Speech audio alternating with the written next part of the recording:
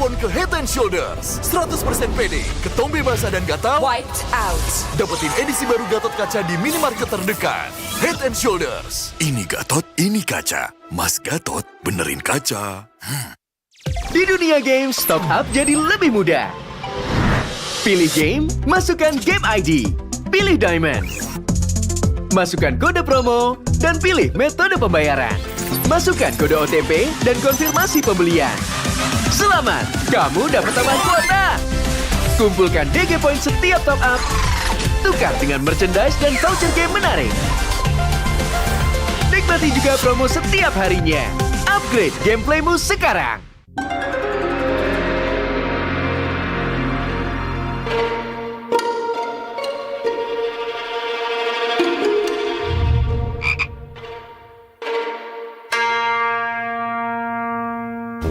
Pus. Kamu lagi ngapain? Ini nih lagi push rank pakai Akai. Ikut dong. Double kill. Triple kill.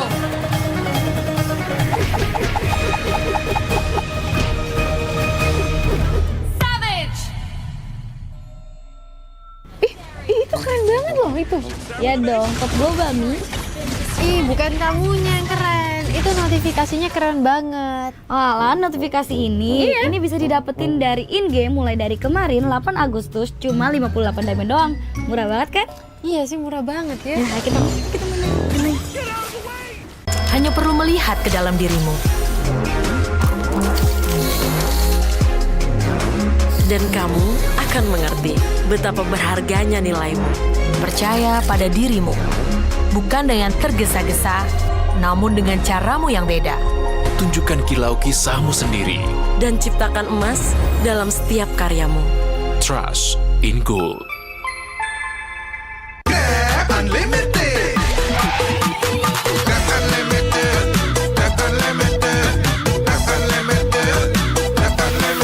Modal gratis, untung berkali-kali.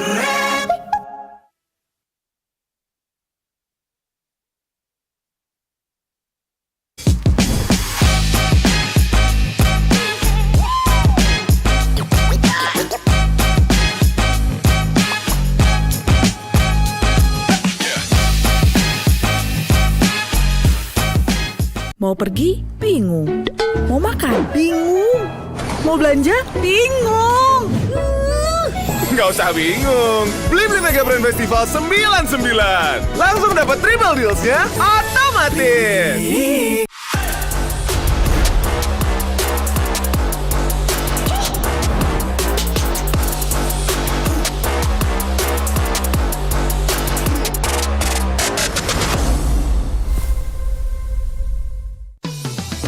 Belanja di Indomaret makin banyak untungnya.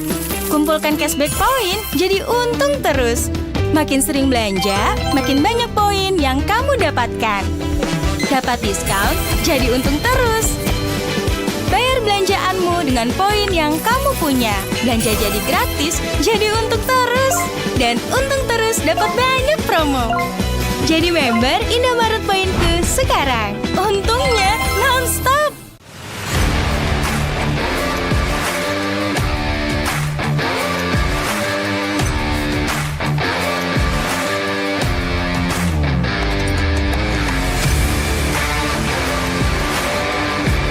Di dunia games, top up jadi lebih mudah. Pilih game, masukkan game ID. Pilih Diamond. Masukkan kode promo, dan pilih metode pembayaran. Masukkan kode OTP dan konfirmasi pembelian. Selamat, kamu dapat tambahan kuota. Kumpulkan DG Point setiap top up. Tukar dengan merchandise dan voucher game menarik. Nikmati juga promo setiap harinya. Upgrade gameplaymu sekarang.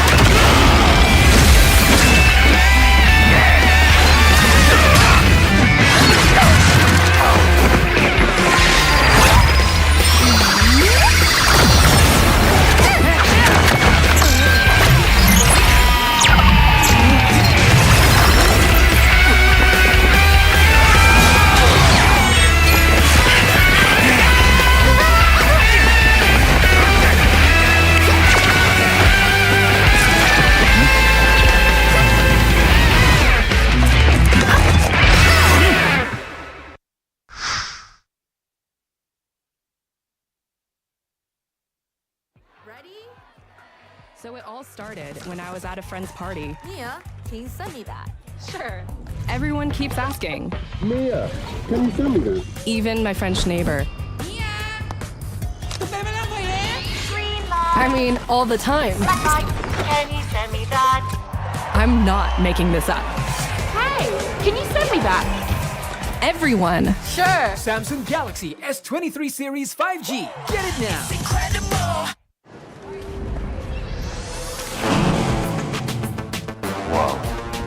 Attention passengers, final call for flight. Wait, is that a phone? Look at the performance, the graphics. That thing's a gaming machine. A new challenger. Is that Faker? That man's a gaming legend. Everyone, fasten your seatbelts. And here we go! Samsung Galaxy S23 Series 5G. Get it now.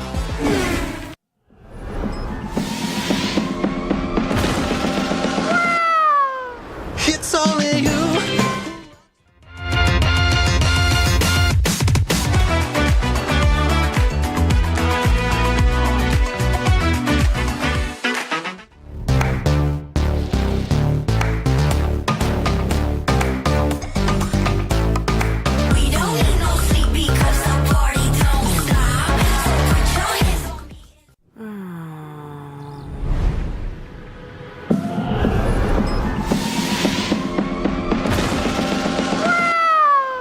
It's only you who rocks my world.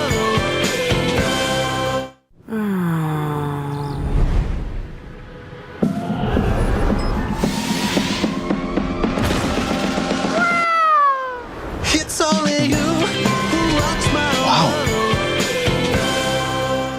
Rasain nih Gatot kacau. Ih, tombe basah. Bro, move on ke Head and Shoulders. 100% pede, ketombe basah dan gatal. Wiped out. Dapetin edisi baru Gatot kaca di minimarket terdekat. Head and Shoulders. Ini Gatot, ini kaca. Mas Gatot, benerin kaca. Di dunia games, top up jadi lebih mudah. Pilih game, masukkan game ID. Pilih Diamond. Masukkan kode promo, dan pilih metode pembayaran. Masukkan kode OTP dan konfirmasi pembelian. Selamat, kamu dapat tambahan kuota. Kumpulkan DG Point setiap top up.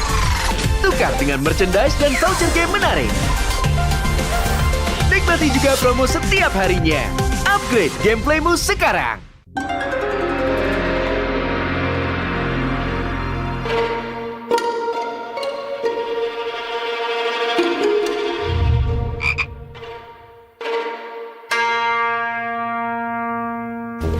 Pus. Kamu lagi ngapain? Ini nih lagi push rank pakai Akai. Ikut dong. Double kill. Triple kill.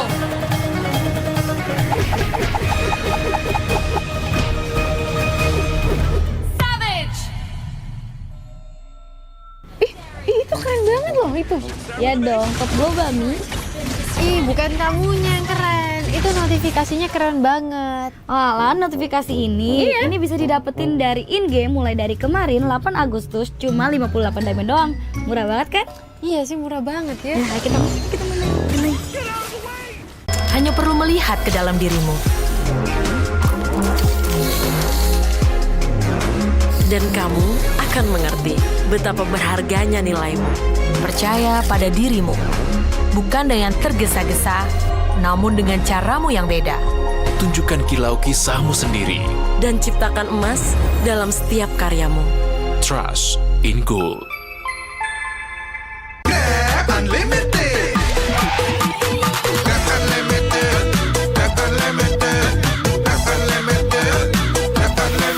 Modal gratis, untung berkali-kali.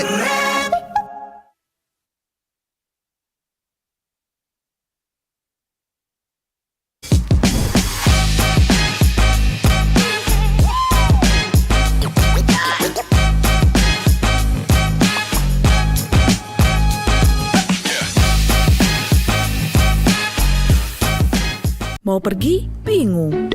Mau makan? Bingung. Mau belanja? Bingung. Nggak usah bingung. Beli Mega Brand Festival 99. Langsung dapat triple deals-nya otomatis.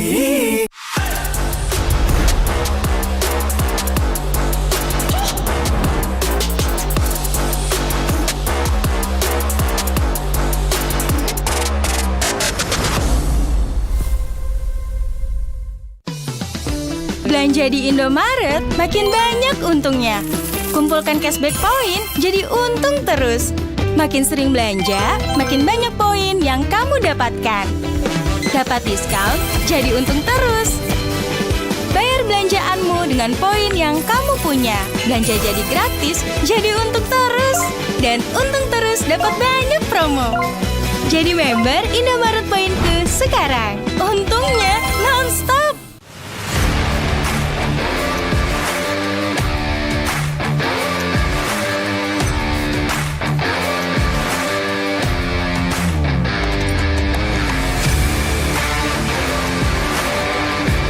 Di dunia games, top up jadi lebih mudah.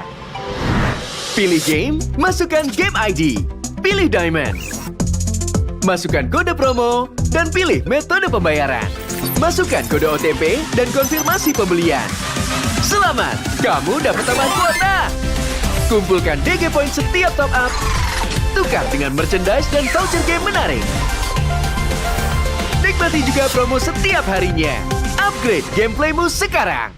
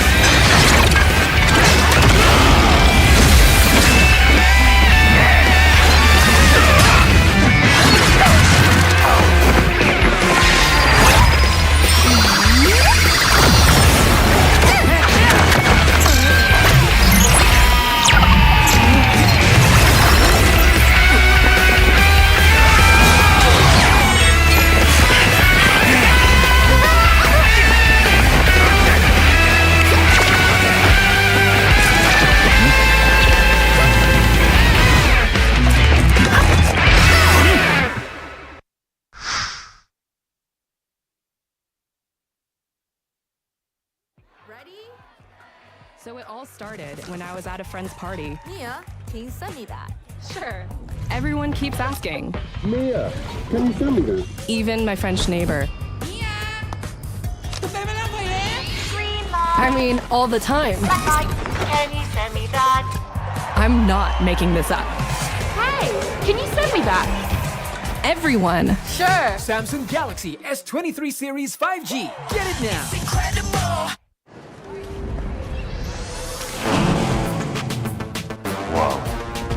Attention passengers, final call for flight. Wait, is that a phone? Look at the performance, the graphics. That thing's a gaming machine. A new challenger. Is that Faker? That man's a gaming legend. Everyone, fasten your seatbelts. And here we go! Samsung Galaxy S23 Series 5G. Get it now.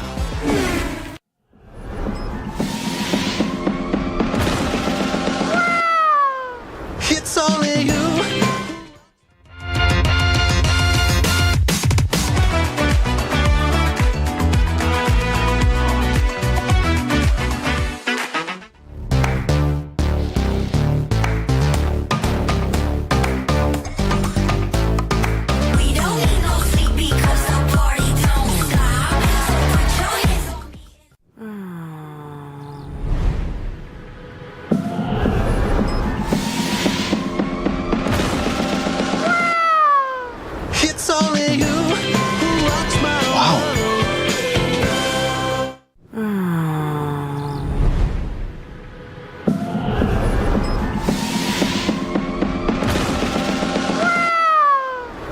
It's only you who rocks my world. Rasa ini Gatot kacau. Ih, tombe basah. Bro, move on ke Head and Shoulders. 100% pede, ketombe basah dan gatal Wiped out. dapetin edisi baru Gatot kaca di minimarket terdekat. Head and Shoulders. Ini Gatot, ini kaca. Mas Gatot, benerin kaca. Di dunia games, top up jadi lebih mudah. Pilih game, masukkan game ID. Pilih Diamond. Masukkan kode promo, dan pilih metode pembayaran. Masukkan kode OTP dan konfirmasi pembelian. Selamat, kamu dapat tambahan kuota. Kumpulkan DG Point setiap top up. Tukar dengan merchandise dan voucher game menarik. Nikmati juga promo setiap harinya. Upgrade gameplaymu sekarang.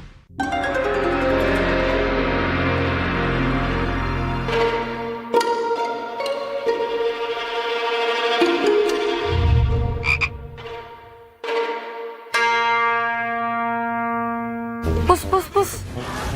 Kamu lagi ngapain? Ini nih lagi push rank pakai Akai. Ikut dong. Double kill. Triple kill.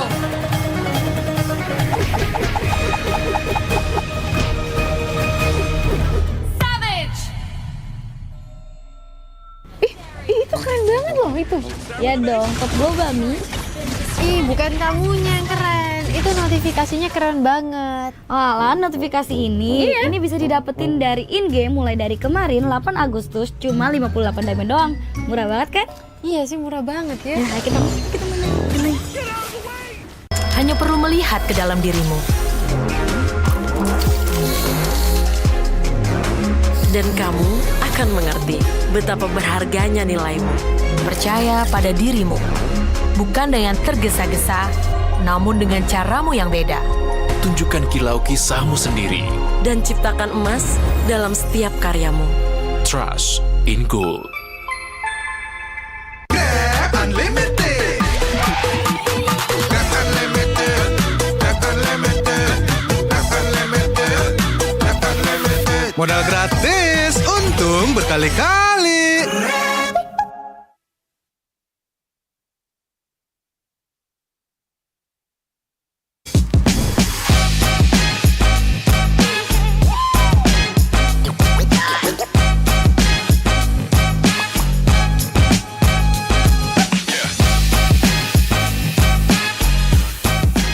Mau pergi? Bingung.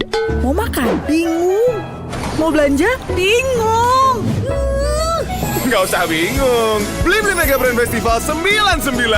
Langsung dapat triple deals-nya otomatis.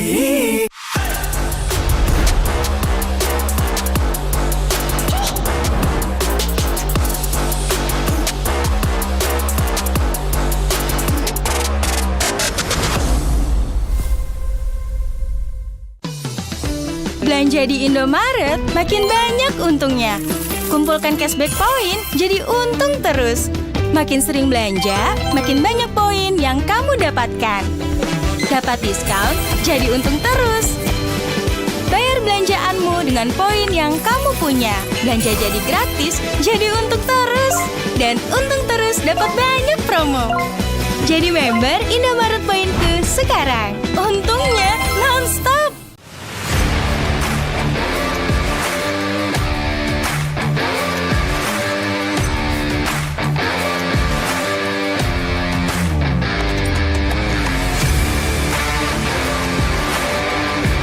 Di dunia games, top up jadi lebih mudah. Pilih game, masukkan game ID. Pilih Diamond. Masukkan kode promo, dan pilih metode pembayaran. Masukkan kode OTP dan konfirmasi pembelian. Selamat, kamu dapat tambahan kuota. Kumpulkan DG Point setiap top up. Tukar dengan merchandise dan voucher game menarik. Nikmati juga promo setiap harinya. Upgrade gameplaymu sekarang.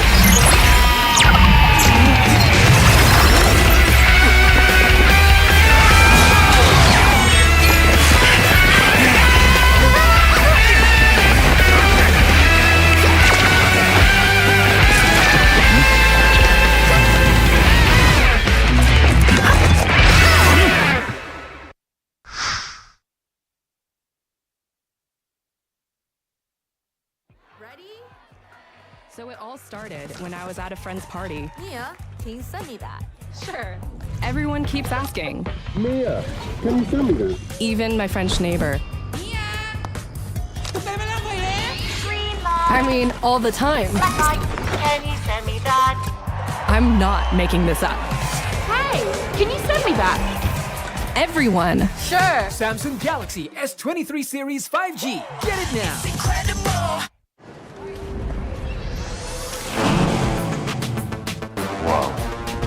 Attention passengers, final call for flight. Wait, is that a phone? Look at the performance, the graphics. That thing's a gaming machine. Hang on. A new challenger. Is that Faker? That man's a gaming legend. Everyone, fasten your seatbelts. And here we go! Samsung Galaxy S23 Series 5G. Get it now.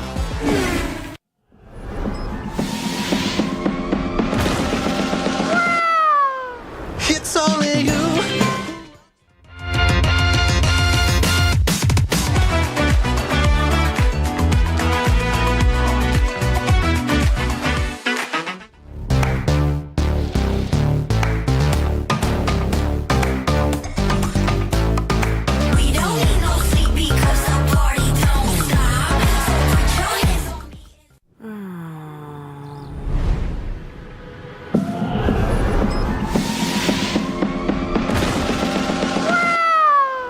It's only you who rocks my world.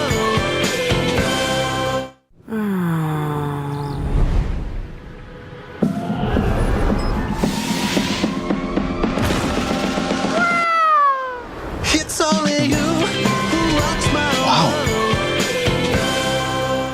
Rasain nih Gatot kacau. Ih, tombe basah. Bro, move on ke Head and Shoulders. 100% pede, ketombe basah dan gatal. Wiped out. Dapetin edisi baru Gatot kaca di minimarket terdekat. Head and Shoulders. Ini Gatot, ini kaca. Mas Gatot, benerin kaca. Di dunia games, top up jadi lebih mudah. Pilih game, masukkan game ID. Pilih Diamond. Masukkan kode promo, dan pilih metode pembayaran. Masukkan kode OTP dan konfirmasi pembelian. Selamat, kamu dapat tambahan kuota. Kumpulkan DG Point setiap top up. Tukar dengan merchandise dan voucher game menarik.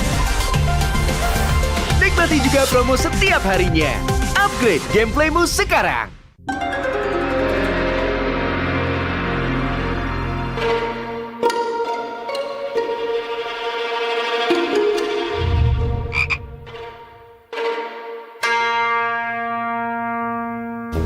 Pus.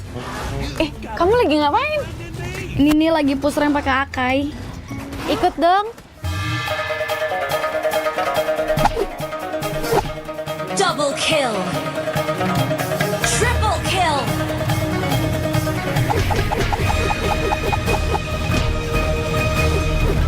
Savage.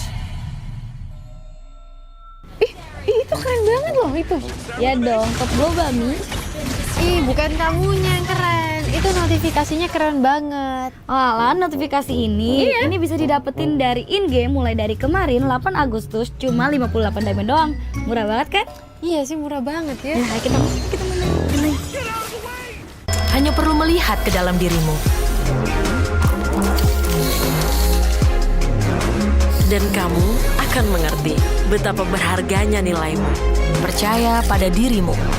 Bukan dengan tergesa-gesa, namun dengan caramu yang beda. Tunjukkan kilau kisahmu sendiri. Dan ciptakan emas dalam setiap karyamu. Trust in Gold. Unlimited.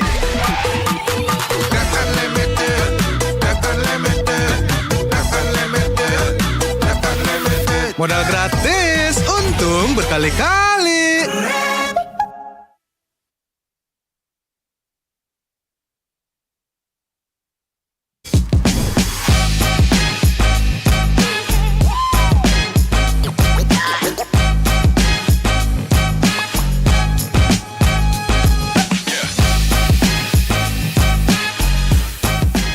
Mau pergi? Bingung.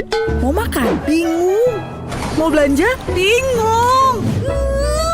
nggak usah bingung. Beli Mega Brand Festival 99. Langsung dapat triple deals-nya otomatis.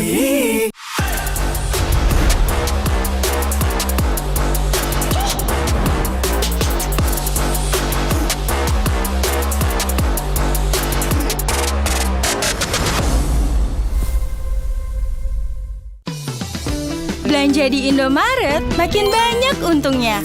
Kumpulkan cashback poin jadi untung terus. Makin sering belanja, makin banyak poin yang kamu dapatkan. Dapat diskon, jadi untung terus.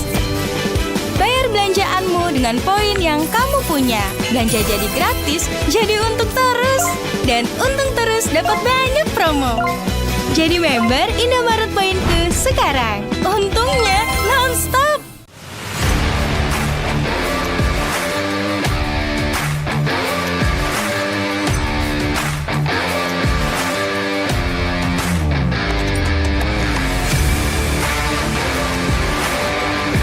Di dunia games, top up jadi lebih mudah. Pilih game, masukkan game ID. Pilih Diamond. Masukkan kode promo, dan pilih metode pembayaran. Masukkan kode OTP dan konfirmasi pembelian. Selamat, kamu dapat tambahan kuota. Kumpulkan DG Point setiap top up. Tukar dengan merchandise dan voucher game menarik. Nikmati juga promo setiap harinya. Upgrade gameplaymu sekarang.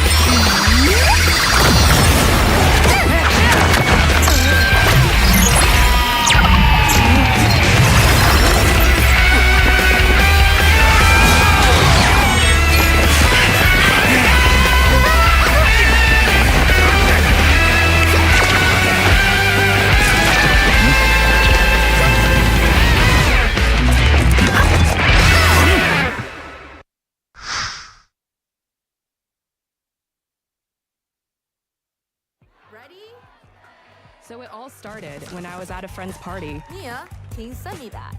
Sure. Everyone keeps asking. Mia, can you send me that? Even my French neighbor.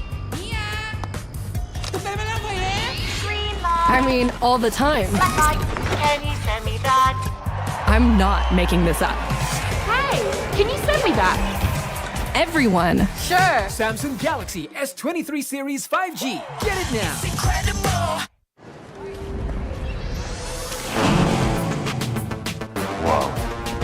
Attention passengers, final call for flight. Wait, is that a phone? Look at the performance, the graphics. That thing's a gaming machine. A new challenger. Is that Faker? That man's a gaming legend. Everyone, fasten your seatbelts. And here we go! Samsung Galaxy S23 Series 5G. Get it now.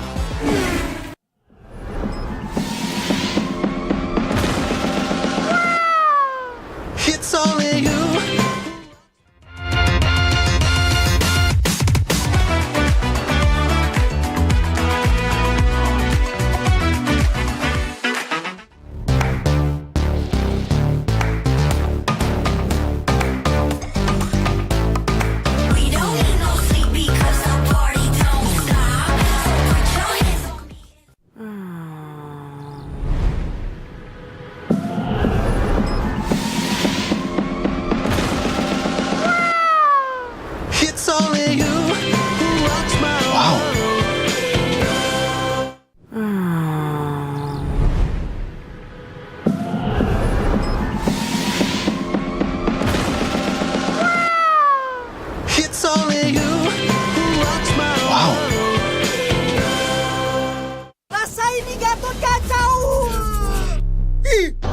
basah. Bro, move on ke Head and Shoulders. 100% pede, ketombe basah dan gatal. Wiped out. Dapetin edisi baru Gatot Kaca di minimarket terdekat. Head and Shoulders. Ini Gatot, ini kaca. Mas Gatot, benerin kaca. Di dunia games, top up jadi lebih mudah. Pilih game, masukkan game ID. Pilih Diamond. Masukkan kode promo, dan pilih metode pembayaran. Masukkan kode OTP dan konfirmasi pembelian. Selamat, kamu dapat tambahan kuota. Kumpulkan DG Point setiap top up. Tukar dengan merchandise dan voucher game menarik. Nikmati juga promo setiap harinya. Upgrade gameplaymu sekarang.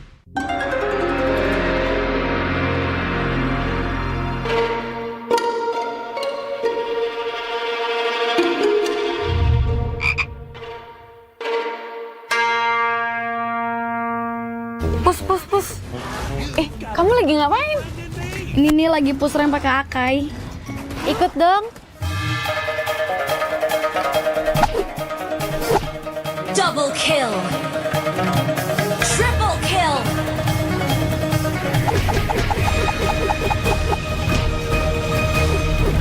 Savage. Itu keren banget loh itu. Ya dong, top global Mi. Bukan kamunya yang keren. Itu notifikasinya keren banget. Alah, notifikasi ini bisa didapetin dari in-game mulai dari kemarin 8 Agustus cuma 58 diamond doang. Murah banget kan? Iya sih, murah banget ya. Nah, kita main. Hanya perlu melihat ke dalam dirimu. Dan kamu akan mengerti betapa berharganya nilaimu. Percaya pada dirimu. Bukan dengan tergesa-gesa, namun dengan caramu yang beda. Tunjukkan kilau kisahmu sendiri. Dan ciptakan emas dalam setiap karyamu. Trust in Gold.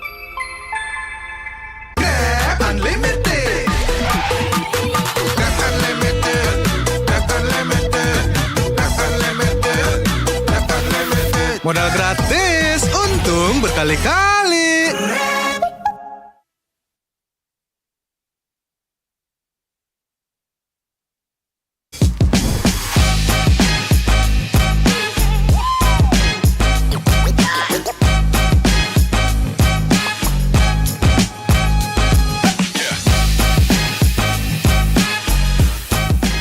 Mau pergi? Bingung. Mau makan? Bingung. Mau belanja? Bingung. Nggak usah bingung. Beli Mega Brand Festival 99. Langsung dapat triple deals-nya otomatis.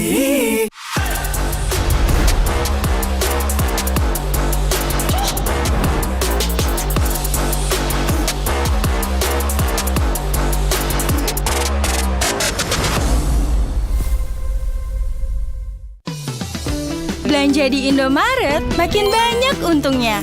Kumpulkan cashback poin, jadi untung terus. Makin sering belanja, makin banyak poin yang kamu dapatkan. Dapat diskon, jadi untung terus. Bayar belanjaanmu dengan poin yang kamu punya. Belanja jadi gratis, jadi untung terus. Dan untung terus dapat banyak promo. Jadi member Indomaret Poinku sekarang. Untungnya non-stop.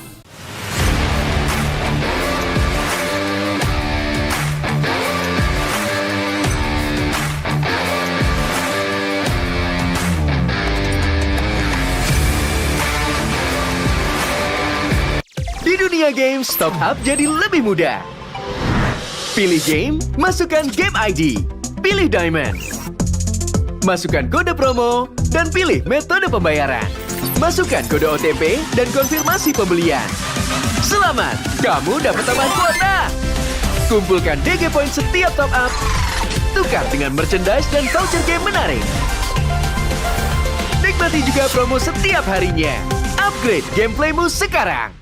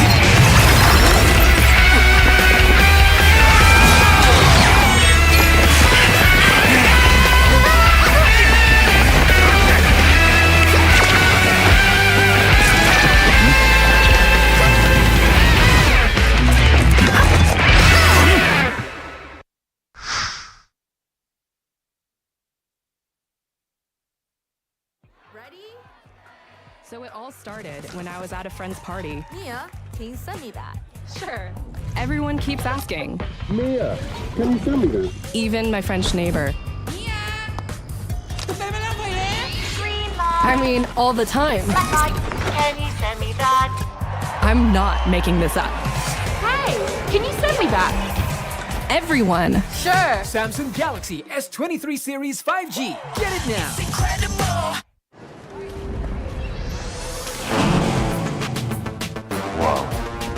Attention passengers, final call for flight. Wait, is that a phone? Look at the performance, the graphics. That thing's a gaming machine. A new challenger. Is that Faker? That man's a gaming legend. Everyone, fasten your seatbelts. And here we go! Samsung Galaxy S23 series 5G. Get it now.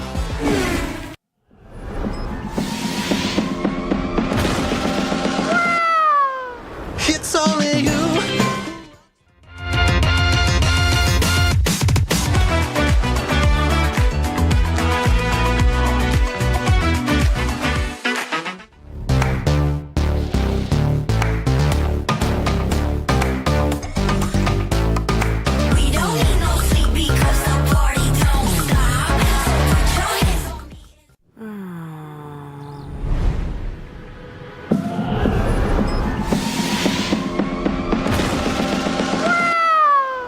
It's only you who rocks my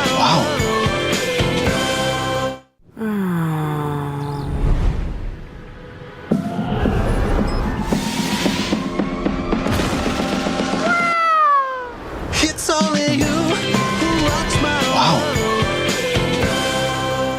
Rasain nih Gatot kacau.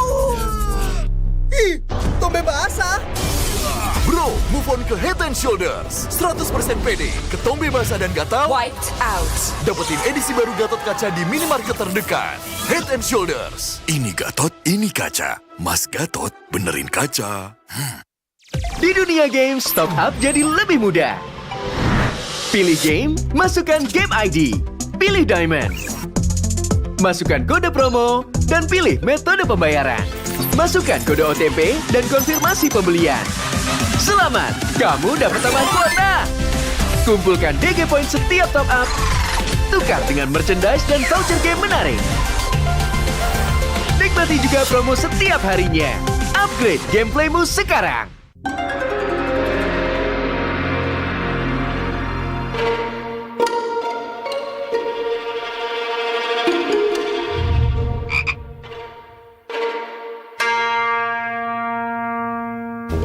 Pus. Kamu lagi ngapain? Ini nih lagi push rank pakai Akai. Ikut dong. Double kill. Triple kill.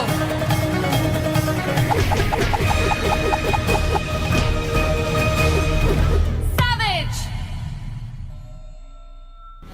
Itu keren banget loh itu. Ya dong, top global Mi. Ih, bukan kamunya yang keren. Itu notifikasinya keren banget. Alah, notifikasi ini bisa didapetin dari in-game mulai dari kemarin 8 Agustus cuma 58 diamond doang. Murah banget kan? Iya sih, murah banget ya. Nah, kita main. Hanya perlu melihat ke dalam dirimu. Dan kamu akan mengerti betapa berharganya nilaimu. Percaya pada dirimu. Bukan dengan tergesa-gesa, namun dengan caramu yang beda. Tunjukkan kilau kisahmu sendiri. Dan ciptakan emas dalam setiap karyamu. Trust in Gold. Unlimited.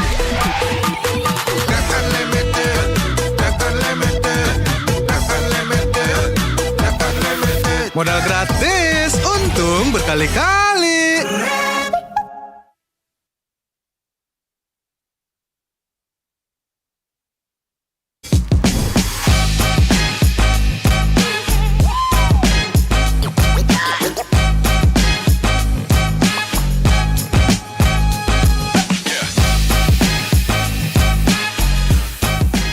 Mau pergi? Bingung.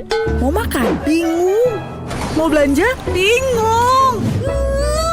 Nggak usah bingung. Beli Mega Brand Festival 99. Langsung dapat triple deals-nya otomatis.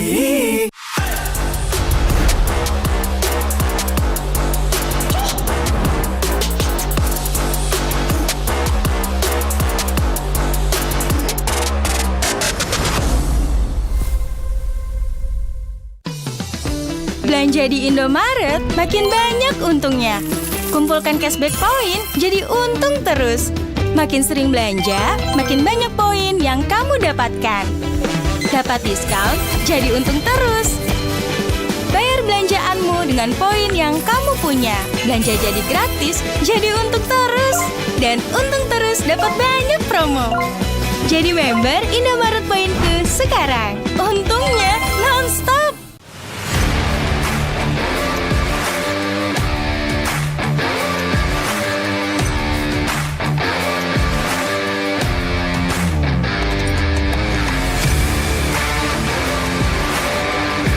Di dunia games, top up jadi lebih mudah.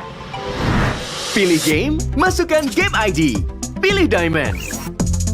Masukkan kode promo, dan pilih metode pembayaran. Masukkan kode OTP dan konfirmasi pembelian. Selamat, kamu dapat tambahan kuota. Kumpulkan DG Point setiap top up. Tukar dengan merchandise dan voucher game menarik. Nikmati juga promo setiap harinya. Upgrade gameplaymu sekarang.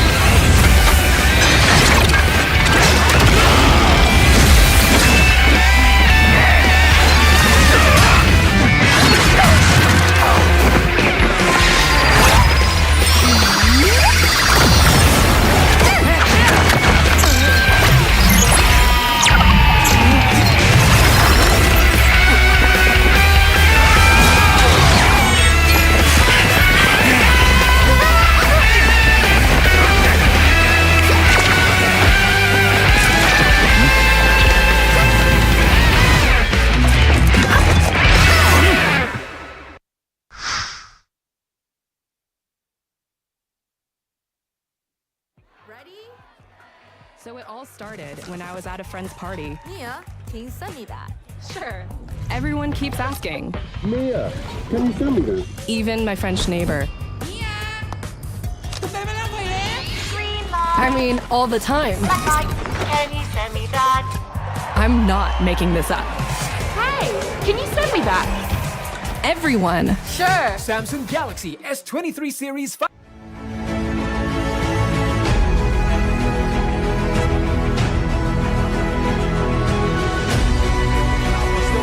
On to the Lord. See, they're opening yet, but look at the Venezuela. Slowly but surely, they crack the robot's defense down. With the call alter already taken out. Now Kabuki flickers forward, going with the base, and Aura Fire has done it. Been taken game away.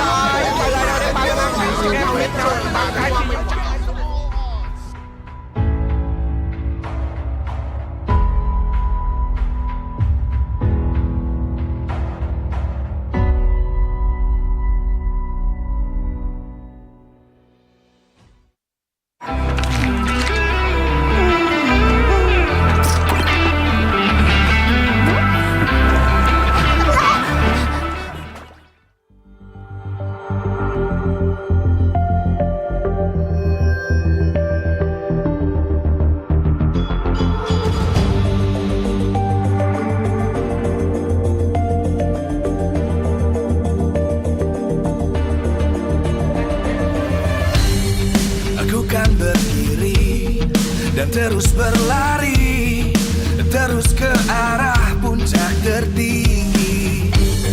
Ku takkan berhenti, hanya sampai di sini. Kemenangan abadi menanti. You know we won't miss if we unite our focus. And if you haven't noticed, we all live. Nyalakan apimu, hadapi semua tantangan, hadang semua serangan, jatuh bukan halangan. Bakar semangatmu, janganlah engkau menyerah.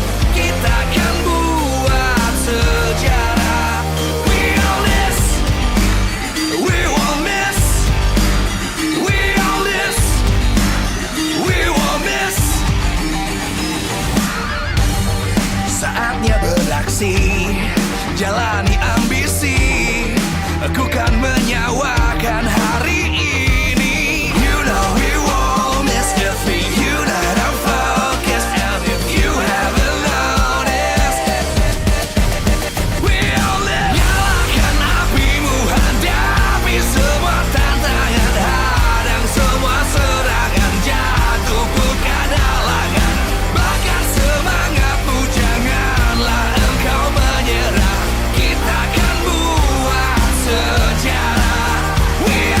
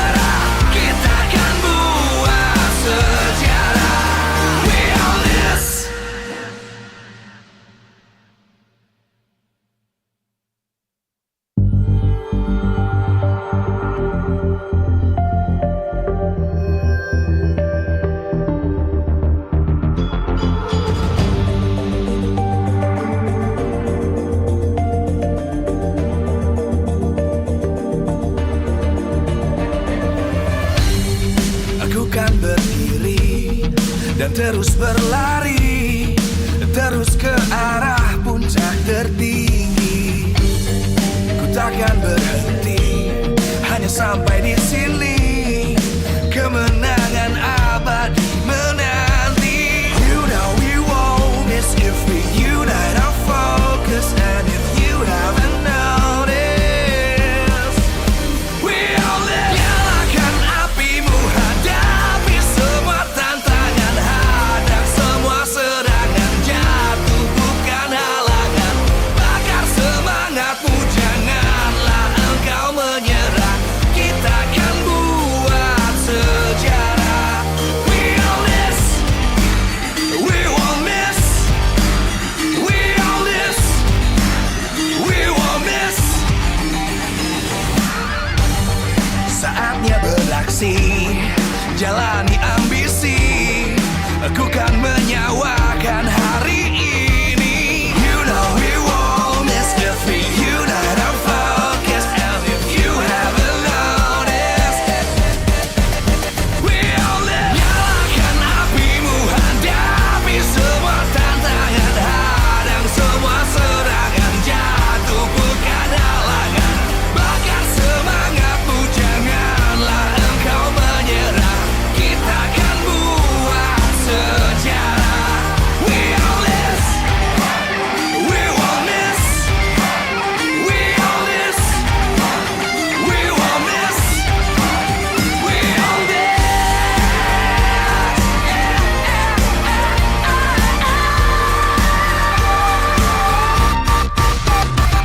Nyalakan apimu, hadapi semua tantangan, hadang semua serangan, jatuh bukan halangan. Bakar semangatmu, janganlah engkau menyerah. Kita akan buat sejarah. We all this.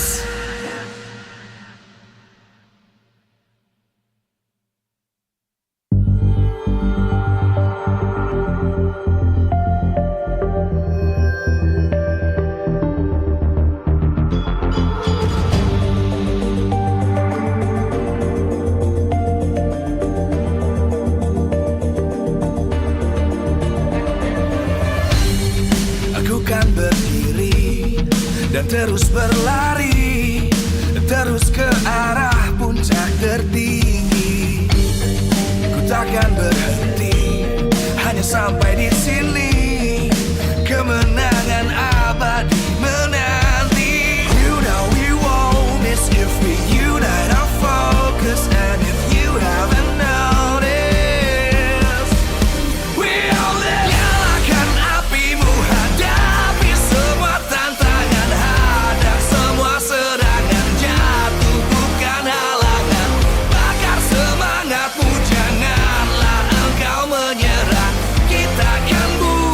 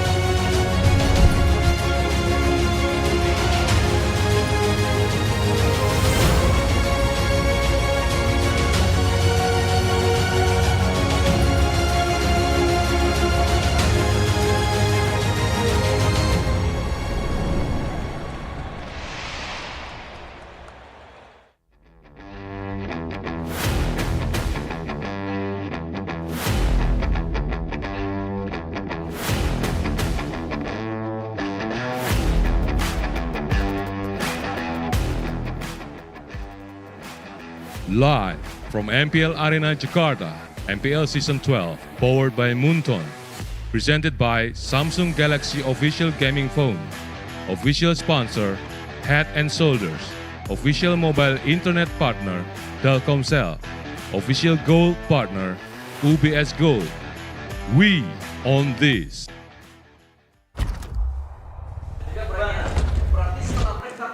The saga continues in Season 12. Welcome back, ladies and gentlemen, to Week 6, Day number 2 of MPL Indonesia. Today, you guys will be accompanied by me, Mirko, Gani, and Sheffin, who's going to be here accompanying us as the analyst for the first time in his career. How you doing, Sheffin? I don't know, man. Suddenly, I feel like I'm being an RQ fan. I think like RQ is the best thing in the world, and suddenly I have the urge to watch anime without subtitles. It's, I think, the Arashi setup. It's the Arashi setup that's giving him all these different vibes. But ladies and gentlemen, welcome to MPL Indonesia Season 12 that is powered by Moonton. Presented to you by the Samsung Galaxy Official Gaming Phone, our official sponsor, Head & Shoulders, official mobile internet partner, Telkomsel, official gold partner, UBS Gold. We also have our partners in esports, Blibli, Dunia Game, Grab, Ovo, and YouTube. You can catch us on our official broadcasts on Max Stream, TVRI Sports, and Video. Don't forget our suppliers, Indomart, Point Coffee, Mineski, and Samsung. And MPL Indonesia is supported by PBESI. And with that out of the way, we've got a couple of hot topics and honestly, hot matches in our way today. Two bangers of a match, but we'll have to start it slow with Geek Fam versus EVO's Legends. Facing Geek, it'll be EVO's. EVO's who are now down to 7th place, but if they win, they can get back to 3rd. Gotta say, I'm a bit offended you're saying that gotta start it slow, because it is a big match. Geek Fam versus EVO's Legends. Who's gonna be the choice for EVO? It's gonna be Brands or Doma. Brands, in terms of statistics, you know, you can't really take it face value. Yes, Doma has the better statistics, but in terms of competition, in terms of experience, Brands has it in the bag over Doma any day of the week. He has won the ISF World Championship, winning against Prime Blacklist International with Fee-Wise on the lineup. And even though the result is not as good as usual, he was the representative, the best gold laner at that time for Indonesia in SEA Games as well. You can definitely say that, right? He passed through the national selection of all these players that have competed as well, beating CW, Skylar in the national selection to represent Indonesia as the gold laner. But unfortunately, we didn't really see those results. And since then, he's been getting so much hate, so much pressure that I think has definitely impacted his gameplay. Will Doma finally play and replace Brands? That is, I feel like, the true test for Doma as well here. Sure, he performs well in SPS, he performs well in WCG in the past as well. But now, seeing his debut in the MPL ID stage, if that happens as well, it's going to be a true test going up against Geek Fam that has rookie as well in that jungler position. Nile, who in week 1 wasn't able to really perform, wasn't really able to shine. Well, it seems like we'll have to see from the side of the Geek Fam first. Let's welcome in MPL ID week 6, it's Geek Fam! The Geeks have gone through several arcs, from being the most volatile team to being the most consistent now in 3rd place. They're looking to continue their run and solidify that playoff spot. That consistency is also courtesy of Chadera from Madura. This guy is out of his mind. Every time he plays the Beatrix, every time he plays any marksman out there, he always performs. He is always the most consistent player on Geek Fam. There's a certain energy within EVO's Legends because it's Doma's domain time. Let's welcome the first time in Season 12 and Week 6, it's EVO's Legends! Taz looking fly as hell, man. Gotta say, I kind of remember that Chinese movie, Boboho? Kind of giving me that vibes. Definitely the look he's going for here with a new haircut. He is looking fresh, a bit similar to Paquito, but we have to talk about the main man who's in the middle of everything. Doma. So much pressure, so much expectations from within the EVO's fams to even all around. Everybody's been talking about him, saying he has what it takes to become one of the best, if not the best, gold laners, and to help steer him to the right direction. These are the coaches for both of the teams. For Geek Fam, it's Coach Airpong. And for the side of EVOS Legends, it's Coach Age with his drafter, Caleb. Caleb off of his WCG championship in Korea in Busan, winning it out with EVOS MDL, EVOS Icon with Susujin and a crew. But you gotta lower their expectations for Doma, man. You can see in the previous match yesterday, Sive was the debut for Bigatron Alpha, and he hasn't had the greatest debut in MPL ID history. Very different from Oran. And I think, you know, for like the standard of a debutant, that is definitely where it's at. We can't really say like, oh, he's gonna be the next Aran, oh, he's gonna be the next Super Ken. You gotta give them some time. We're gonna see here the keys to victory by Samsung Galaxy S23 Series 5G. Niall, do not recall in front of Taz, because if you wanna mess around, you're gonna find out.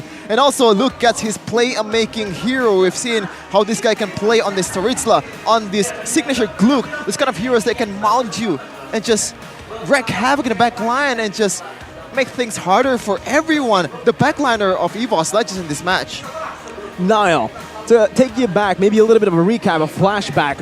What is this? Don't recall in front of Taz. It's because Taz, one of the winning conditions he said after the post-match interview was, Niall kept on recalling, and that gave us a little bit of motivation, seeing how this rookie is already so cheeky with his first match against EVOS Legends, and that's something that he needs to stray away from, right? Do not get overconfident, stay within your boundaries, and stay disciplined, which he has been able to do after that match. He really learned from that. A lot of improvements indeed from Niall, and I feel like Kadera needs to step up going up against the main man, Doma. What does the White Tigers need to do in this match? The first is surprise pick with Fluffy's hero pool. We've only seen some heroes that's been played for this man for EVOS Legends, mostly Taritzla and usually Pakiro if it's not a ban. You need more variety from this guy to be able to give more color to EVOS' playstyle. It's not always just blue. You have to bring out the red. You have to bring out the blood from the Tigers too. Not playing gold-centric, the duo Amit plays aggressively in the early game. And of course, speaking about gold-centric, it is Doma on the gold lane. We're gonna see maybe some maneuvers, some different playstyle or like approach that Coach Caleb and Age is going for in this match just because of Doma. I think drastic changes have been one of the biggest weaknesses for the EVOS Legends lineup that we've seen with their roster changes throughout the years, throughout the seasons. Back at ISF 2022, when they were utilizing the Brands lineup with Hijime and Dreams, they didn't really play towards the gold lane as much as they did in Season 11. They let Brands do his thing, and depending on the draft, depending on the win conditions, then they will rotate over to the gold lane. They will go for Plan B, and they will be adaptive. But in Season 11, that changed. They were just gold-centric. It was a brand-centric team. With Brands performing, they will win. But with Brands underperforming, or if Brands doesn't get the right amount of resources, they just falter. And this is what they need to understand now with Doma. You have a star gold laner, but it doesn't mean that you can only win through Doma's domain. Yeah, I mean, they have a lot of change in their lineups as well now. Van Strong and Krite with Doma can add a lot of color, new colors, and Doma, as we all know, is a very reliable and independent gold lane. You don't really have to babysit him that much. A world champion on the other side, a rookie. Taz versus Niall. Two sides of the same coin, player head-to-head by Head and Shoulders. When we look at the stats, Taz just sweeps Niall in all the places. Average GPM, that's important for a jungler. Kill per game, average KDA as well. Maybe Taz is playing more of a better farmer and better team fighter in general, so that's why he gets more kills. But Taz, way more experienced than Niall. He has to prove that he is still one of the top, one of the best junglers in Indonesia, and also mechanically. I think this guy hasn't slowed down over the years of playing in EVOS Legends. The opponent though, Niall, the prodigy coming in from Onyx, already playing very, very good, way different from where he started in MPL Indonesia season 12. So I'm excited to see where it's going. This isn't just the battle for third place, no, this is also the battle for the title. Who's the best Indonesian jungler? We know in MPL Indonesia it's Kyrie, but we don't really count him in. Who's the best Indonesian jungler? Taz, Niall, these are the two candidates. And now we're gonna take a look. Who else? Van. Not yet, not on MPL ID. He hasn't been that consistent. It's Taz and Niall, and we can see from the top hero picks here, whenever he gets his hands on damage-dealing heroes, carry heroes, he gets the job done. Definitely, man. 100% on Paquito, Ling, and Helkert that hasn't been utilized by Super Ken, another good jungler in Indonesia that hasn't performed in the last matches for Bigatron. But Taz, really, man, like, I think we gotta see some hand cams from him too, because I suspect his maybe just half as good as Kyrie in terms of like no, like the standard is Kyrie. Okay, Kyrie uses 4 fingers every time, just tapping everything that's available in your screen. That's not normal at all. And if you can replicate 50% of that, I think you're already a really good jungler.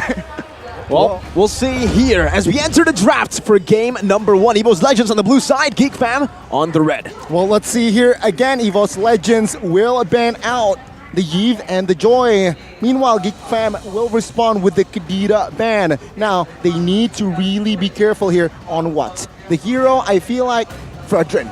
Again, sure, Taz can play the assassin, but if Taz given the Fredrin, he can too perform and get those neutral objectives in that early game.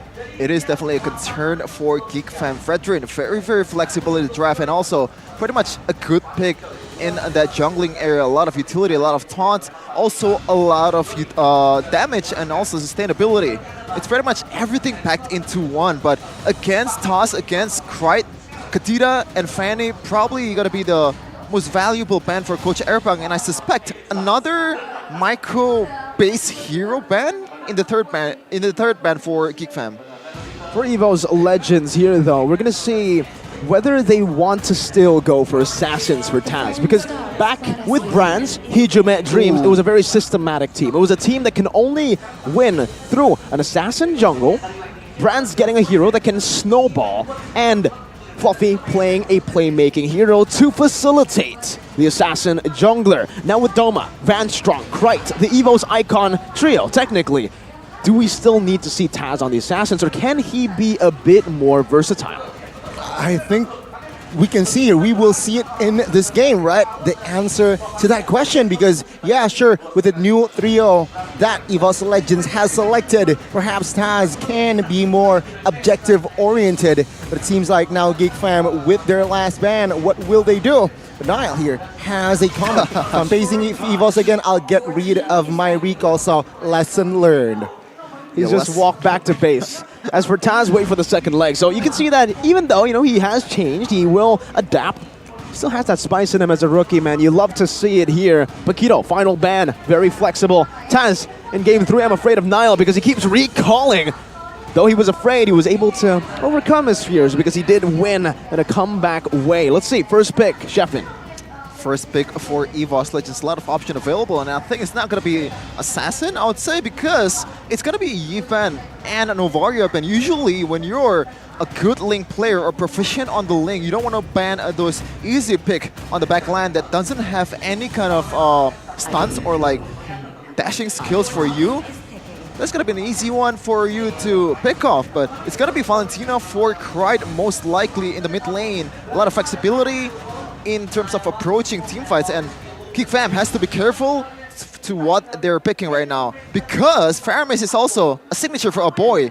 That might be why Krite is prioritizing the Valentina. That might be the case, but I feel like Geek Fam should secure a hero that is good in contesting neutral objectives, Fredrin, and perhaps to combine it with, they can pick up the Claude, a good marksman for Chadera, and adds AoE in their lineup, right? Valentina, sure, a good burst mage, but it lacks range. So perhaps with burst, with sustainability, it can win. There you go, the Fredrin, not the Claude though. Ooh. They will go and commit to an Edith. Edith can be flexed, but it is most likely will fall to the hands of Beloyski. And let's talk a little bit more about this Edith, because we've seen a rise in prio and popularity for the Edith, even in our ranked games. My goodness, a very prio hero that almost every time just gets the dub when it gets picked. Now, again, that flex potential is massive, but Doma, we know that he plays the Melissa, all the other marksmen. We've never really seen him on a Bruno. He's coming in with a statement. I can play the new heroes that are in the meta. I have adapted. And with the Terizla, we're not really going to see much of Fluffy's hero pool being flexed, like we saw in the Keys to Victory. Bruno, it is an interesting pick, right? Because I think you could just pick Bruno in the second phase. It's not going to get banned by Coach Erpang whatsoever. I don't know why they're prioritizing that marksman pick, that gold lane pick for themselves. Maybe they just want to try to hide their cards in the second phase and try to see what Geek Fam are going for. And there you go, a signature for a boy that Faramis doing wonders in the last game. I forgot which team he played against, but that combo of Taritzla and the Shadow Stampede from Faramis is disgusting, man. Yeah, it seems like that is what EVOS is trying to deny, right? They picked up the Terizla. They had a sense that perhaps the boy will pick up the Faramis, so they pick up the Terizla themselves to deny it away. But what this Bruno pick is doing, it somehow forces Geek Fam to somehow maybe ban the supports here in the second phase, which Geek Fam, they do not get baited. They still ban out the Taz's hero. In that matches perhaps another jungler ban can come through. Yeah. Targeting Taz definitely will be a very good strat coming into the second phase, knowing that Taz is a core member for stability in the team of EVOS Legends. But back again, this is where the question really lies, the doubts. Is EVOS really that systematic now with Doma entering? Because it doesn't seem like EVOS, well, Icon, back when they played with Doma, was systematic at all. Number 1, World Cyber Games 2023, MDL ID Season 7 champions, and second place, runner-up for Season 6. The consistency within EVOS Icon with Van Strong, Krite, and Doma has been built all the way in the back, and it's through adaptability, adjustments. It was never one-dimensional, systematic plays. And with the help of their drafter in EVO's Icon, Coach Caleb being up there, so far I like where EVO's Icon or Legends are going. Yeah, definitely I like it, but I think, okay, I've seen Doma on Melissa, and he performed really, really well on SBS, I believe. A lot of outplays, a lot of item swaps that doesn't really make sense for a lot of rank plays out there. It's gotta be the Digi ban for Coach Airbrang. Very straightforward, I would say, but so far, I think EVOS, they got the first phase of the draft better. They have the answer for the Cold Altar or Netherrealm in this patch. But the thing is that I'm concerned about the most is Bruno is a single target marksman compared to Melissa, compared to Claude, which can work better against a clumping composition. This might be a concern for EVOS. They might gonna go for like a pickoff hero like Kaja just to be able to get rid of the frontliner, or Faramis preferably before the team fight, and combined with Bruno, there's going to be a lot of burst damage as well. Yeah, with Bruno, I feel like what EVOS is trying to set up is a front-to-back comp, right? With Bruno, you will munch the frontliners first and then go heavy at the back. But with the Digi ban, it somehow resides, it somehow subtracts that potential, the Bruno Digi strat. But it seems like EVOS Legends, with that X-Borg ban, it's saying something. Yeah, you got a lot of AoEs. Let's take it down a notch. Let's ban the X-Borg out, and let's see, Geek Fam, what will they go for here? My guess is they can secure a hero first for the marksman, Chidera. Getting a Chidera pick here would be great, but the thing is, it kind of already is limited, right? Up against the Bruno, not a lot of heroes do well. You can either go for something that farms up, gets it in mid-game safely, like an Iritho, or you could go for the Beatrix and try to just clear the wave. Do not really go for these skirmishes and trades in lane, and that's what they go for. They want to go for that versatility, that flexibility within Mr. Chad era. But in this battle of the two heroes, hey, whoa, we got a fun fact from Miracle. Is Doma better than Brands? I think so. He's like a PH gold laner. Kelra, Super Marco, Benny Cutie. When their team is losing, they can win the game for the team. Doma can carry the team. He's got that dog in him. I agree with this Miracle guy. He's pretty handsome there in the picture. I don't know who he is. Very handsome. He looks like Arashi, though. It looks like Oh, wow. But yeah, what do you think about this, Sheffin? What do you think about Doma or like the Beatrix pick? The fun fact from Miracle. I actually don't care. Wow! I don't know who this guy is. Probably irrelevant in today's game. And it's gonna be Angela and Pasha. A very, very annoying combo to deal with, especially against Beatrix. With that, like, this could have been Claude, and the Angela Pasha wouldn't be there for EVOS Legends. Man. I think this is just targeting Chidera and his potential in teamfight in general. Because like once you get targeted, just a single stun from the first kill, you're dead. Like you can't really go for like sustainability battle. Even with Houseclaws, even with stuff like what should we call it? Deadly Blade? What's the item? Sea Halberd. Doesn't work at all. But remember what we said in the Keys to Victory? Don't be gold-centric. Evo say, nah, we're going to be gold-centric. We have a superstar gold laner. Why the heck would we not be gold-centric? Let's see if it works out for them because, again, main damage dealer, it's going to be Doma. All the expectations, all the pressure on his shoulders. And for a Geek fan, they're going to go for a signature pick on Beloyski. There you go. Just waiting to see where the Edith gets flexed, where the Ruby gets flexed. But Luke on the Edith. Very interesting choice here. I've never really seen him play the Edith, but knowing Luke, he picks up on new heroes really, really well. And maybe the last 2 weeks, he's just been spamming this Edith guard. It's gonna be a very interesting battle, indeed. As we all know, the Bruno with the supports is a very top in-demand trend, and it seems like EVOS, they're taking the same strat, right? With Angela, not Florin, not Diggy because it was banned, but it seems like with Angela, can it work? I feel like EVOS has a better composition here. Oh man, like I think I agree with you, Connie. Like you know what team I'm rooting for, especially Beloyski. Like I know he plays a good Ruby, but it didn't convince me enough for him to be able to like. This is a prior hero for Beloyski, those kind of things. But we're gonna see here, Mirko. The Tigers and the Geeks have landed in the Land of Dawn. Welcome, ladies and gentlemen, to game number 1. Proving grounds for the superstar to be in the gold lane. Doma up against a worthy foe, Chadera. Doma versus Chadera. Looking at the emblems earlier, Nile going for the Quantum Charge. Meanwhile, Taz going for more farming potential and also a bit of a DPS with that Impure Rich. Pretty good emblem from Bashia, which also has a really good build in farming potential. And this is probably a green light for them to be able to play aggressively against a utility jungler as well. It's Angela, so you have the sustainability. This is your time to shine. Beloyski already taking a beating in the mid lane. Seems like Beloyski will be okay for now, but yeah, note that all members from EVOS Legends and Geek Fam brought flickers, right? So what this means is they can be aggressive and also they can be defensive, having that extra spell. Speaking of flickers, the golden boy for EVOS Legends has already used that flicker. Needs Cry to help him up top there in this matchup. Bruno versus Beatrix. Early on, you would expect the Bruno to have a significant advantage. Yeah, I think this is the welcome to the league moment for Doma. Just Chadera showing how it is, like how it is in the top league of Indonesia. But Nile very, very aggressive. Krite might have to use the flicker. No, still gets away with a lot of HP, almost level 4, and he's gonna go to the XP lane mostly, I think, to get the XPs going for that for that turtle team fight. This is where it comes back to the build-up for the first neutral objective. Baksha versus Fredrin.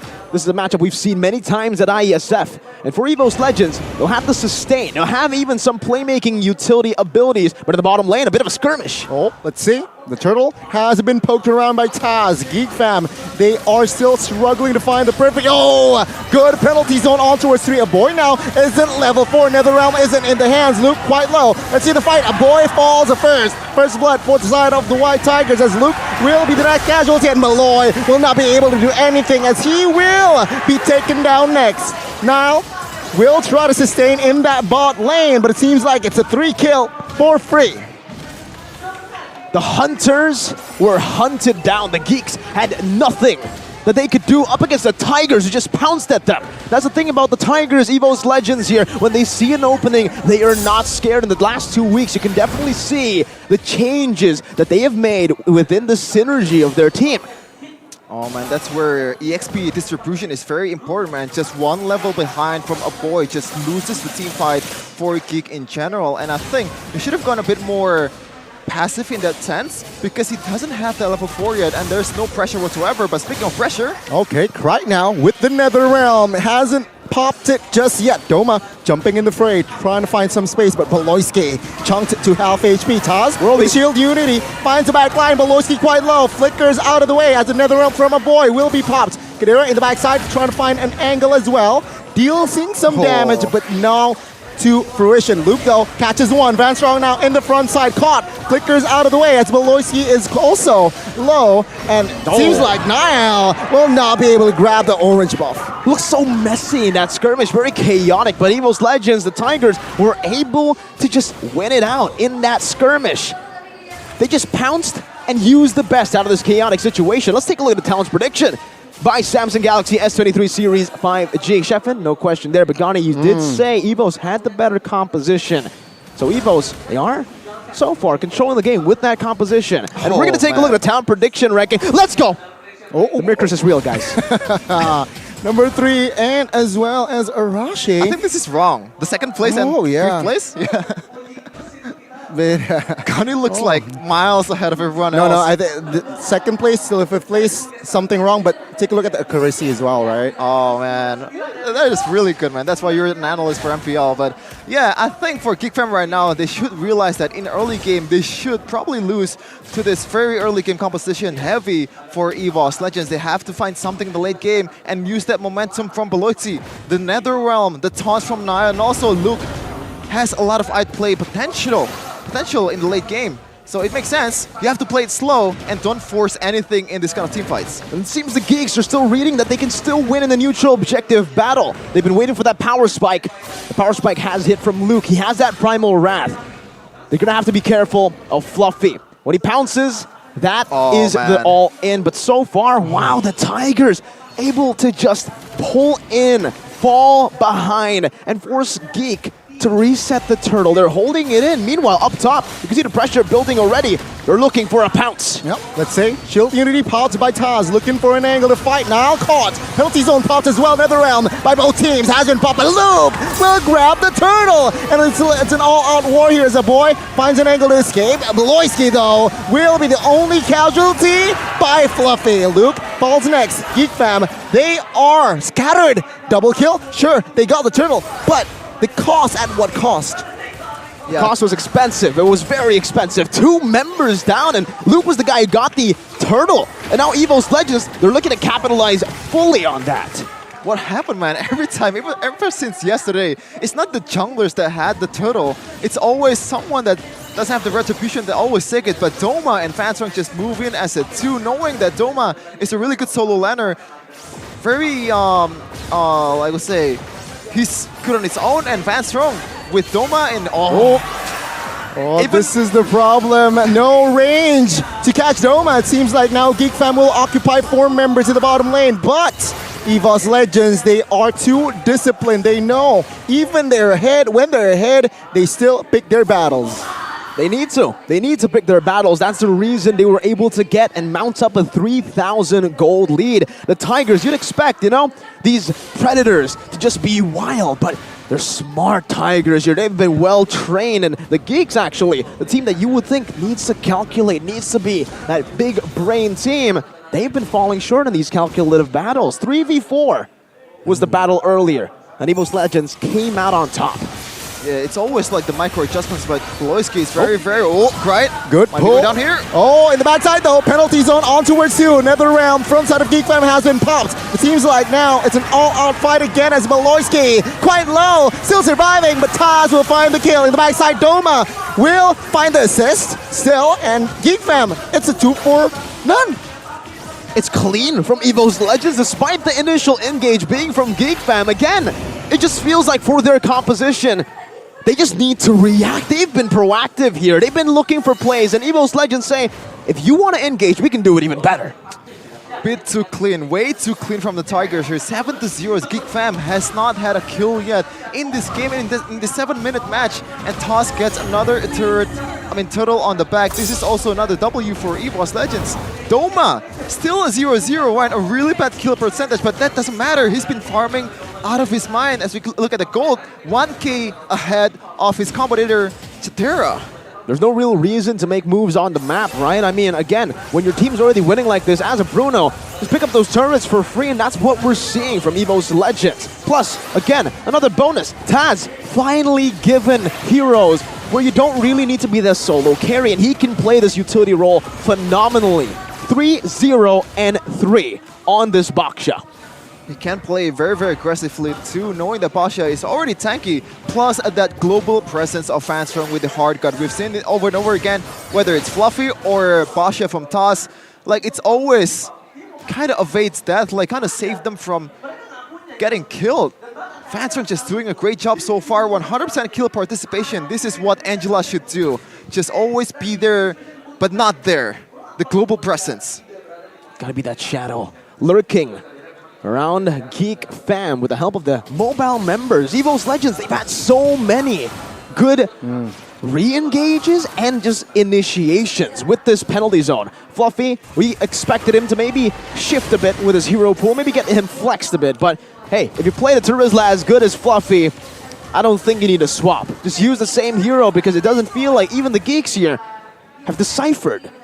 What I feel like is lacking from the side of Geek Fam in this composition is range, right? Which Bruno is going to be very free in that back line. Oh, a good pull on towards Taz. Good response, penalty zone. And take a look at this. Doma, with the help of Hardguard, will find his first kill in MPL ID. And take a look at this. A shutdown for Luke, but it will be traded. It's a 2-for-2 for now. Doma will find it. Triple kill as Doma with the whirly and flicker play. Almost gets a maniac, but Doma, welcome to MPL ID. Welcome to Doma's domain. When he gets his item power spike, this is what we expect. We've seen it, glimpses of it in Snapdragon Pro Series. And now in MPL Indonesia, we have a show. You can see right there, oh, that's unfortunate, but I think that's kind of intentional knowing that Toss is not there yet, but that is the first time Doma has been in a team fight, and the effects just instantaneous, man. You can see the gold, you can see the items just coming into play. That is a worthy and a half from this guy. An absolute worldie. If you guys don't know, worldie is actually a term used in the UK to specify that, you know, it means it's a great goal. And that triple kill, yeah, was a great goal. It was a hat trick for Doma. His first winning fight, 3-0 and 2, racking up those statistics. 11-3 for EVOS Legends. 5k gold lead, very, very safe. And it looks like Nile. No, you don't want to do that, bro. Isolated now, knock up as well, and take a look at the Lord take. It's going to be Taz finding it. A kill on towards right though. Luke will be shut down as a boy can be the next target. Fluffy trying to zone 3 members away as a boy will be taken out as well. It's going to be a 2-for-1, but then again, EVOS Legend grabs a Lord. Make it 3-for-1, add 1 in the tally with a Lord up top. Taz, this is what makes him special. Despite him being in the team fight, in the front line of a team fight, having to deal with so much CC, he still found that little, hole in the game to retreat and to win it out against Nile. Man, we thought he could only play the Assassins. He's proven us wrong. Definitely, but Nile, that was a very, very risky play just for the first tier Lord. Shouldn't have done that because Kadera already has a good wave clear. Plus with a boy too. I don't think it's much of a trouble to clear the Lord, and here you go, Poloski, mistake. Oh, Lord will be managed A-OK by the side of Geek Fam here. Still, the first Lord though, as the inner turret left standing will be taken out by the White Tigers. Looks like a dominant game for the Tigers so far. 7,000 gold lead, but let us not forget the amount of comebacks that has happened in Week 6. You can never count Geek Fam out, especially with a composition that does well in prolonged team fights. It still is a key to be used up by Geek Fam, a weapon in their arsenal. The re-engages, the all-in team fights that they can react to. You gotta realize, Mirko, it takes a great blunder, a miraculous blunder for a miracle itself. We've seen so many miracles there. You know it the best, man, being a Bigatron fan, but EVOS Legends, I don't think they're gonna do that, man. So far, Geek hasn't been responding to engages from EVOS Legends quite well. Even when Nile goes in for that retro battle there, the best case scenario is Nile getting the Lord, and the Lord's gonna get cleared quite easily. Still, EVOS Legends will punish you when you're trying to go back. You shouldn't have done that in that team fight. He has to realize when to go and when to lay low and when to wait for the power spike for your own team, and Chatera right now is far from it. Man, looking at the situation, looking at the past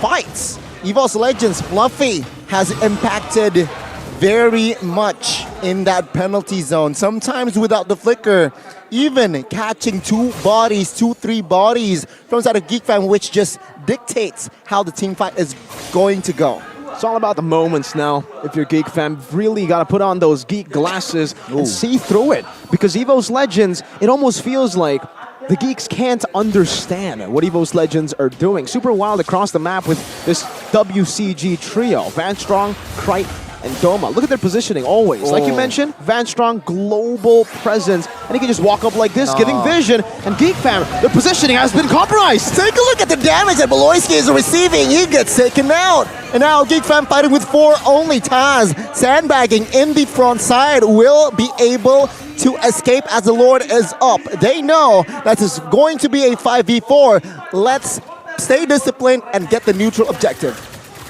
Man, like at this point, I'm kind of convinced that Beloyski is doing this kind of things on purpose, just trying to make a miraculous moment happen or like a good momentum for his team, because that was a blatant mispositioning from Beloyski, knowing that Taz can rotate easily. But look, oh my god, take a look at Doma! He gets taken out as Geek Fam now pushes. Let's say it's going to be a 4v4 without Doma. The main damage dealer from the White Tigers has been taken out. That's a green light for Geek Fam to maintain pressure. And EVOS, they know they can't really force a fight just yet, as now the Lord has been taken over by the Geeks. They're holding on to it. Taz is getting taken out. Hold away. NetherRealm from Krite has been popped. Let's see, Fluffy jumps in, doesn't get Kadera, but Luke will be the casualty here. Fluffy now will lose his immortality as a boy pops in NetherRealm as well as Fluffy now gets taken out in the backside though. Krite trying to find the aggressive angle, but does not get it. Geek Fam, stay stable. Beloyski, you can hate him all you want, you can call him a feeder, but Beloy performs under pressure in big games.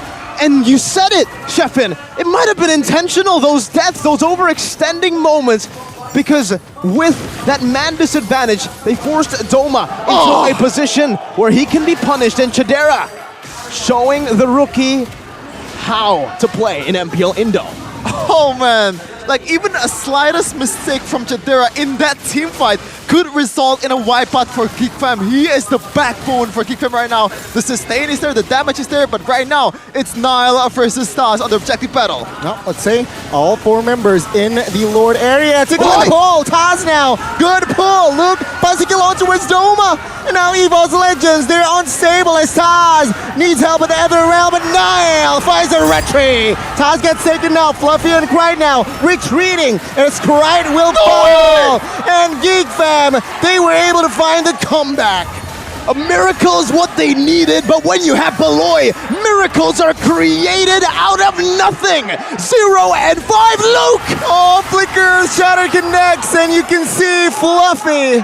The left man is standing. They're going for the end. They do not care for the Lord as the taunt connects, and he will fall. Doma, 3 seconds. Surely they will not be able to defend this. Geek Fam, with the comeback, finds game 1. Comebacks have been happening. Miracles have been made in week 6. Can you even call it a miracle if he does it this consistently? 0-5, feeder. Doesn't matter as long as he's able to find these moments. He missed all of his I'm offended except for the last one. It's about the quality, not the quantity. The Geeks so prove that experience is better than hype. I am speechless, man. Like, I've been casting 2 days right now, and all of the games has been unbelievable. The comebacks just keeps happening over and over again. And this time around, there's not much like there's no like great blunders from like Pikachu and Alpha did in the previous matches. EVOS played that, I would say, decently, but Geek Fam played those sustained games against an Angela, by the way, perfectly. They're using the Haas Claws from Chidera perfectly too. Every time he dashes, it's always the perfect dashes. The dashes that he needs to make in that team fight to get away from the damage from Krite. This guy is insane, man. There were 3 MMs this game. 2 marksmen and 1 miracle maker, and that man is Beloyski. What a performance. It looked horrible for him all the way from the start to the point of 7,000 gold lead. Flickers, I'm offended, missed here and there, left and right, Gani. How do you recover from that? Usually you miss those few momentum battles, you miss those skills, mechanical skills. You lose it, you lose your mental. And I feel like the value of that last pick comes into play again. Ruby, man, he was able to control fights, especially in that Lord, and I feel like EVOS Legends, they snoozed in that last Lord fight, last 2 fights where they were just unorganized, going in without structure, giving points after points towards Geek Fam's side, which Geek Fam, they're happily to capitalize. I think that's probably the beauty of Beloyski, maybe. He's blundering over again in the first like 10 minutes, and they start not respecting the potential from the Ruby. That might be the thing that he's going for. I don't know. Maybe he knows something that we don't. He's cooking something mischievous, man. I don't understand. It's not just the Ruby. Every time he plays Chao, he made a blunder. They always win the team fight. That might be the case for this guy, player of the game. Presented to you by Samsung Galaxy S23 series of 5G. He might be offended from the comments that I made for this hero. As we look at the emblem and itemization, a very, I would say, on brand like standard. I like the immortality prioritization in the late game though, knowing that he's the frontliner of Geek Fam. He's for sure is gonna die at some points. Therefore, immortality works wonder for him, and also that movement speed boost, that little bit of a wave clear potential with concussive blast too. And this is the emblem that Beloyski really likes the most. Pull yourself together with that conceal, with that flicker, combined with the potential of Ruby. There you go. That's the perfect recipe for success if you're playing a Ruby roamer. An absolute savant of the game, Beloyski. 0-5. It looked horrible. Again, I cannot repeat it enough.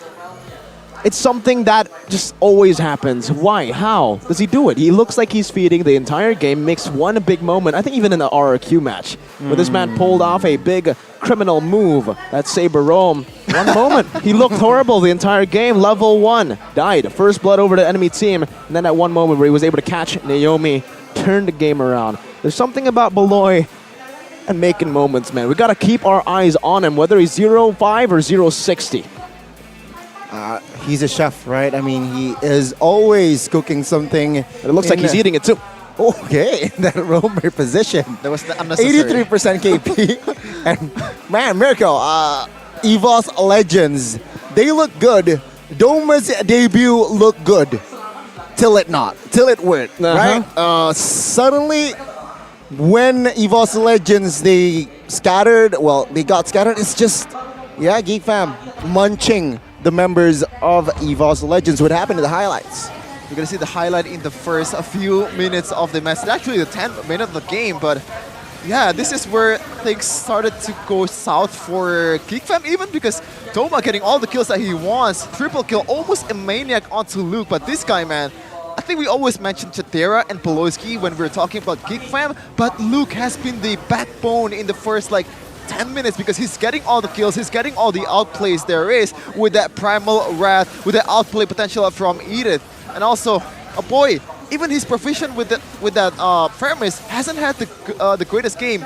Kind of like Beloyski. This might be the combo that the Geek Fam is looking for, the feeding combo that somehow works every game that they're playing. And remember, this is the third place battle for both of these teams. Chatera just juggling around the damage quite well. The sustain is there, the lifesteal is there. Even against Toss, which has blade armor, doesn't matter. You can heal back in time with that creep, with that jungling. And when it's time to deal damage, you go in. Look at that, no forcing available. And Fluffy, once he goes into the penalty zone, it's time to go for Chatera, the Chad from Madura. Prolonged team fights is the key to victory, and Luke... Is that a Starlium side from Edith? What? Seemed like it was a Starlium side. I think we're going to see in the item builds later if he actually did go for it. But towards the end of the game, oh boy, going for a few yells onto the enemy team. Oh, I didn't expect that. Beloy's villain arc is back. From last season, remember, he was yelling at Rebellion Zion. This time, seems like another blue team has got him quite heated. It's just something with Beloy and blue teams, huh, Gani? Blue teams, Beloy devices. Devices? What? Yes. Where did the device come from?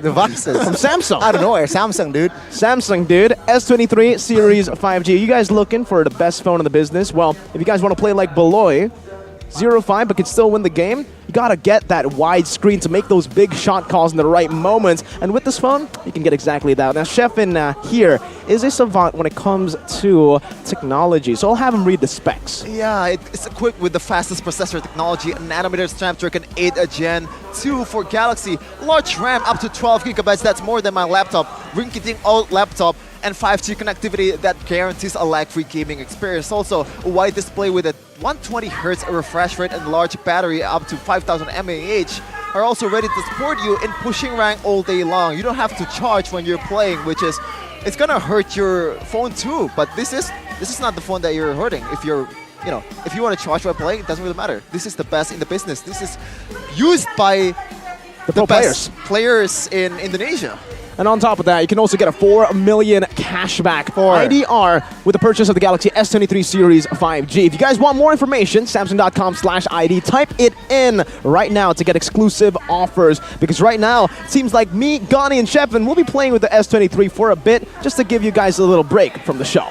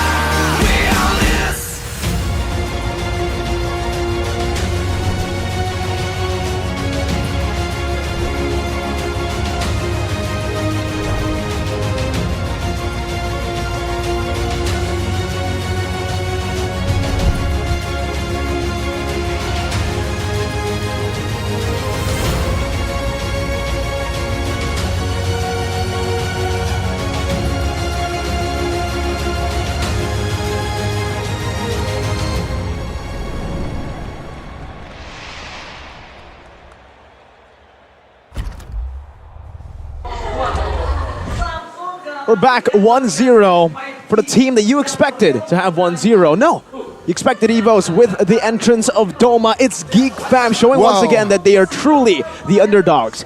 Even with their solid, consistent performance in Week 4 all the way to Week 5, they were still the underdogs coming up against Evos Legends. But Evos now, they're in deep waters. If they lose this game, they will stay in the 7th place. And Geek Fam will continue their run to make it a Cinderella or a miracle run for maybe the upper brackets. You can only be ambitious there. But when you are that ambitious, you need to take care of your head and your shoulders with Head and Shoulders. Head and Shoulders. Don't let your match become a mess because of wet and itchy dandruff. You know, Beloyski, why is he so good at the game? Because he doesn't need to care about what happens to his head and shoulders here, because he's already all good with head and shoulders. I mean, Sheffin, here, this is for you. Because Geek Fam just won game 1. No, do it to your, just use it yourself, man.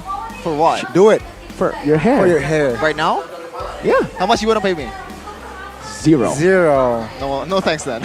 No thanks, because, you know, there's no water here, Gandhi. It would look strange in your hair like that. Sheffin. What, you want to use Sheffin. No. Give it to him. I'm okay, but yeah, ladies and gentlemen, check Head and Shoulders out. We got the Gatot Kacha variant. We have multiple variants as well. Eudora, And we got Tigreal. also Tigreal variant. Check it out. Dandruff will be wiped out. That's when you check it out too many times. Very check it out, ladies and gentlemen. You guys can do exactly that on Blee Blee, because there's a lot of variants, like Gani mentioned earlier. Gatot Kacha, Eudora, Tigreal, and even more. Outside of MLBB, there's a lot of different flavors there. Skill on, the skin should also be on, though. When you're in the game, speaking of Eudora, Tigreal, and Gatot, what are you doing playing on the normal skin, bro? Oh. Get some swag, get some drip on Blee Blee, because there's a 10% cashback, luckily, for all you people out there. Speaking of trippy, man, the current skin right now that's on the event, Neo Beast, that is trippy as hell. Fredrin just got swagged out, man. Lilia came into play. Has the classes? I didn't realize, like, I'm sorry, I'm not familiar with the game. I mean, the glasses or the stand. Oh, what? Oh, there's a switch. One game. Okay. Is all they wanted to show you guys with Doma. Brands is back in, and now the pressure's on Brands. Well, the pressure's on both of them. Wait, I don't know about this trade. You think it's a wise one, Sheffin? I don't know, man. I think this is a bit too reactionary. Yes, Duma made a big mistake in game number 1, which cost EVOS the game. Probably that two-man movement with Fluffy, which caught up by 5 members of Geek Fam, cost EVOS the game. But you gotta give them some time, man. This is the first time Duma has been in MPL. There's a very big question. Was it requested by Doma himself? What? Or was it by the coach, right? Because it's possible that Doma himself? Well, I mean, it's a possibility. It is. But then again, with the switch up, it seems like it doesn't really affect Taz. No, not really. He doesn't care who plays in the gold lane. Yeah. At this point, he's like, you know what? Maybe, coach, give me the assassins. You know, let me carry the game now. He's laughing. He's chilling. I mean, he looks like Paquito right now, so maybe he wants to go for the Paquito that was banned down in game 1. Speaking of Taz not getting his assassin in game 1, in hindsight, I thought the damage from EVOS Legends was enough. Yeah, but it seems like it wasn't enough because they are banking on Doma and Pride. That's what happened in the keys of victory. Don't be gold-centric. Don't be too one-dimensional with your draft. You have a superstar gold laner. No one's denying that. But when you have only one way to really deal damage, you're going to lose out in the long term. If they didn't end in the 15th minute, that's what would have happened, right? And that's exactly what happened, because this man, usually, when I'm 0-5, I end the game 0-9. This guy, he's 0-5, he ends the game 1-5-9, and as the game MVP. Sheffin, he's your boy. Just tell us how he does it. You know, you always say it in your stream, Mirko, like 0-5 buff, 0-6 buff. Power that spike. is fake. That is fake. That's real. This one, it's real. I mean, you're a fraud, but Beloyski is the real deal, man. Somehow, some way.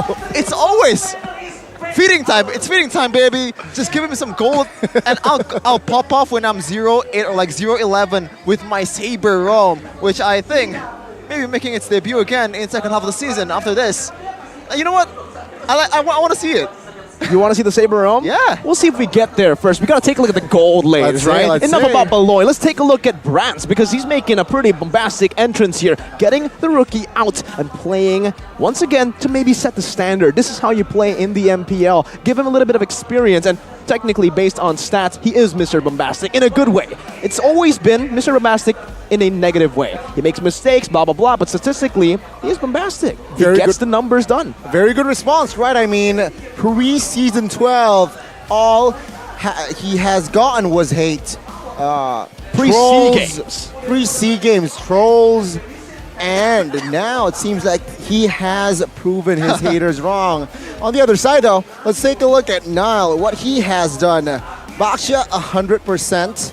Alpha 100%, Joy 100%. We have yet to see him on these three heroes though. Have we? Okay, but Alpha, man, like it feels so wrong seeing that stats in the game, 2 match and 100%. I mean, to be fair, it was pre-patch. Uh-huh. Okay. Pre-patch Alpha. Pre-patch Nile, fam, not Alpha. Ooh. Bigatron lost.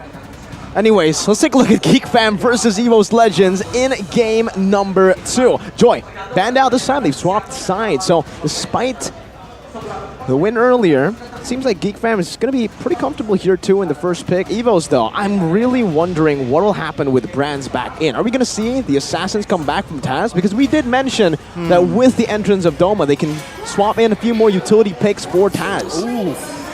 Maybe that can be the case here, but with the ban towards Angela, it seems like Geek Fam knew what needs to be done in game 2. It seems like the supports is a little bit too annoying.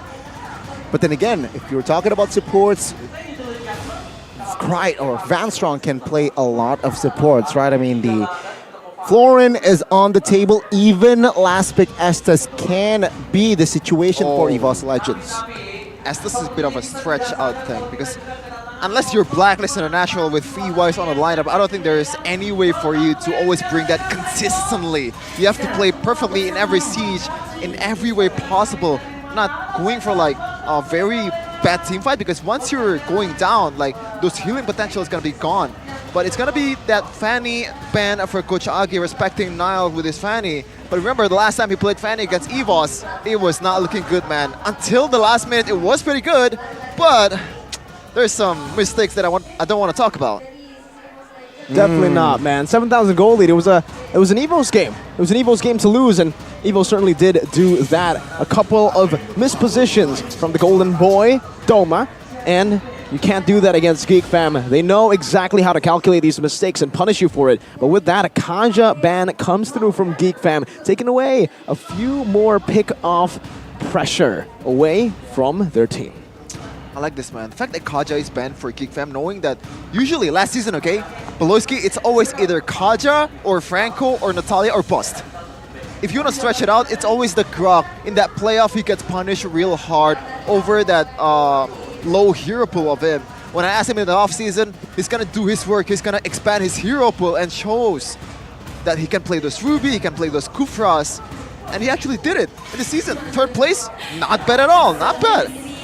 Well, it seems like it's still going to be the Kadira ban here from the side of EVOS Legends, not letting it go.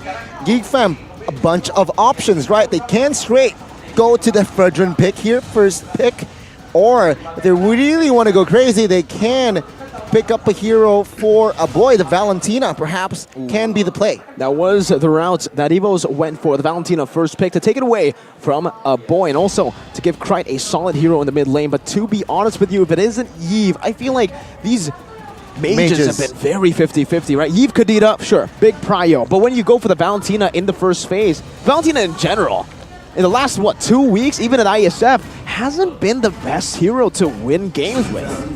You gotta realize, Merco, the potential of Valentina has been shown by Clay in the last match against Rebellion Zone. Even though they ended up losing the match in general, but that one game that they won, Valentina was working wonders for Clay himself. But it is gonna be the standard pick, as you said, Connie. A flex and also a very solid jungling for Nile.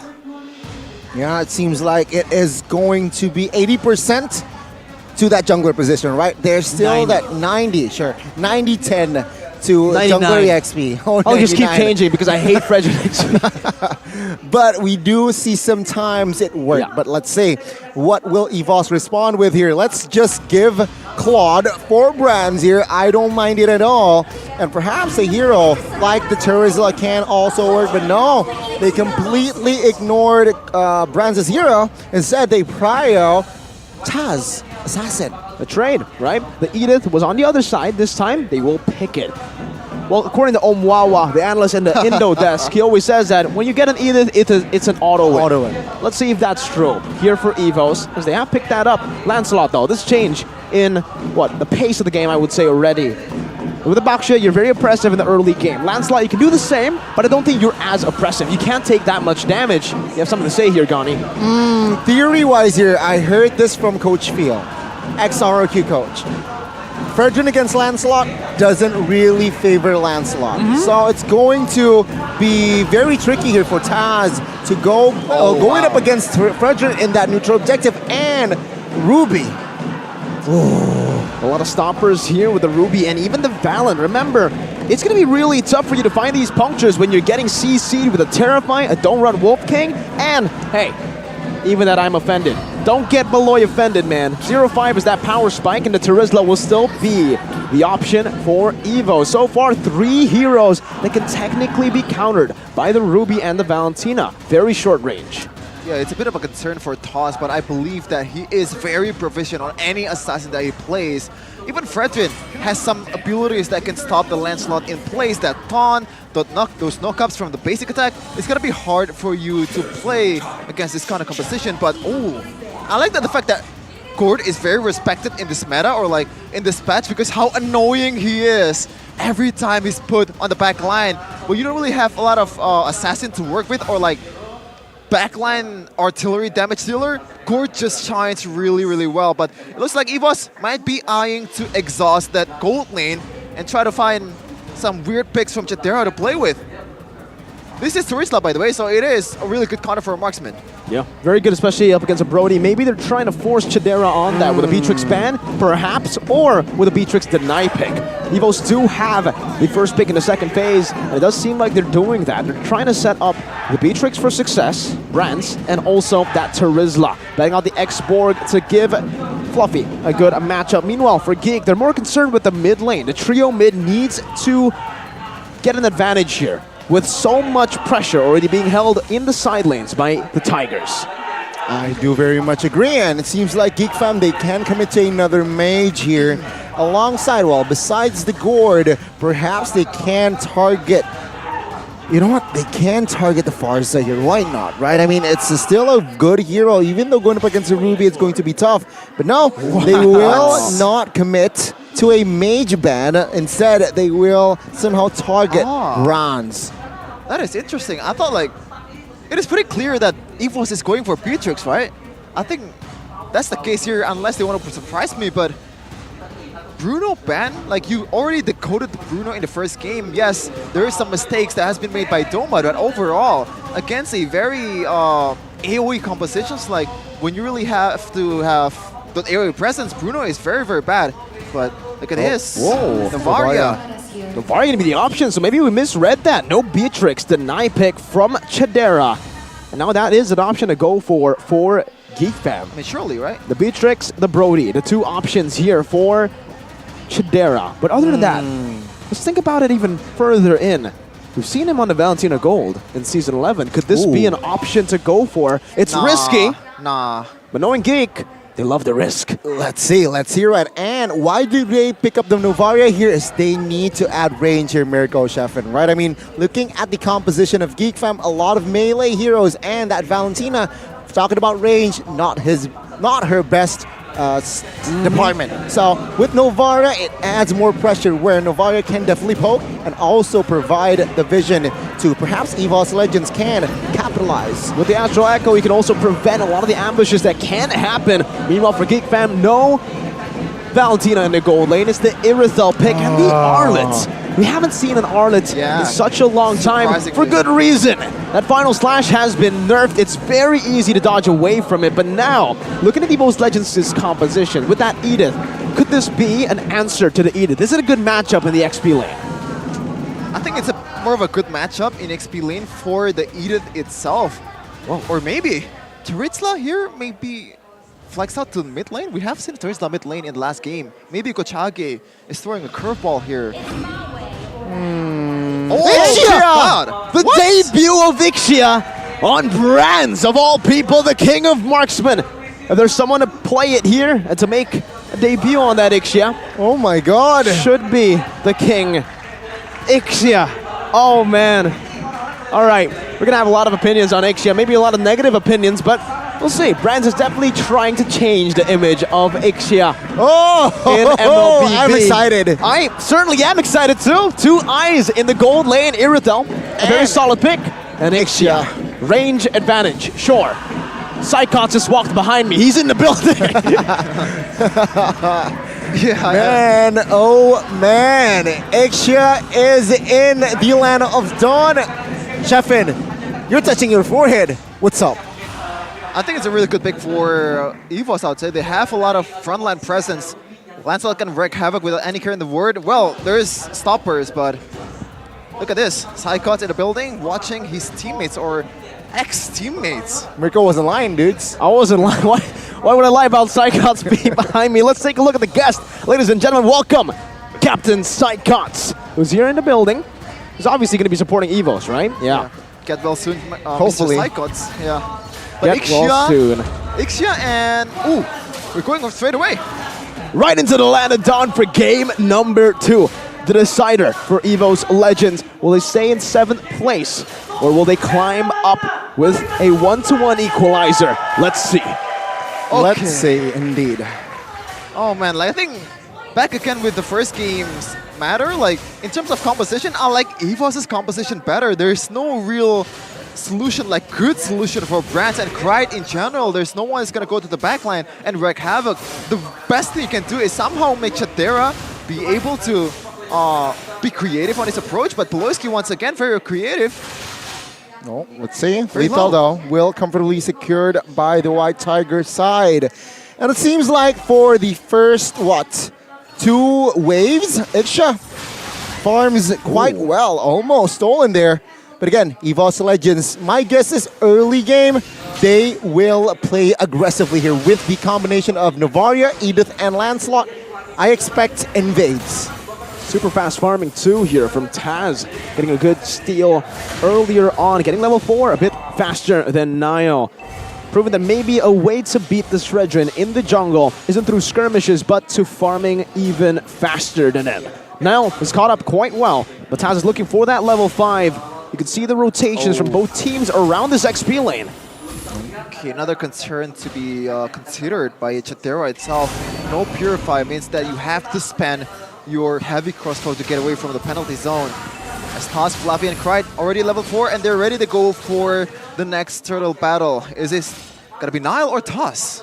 Let's see. It seems like from the setup though, it will be equal, 4v4. But it seems like Fredrin will go to the purple buff first. Fanstrong now caught, stunned, flickers out of the way, but first blood will fall to the Geeks as the first turtle now will be taken by Geek Fan perhaps, but no, they will take their time. They will definitely take their time here, as it seems like EVOS Legends, they are still looking for an angle to recover. How do they recover here though, right? I mean, it comes down to creating an opening for Taz. Vanstrong has that Primal Wrath, the Astral Echo reveals 3 members. Geek Fam, they're the ones who can pull the trigger. There you go. Oh, good. I'm offended. Vanstrong good, taken down for the second time. Now Fluffy soaking a lot of damage. Flickers out of the way. Terrified though as he will fall. Kadera in the front side now. Healing damage is Taz. Will not be able to survive. Geek Fam full control the first 3 minutes. Don't run Wolf King on the, or in this case, Tiger King Taz. Looking like lost there because Lancelot against this kind of CCs, Luke, Nile, and Poloski in the same place. You can't really get away from that as Nile takes the turtle without any care in the word. Geek Fam played this early game way better than I thought it would be. Absolutely ridiculous. plan from Geek Fam. Look at Niall with the invade. Let's say now. Jumping in. Good knock-up though. Boloyski will not be able to survive this time. Taz picks up the kill. And the purple. Good recovery from the Tigers. They know that the Geek Fam, were invading a bit too deep into their jungle. Evo still had that retry for Taz, and he was able to secure it, despite it was a 50-50 retry battle. Niall was holding it in. So despite that, Taz in the 50-50s has had more success compared to Niall. Okay, so this is a matchup that we haven't seen at all in MPL. Even I haven't seen it in ranked. Ixia versus Irithel. In the earlier phase, they're actually Xadera just dominating against Bronze, forcing some flickers away too. But what do you think about this, Mirko? You are more well-versed in the goal lane than me. For the Ixia, the way you win is through the sustain, not necessarily through your damage. You win through better sustain. You need to look for these random trades in the gold lane and then farm up or just hit with your passive to get back to full HP. But when you're pressured this much, you're still a very, very immobile gold laner. All you need is a few ganks, and up against the immobility battle, well, the mobility that Xadera has, it's really hard for brands to get an angle. Let's take a look at the town prediction ranking here. Has it just shifted, or? No, I think accuracy. Accuracy. This is a bit wrong, I think. No, this is correct. Is it not? Well, let's see. Okay, as for recall pops, it's Van Strong now. Flickering out of the way. Taz jumping in. Ooh. Oh, good escape there. As it seems like now, Right will not be able to do anything. No casualties though, but take a look at Geek Fam here. Healthy lead, 1,000 gold lead. Back to the topic though. Yeah. Ixia. Brands is going for the attack speed build. So usually we do see like a common debate here being, what do you build on the Ixia? Do you want to go for pure damage? Or do you want to go for attack speed? Brands, I think he wants to play with that passive a bit more with the attack speed. Corrosion Scythe building to a DHS next. Yeah, still with those three the 3 core items. It just works wonders against the 3 frontliners of Geek Fam. And if somehow Fluffy gets a really good knockout from the penalty zone, we have seen that Brands in the first team fight there, that's a really good ult, but there's no damage just yet. He has to wait for the items to be able to pop off, and also the synergy as well, because Niall can tank it up quite well in this early game as he's looking for another turtle on his hand. Boloyski though! Good pull. Taz now looking to puncture out of the way. Oh, almost gets a retray, but it will fall to the hands of the Geeks. Taz with no puncture will be taken down. Luke flickers out of the way. Fluffy now sandbagging, dealing damage as well. But it seems like no follow-up here for Fluffy as he will fall as well. Geek Fam entering the mid-game very, very strong. The Geeks are overwhelming the Tigers with CC, throwing everything at the kitchen sink to the right members. The target acquisition for Geek Fam has been their main strength in both Game 1 that led to them getting the game victory, and even here, controlling the early game with that. Speaking of targeting right now, the only member of Geek Fam that has fallen is Boloyski. This is the guy that you want to give your death to EVOS. But on the other side, Taz has fallen 2 times against multiple CCs of Geek Fam. This is not looking good for the damage dealers of EVOS Legends, but we have a game fact here by Grab. Exactly 2 months after... Oh, I lost it. Exactly 2 months after the hero, Ixia. Finally it has been released. It's finally debuting in MPL. We did see it in ISF actually, but here in MPL, it's the first time ever. I think. Well, Baloy. Good. Conceal, I'm offended. Brands now will pop his ult, as the damage will not be enough just yet, but the cover though will be there. The right side gets terrified. Boloyski will be the first one to fall as Niall wasn't able to find the kill as Brands finally gets taken out. Fluffy in the front side zoning Xadera out, but it seems like he himself takes a lot of damage. Good cover, and Fluffy will be taken down. Now Taz jumps in with the Thorn Rose. Appraisal's rounds miss it. Good spacing created as Krite 2 falls as it's wiped out for Geek Fam. How did that happen? Fights going on, 1v1s across the board. It looked like Geek Fam's fight to lose at that point. They were diving in, they lost a lot of HP, but through Chad era, they gave him space, and the Chad from Madura delivers. It doesn't make sense, man. That's like 3 ankle breakers in a row for Xadera against Fluffy, which has like point-blank target. All you have to do is land a single skill, just a single skill at a time two-phase second skill has been missed by Fluffy, and also the first skill to get juked. What is going on? This guy is just popping off in this match, man. 11-2 from GeekFam, 6k gold lead, and right now the job is to not fumble the bag just like other teams before this. That's a GDS as well, playing on that mobility, really stacking it up, knowing that Brands, that is his main weakness, immobility. If Brands is staying still, just like a turret, it's so easy to maneuver around that ultimate. That's exactly what we saw from GeekFam, that maneuverability, the ability to just rotate back and forth into the turret range and into Ixia's range. Gave them a big W. So we take a look at the level difference of both marksmen. 12 for Chad, Era, and also 10 for Brands, this is a very experimental pick. I kind of suspected that this is how it will work out, but man, oh man, it might be a mistake to swap out Brands for Doma right now, because even if you lose, you still kind of get value for playing Doma for more matches, get him more experience for the future. But in this case, if they actually lose, what's the sub for? It seems like the sub has yet to create an impact. Taking a look at the items though here, Chefin. Corrosion, DHS for Ixia. And then the Legion Sword. What is he going for? Malefic? Yeah, Malefic for sure. Maybe Malefic. There's 3 frontliners from GeekFam, but it's interesting enough is Chandera not going for Malefic Glory. He's actually going for more survivability, but Fluffy might be looking for a boy. Yeah, all in for a boy. Flicker though is still there. Luke now. Oh, good Flicker! Final slash as Van Strong falls. Fluffy though will be able to take the heat as he escapes. It's a 1-for-0 for now, but it gets the job done. GeekFam, they have destabilized EVOS Legends. GeekFams are the king at subverting expectations. Yeah.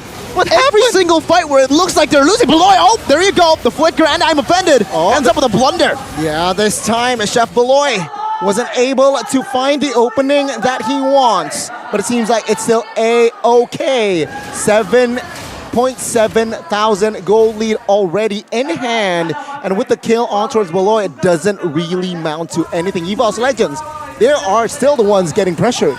Yeah, definitely a lot of value, but we had a hand cam here.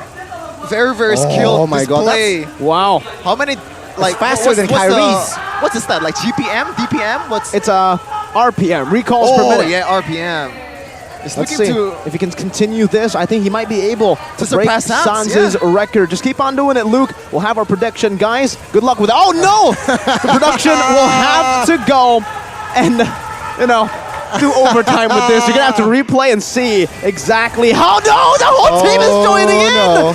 While we're on this point, GeekFam, they're beasts. They're modern beasts. They're Neo beasts. You guys can collect the Lilia and the Fredrin skin right now with a 10-time draw, 30% off with the first 10-time spin.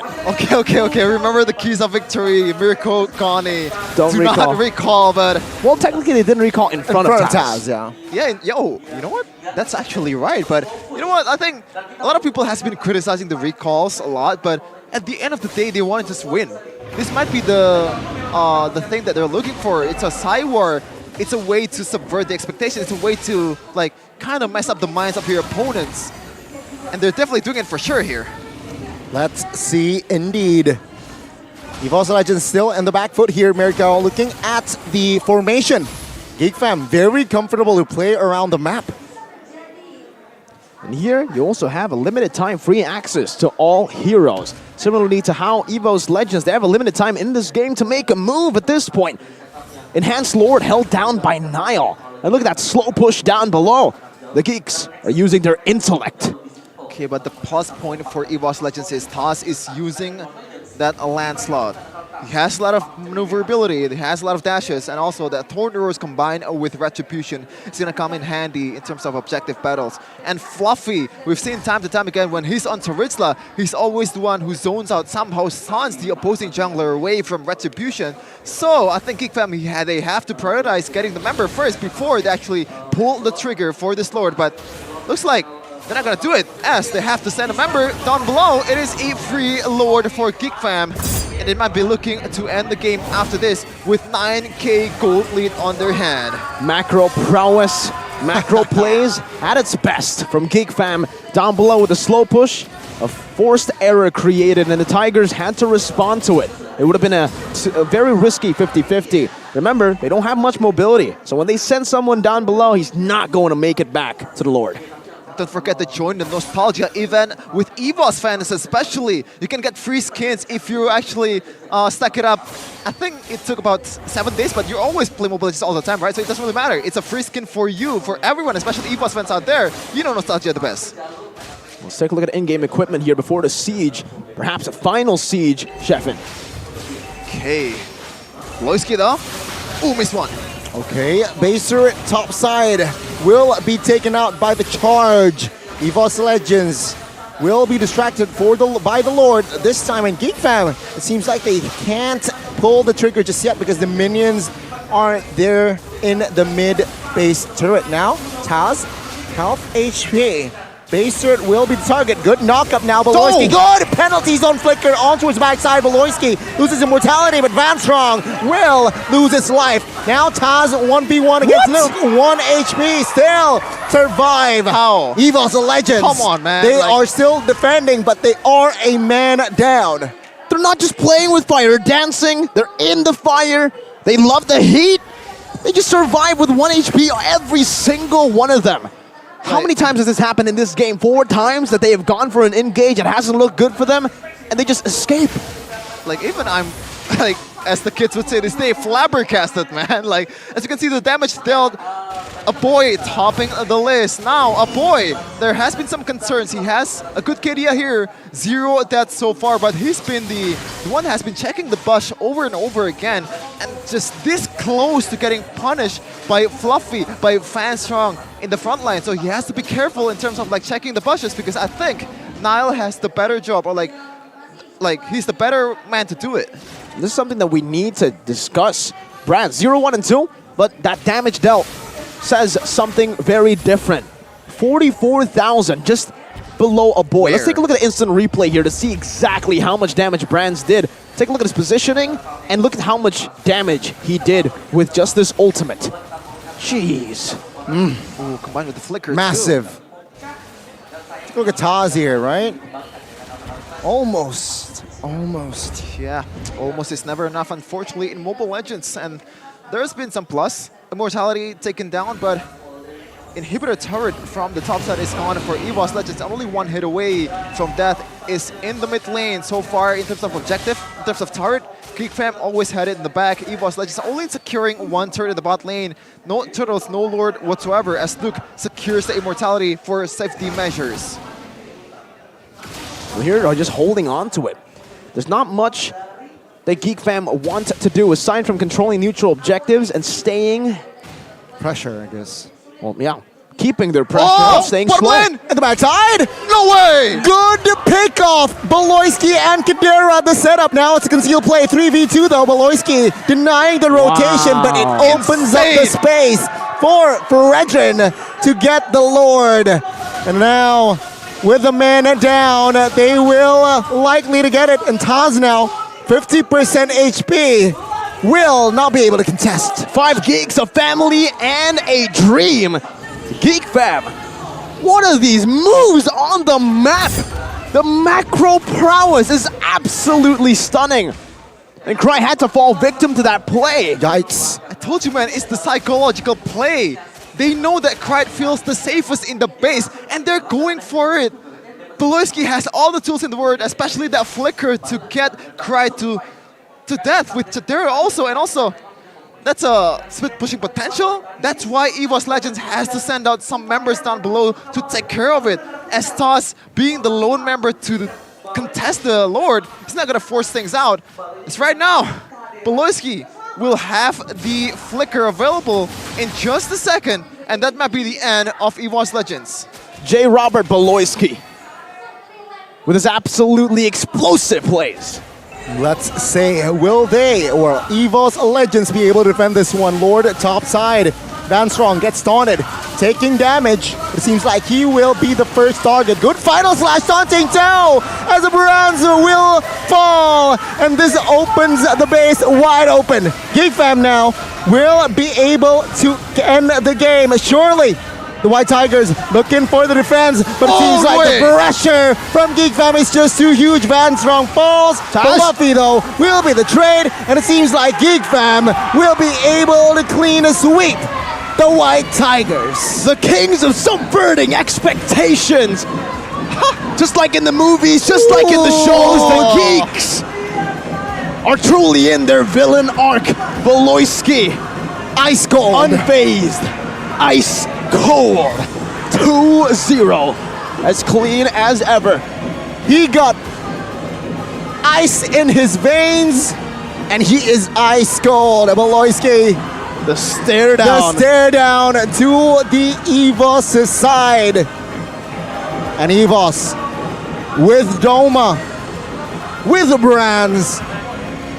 Mission failed. Turns out it wasn't the gold lane, it was just the Geeks. Oh man, like, put the Michael Jordan truck game picture next to Poloisky's post and right I took it personal. Yeah, I think there has been some chirping going on in the first game. That's why Poloisky was talking at the end of the first game. Usually this is the quietest guy in the Geeks. He is a nerd.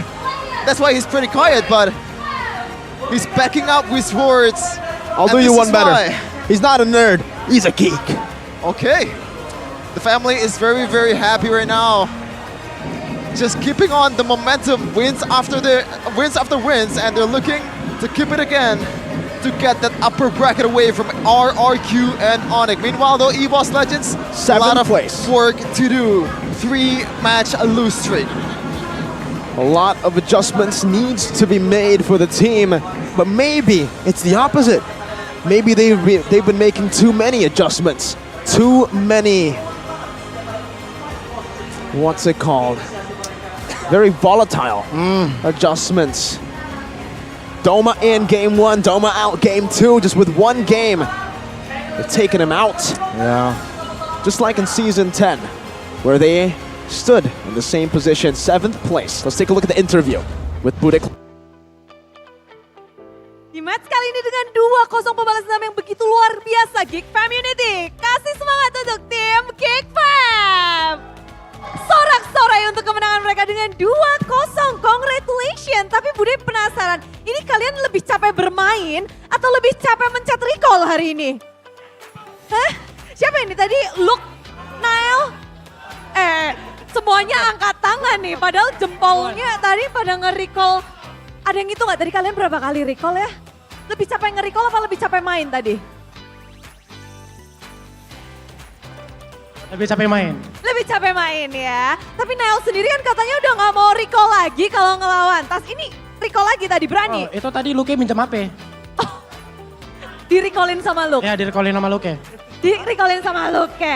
Ngelihat kalian bahkan di game yang pertama juga. Kalian nyaris kalah tapi kalian bisa ngedapetin game kedua pun demikian. Kalian berhasil ngebalesin dendam kalian di leg yang pertama kali ini. Nile, sebagai mungkin bisa dibilang rookie yang begitu bersinar di season 12 ini. Apa motivasi kamu untuk bermain epic seperti tadi, Nile? Ya, di pas interview bacotin gue kan. Jadi panas? Panas lah. Panas banget. Kata balik santai-santai, panas ya. Apa yang ingin kamu mungkin tunjukin sih yang mungkin gak kelihatan di leg yang pertama, Nile?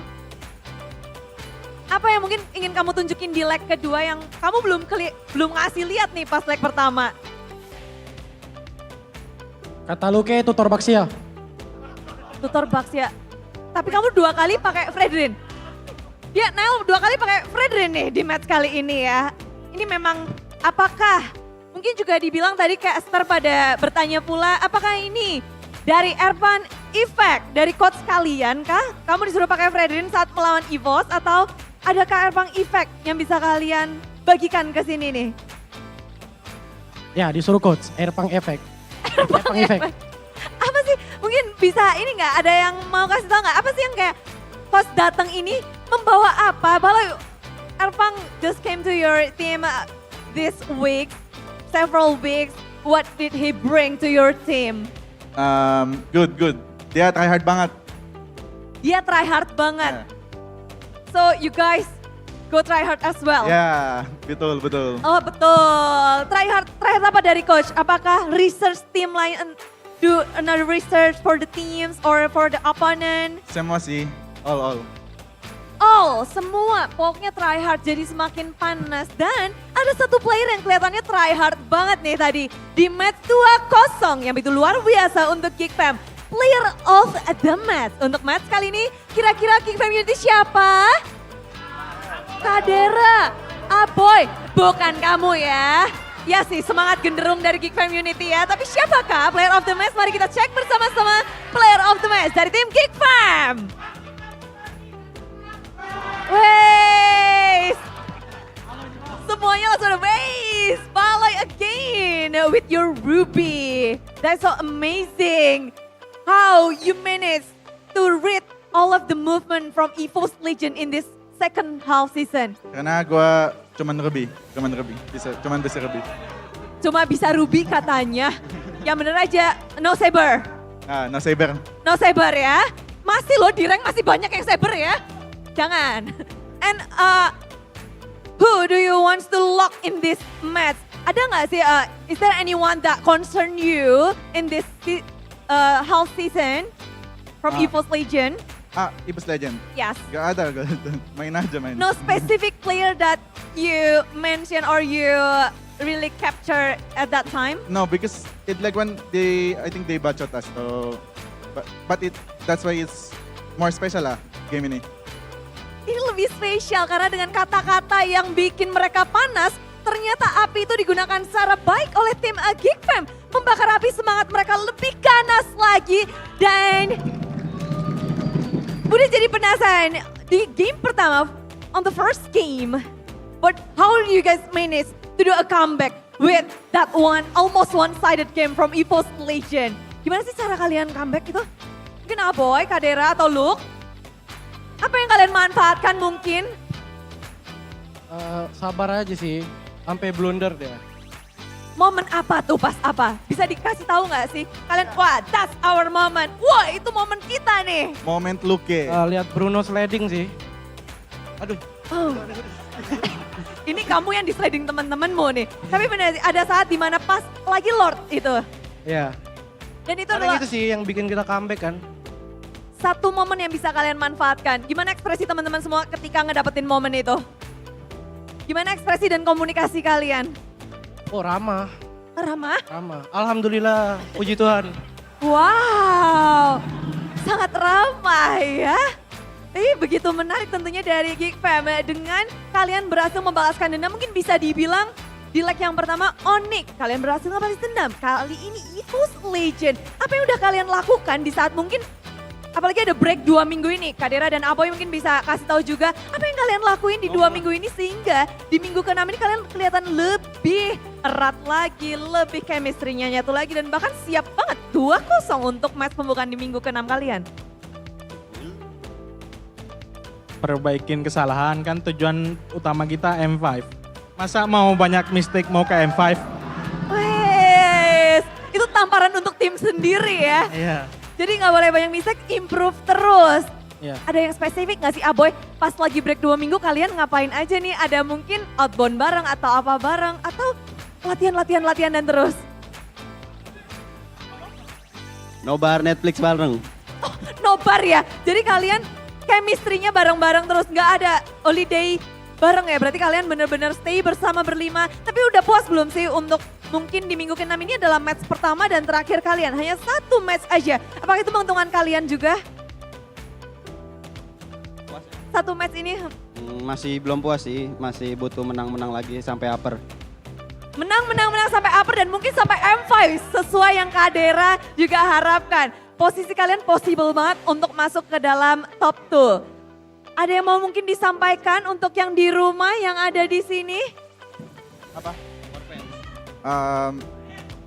For Geek Community, to all the fans that come here, makasih banget guys.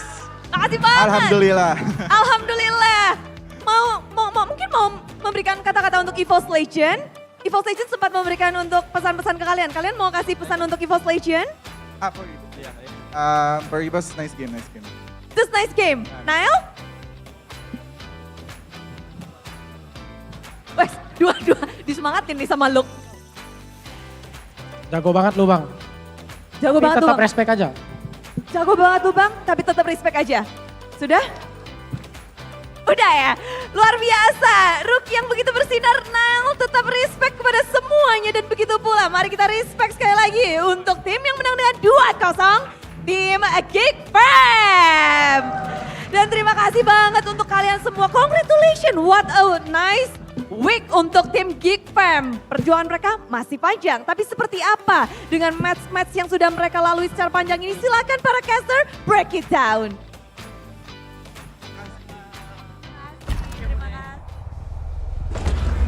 Thank you so much for the interview, Bude Clara Mongstar. Nile, the rookie who was beaten, the golden rookie, the golden boy of EVO's legends, and even their old king of marksmen. The veteran, the rookie, it didn't matter at all to the geeks. Not at all, they've done their research, they're geeks after all. Oh man, Poloski, like, I don't understand. Like, this guy has done wonders for Geek Fam's franchise in general, and that is why he's the player of the match, not just player of the game. Both games he has player of the game by Samsung Galaxy S23 series of 5G. Not much of a good KDA, but when you see the plays, the shot calls that he made, remember this guy's a Filipino. There's some trouble to communicate with Indonesians, but finally right now, it's not much of a trouble anymore because he's been in Indonesia for too long. He's actually Indonesian right now. We did see that interview. He was actually speaking Bahasa Indonesia, despite Bude Clara Mongstar asking him the questions in English. So yeah, he definitely has learned the language, and that has definitely shown through the games that Geek Fam has been playing. The shot calls feels just natural, much better, natural, because everybody gets it now. Looking at their movements, their formation, even the setup, when they're trying to go 5v5, even just the setup in that bot side, it seems like it was just so clean and work as a unit. Now, if you need visuals, Shefin will talk you through it. I mean, the highlights is just there. Pelosi getting a lot of good, I'm afraid, and also Luke, I'd say he's the unsung hero of this match. A lot of great plays, a lot of final slashes. That's very vital in for Geek Fam to win the match. And sometimes too, like, I think in this particular match, no, not in this team fight, but there was like really good outplays over and over again, just escaping with 1 HP. This too, he doesn't die, somehow, some way. I don't know what's happening with Geek Fam, man. Like, these players are like, they're throwing, but they're throwing for a good reason. It's not just a good reason. It doesn't even feel like they're throwing, because to throw, you need to die. You need to actually get punished. And in all these skirmishes, you can see it was just crisp, clean calculations, even some body blocks here and there. And Luke, you gotta give him this moment, though. I do not know how he survived that one, right? He was targeted by Brands earlier with the ultimate, but he still decided to go for the final slash flicker, decided to go for an aggressive maneuver, and even here, same thing happens, dives in deep. Yeah, I think that's the case again for EVOS Legends. Just like yesterday, a more combo-based composition is just a bit weaker compared to like the constant pressure, constant threat from CCs that you have that you can spam over and over again. You have the Ruby with the second skill, you have that Threaten, which is just very, very annoying in any kind of team fights whatsoever. We have seen some flashes of brilliance from that combo with that penalty zone and also the ultimate from Ixia, but at the end of the day, it was just way too late from Brands to deal the damage. Even though he's almost full item here, going for a Wind Talker, I believe, it just doesn't matter. A bit too late, as we can see at this, for the builds from both teams. I would say quite standard for these teams. Novaria, Krite not going for the burst damage, more of a utility type Novaria with that glowing one, also the slows from Ice Queen 1. Meanwhile, Terizla from Fluffy, knowing that he has to take on all the damage, didn't even build that Fury Hammer that a lot of people have been building for this Terizla early on. Thus, full item doesn't matter. He can't really deal damage if he's CC'd all the way through. Even in the last team fight, he's done all he can, but there's just not much he can do. Especially as a utility or like hybrid Lancelot, you don't deal that much damage, and when you don't deal that much damage, Chitera doesn't have to use that Wind of Nature. Yeah, I mean, again, we talked about the head-to-head Lancelot going up against Fredrin. It doesn't really favor the Lancelot, and it shows Nile 507 building defensively as well, and it's just Geek Fam winning through all 3 lanes. I don't think we can say it's just the Lancelot-Fradrin matchup, though, because, man, the Lancelot was really getting bullied, not just by the Fredrin, but also by the Arlet, Luke, even a boy that terrifies so much CC. Practically every member from Geek Fam, aside from Irithel, can CC, and that CC is pretty disgusting. Up against a Lancelot who thrives in these skirmishes through mobility. He needs to get those punctures, and he needs to be able to get some space, to go for the retreat, to go for the Thorn Rose, these openings, and even the Phantom Execution. It can be cancelled many, many times. But it almost feels like, again, we can't deny that this game, this match is personal. From leg 1, there was a lot of trash talk from EVOS, and Geek Fam took that personally, and they showed it in game 2 especially. They were like, if you want to dominate a game, this is how you do it. You don't throw the game in the middle stages with a misplaced marksman.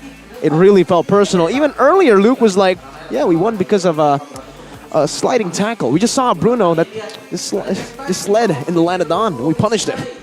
We're gonna see the stats from both of these teams, but oh man, the composition from Geek Fam just works wonders in total team fights, or like total setup, objective setups in general, because when EVOS Legends is trying to pull the trigger, the only way to do it is whether Fluffy gets a good penalty zone, has to use it with the flicker too, and there's not much follow-up you can do. Krite has to be in the backline and be patient. You can't really combo it quite easily with that penalty zone, with that knock-up from Vansrong. Meanwhile, Brands is just nowhere in the team fight. Chitera can somehow, you know, go into the mid lane, getting some damage in for toss, but Brands, he's an Ixia. There's no built-in mobility or like any kind of thing that can make him, you know, go into the team fight in early on in the game. It's just way different concept from Irithel, and that is why Geek Fam were able to take the objectives quite easily. A lesser team would have still lost, though, to that team fighting presence, because remember, if it was just pure team fights, it looked like EVOS had it in the bag, but it was never just a straight-up team fight. There was always questions raised by Geek Fam on other sides of the map, forced errors being created with movements over and wave clear. They used it to perfection. They made EVO split up many times, and that's how they did it. Chaos. Yeah, there you go. It's just a straight up, right? Well, this is the key to success. Yeah, Beloyski's Ruby repeatedly creating team fights and pick up momentum that gives advantage to Geek.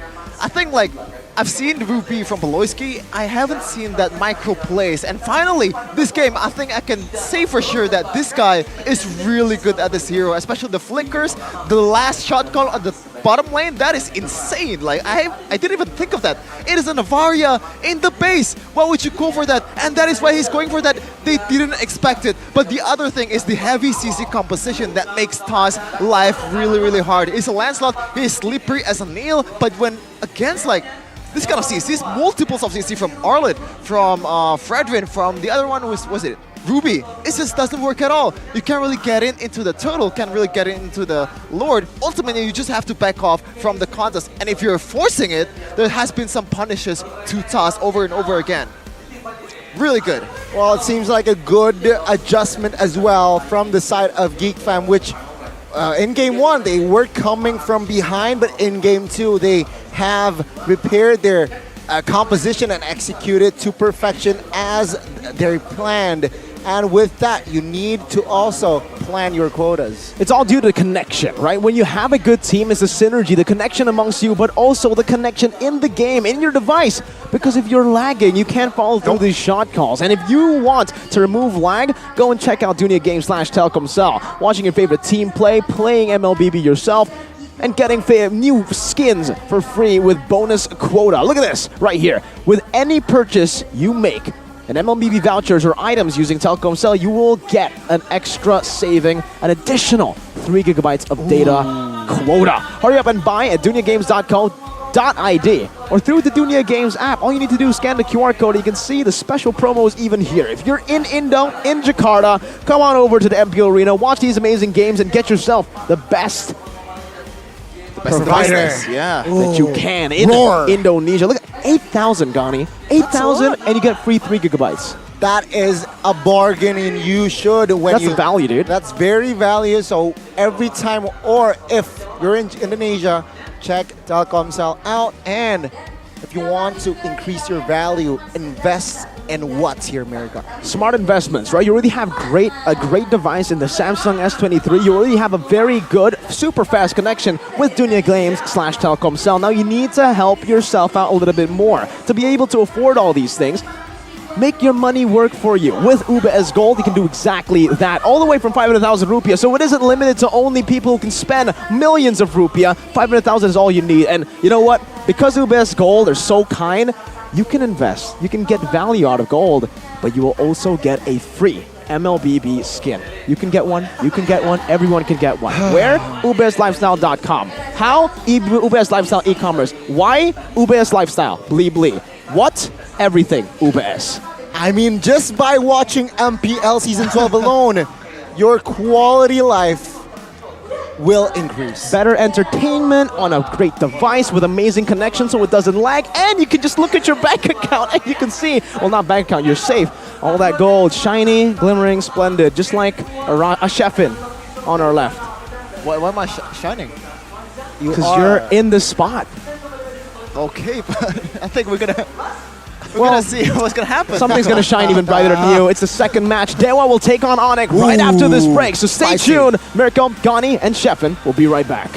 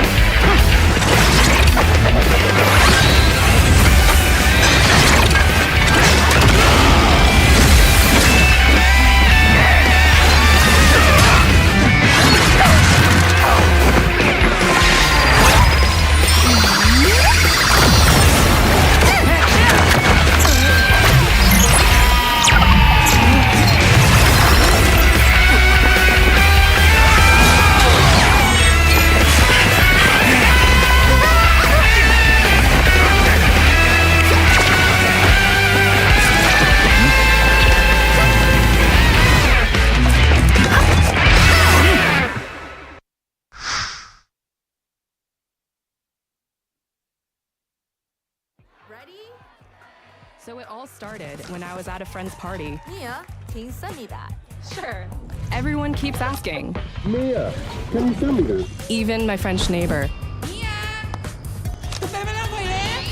I mean, all the time. Can you send me that? I'm not making this up. Hey, can you send me that? Everyone. Sure. Samsung Galaxy S23 Series 5G. Get it now. Wow. Attention passengers, this is the final call for flight. Wait, is that a phone? Look at the performance, the graphics. That thing's a gaming machine. A new challenger. Is that Faker? That man's a gaming legend. Everyone, fasten your seatbelts. And here we go! Samsung Galaxy S23 Series 5G. Get it now.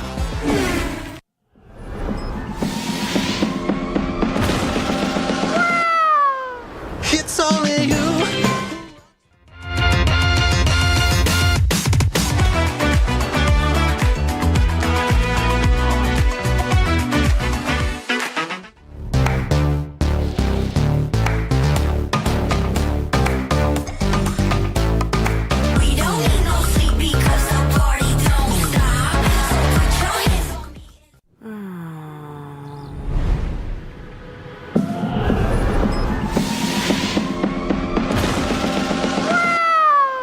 It's only you who rocks my world.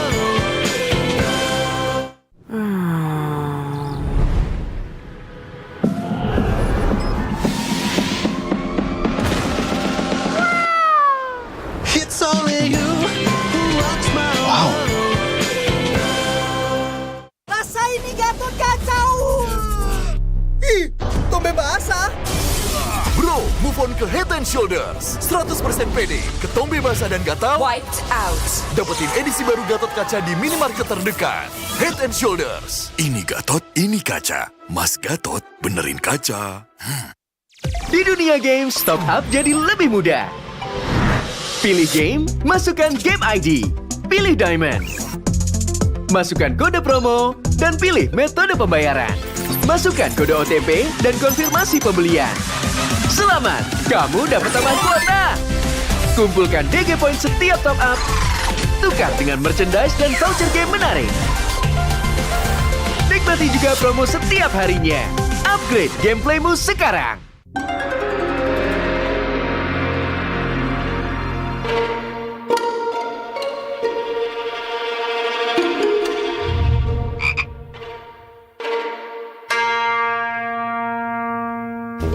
Pus. Kamu lagi ngapain? Ini nih lagi push rank pakai Akai. Ikut dong. Double kill. Triple kill.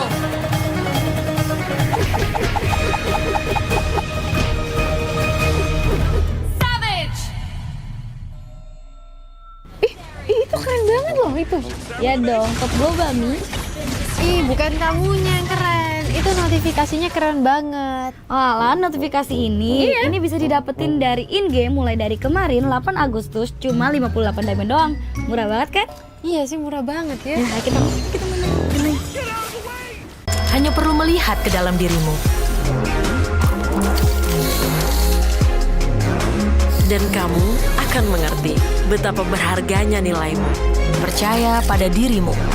Bukan dengan tergesa-gesa, namun dengan caramu yang beda. Tunjukkan kilau kisahmu sendiri. Dan ciptakan emas dalam setiap karyamu. Trust in gold. Unlimited.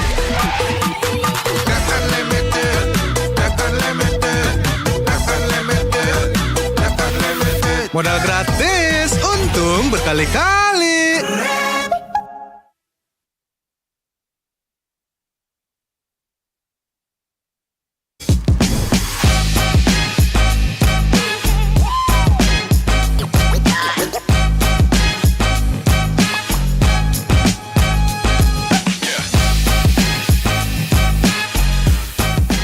Mau pergi? Bingung.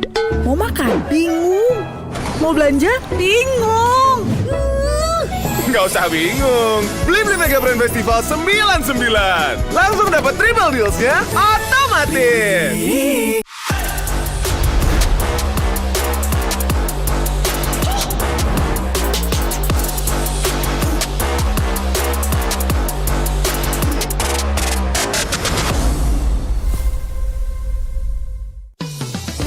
Belanja di Indomaret, makin banyak untungnya.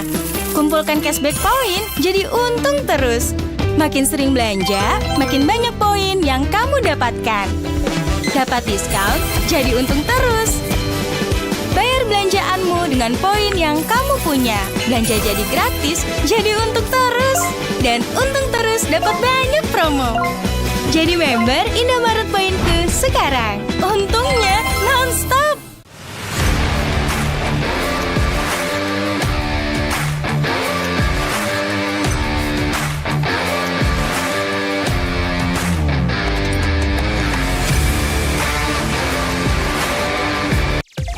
Dunia Games top up jadi lebih mudah.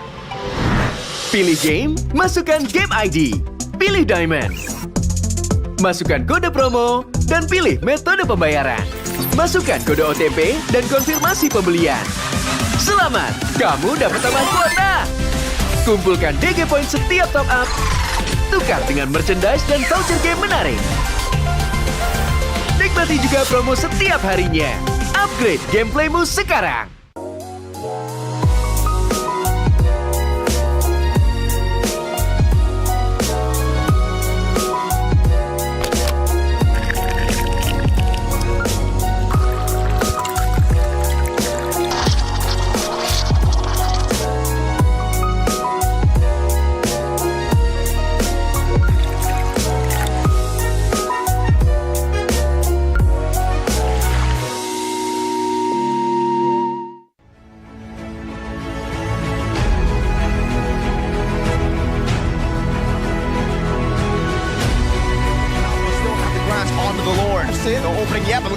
Slowly but surely, they crack the robot's defense down with the call alter already taken out. Now Kabuki flickers forward, going with the base, and Aura Fire has done it. It's taken game away.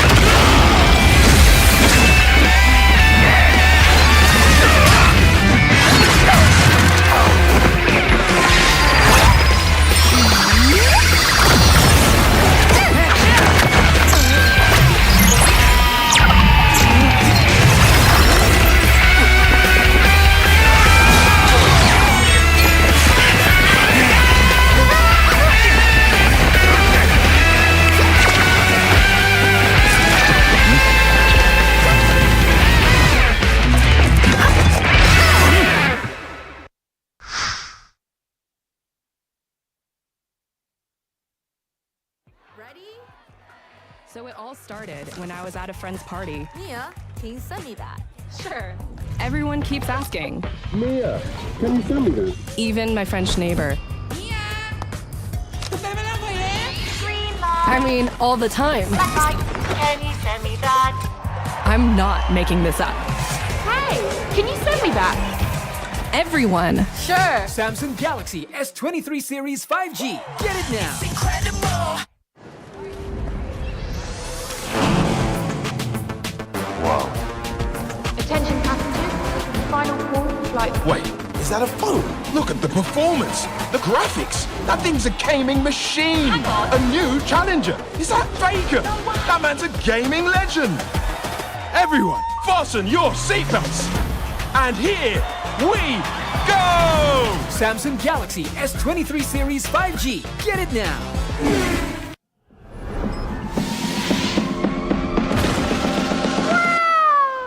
It's only you.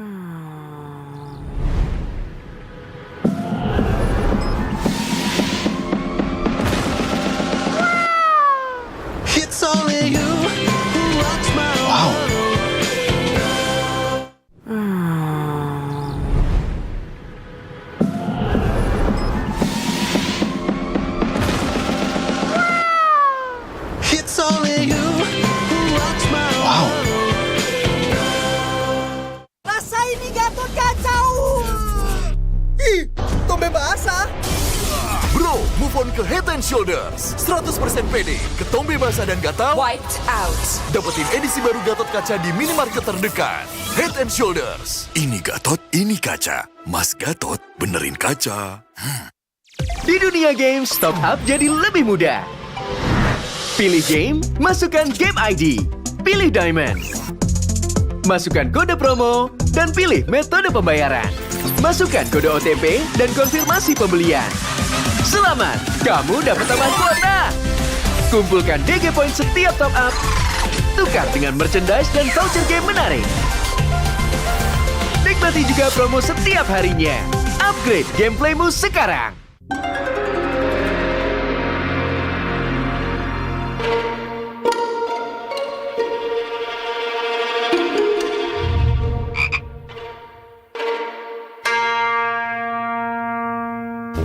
Pus.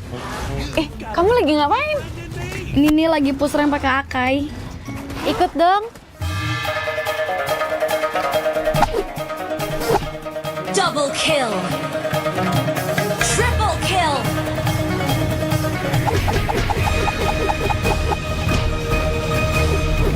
Savage. Itu keren banget loh itu.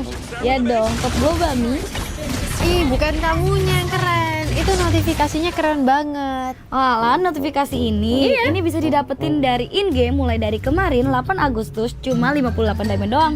Murah banget kan? Iya sih, murah banget ya. Nah, kita main.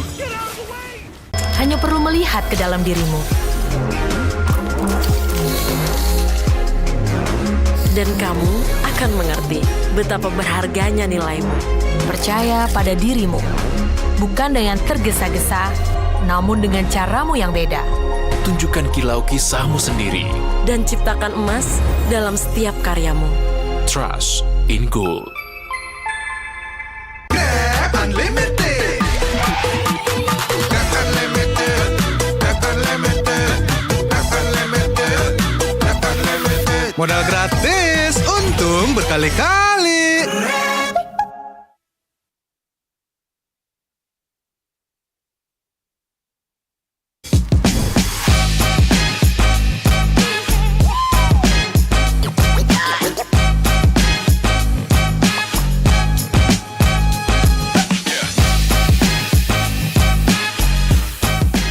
Mau pergi? Bingung. Mau makan? Bingung. Mau belanja? Bingung. Nggak usah bingung. Beli Mega Brand Festival 99. Langsung dapat triple deals-nya otomatis.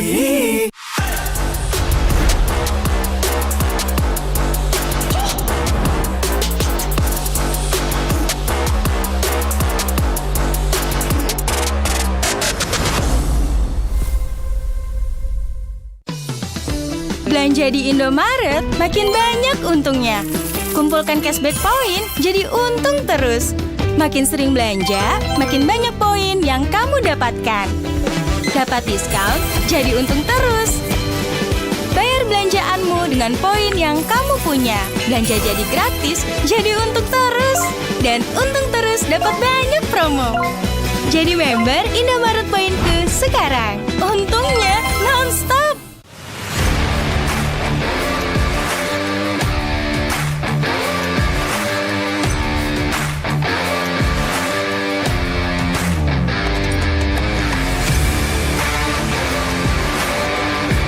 Di dunia games, top up jadi lebih mudah. Pilih game, masukkan game ID. Pilih Diamond. Masukkan kode promo, dan pilih metode pembayaran. Masukkan kode OTP dan konfirmasi pembelian. Selamat, kamu dapat tambah kuota. Kumpulkan DG Point setiap top up. Tukar dengan merchandise dan voucher game menarik. Nikmati juga promo setiap harinya. Upgrade gameplaymu sekarang.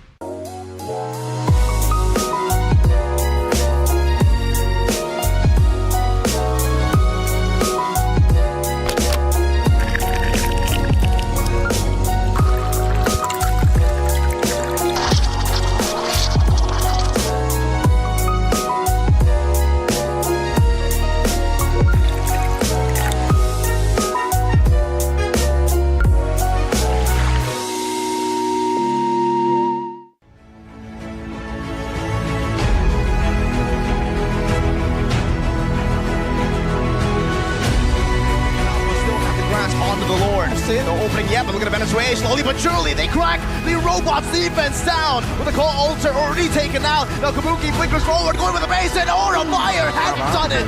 And taking game away.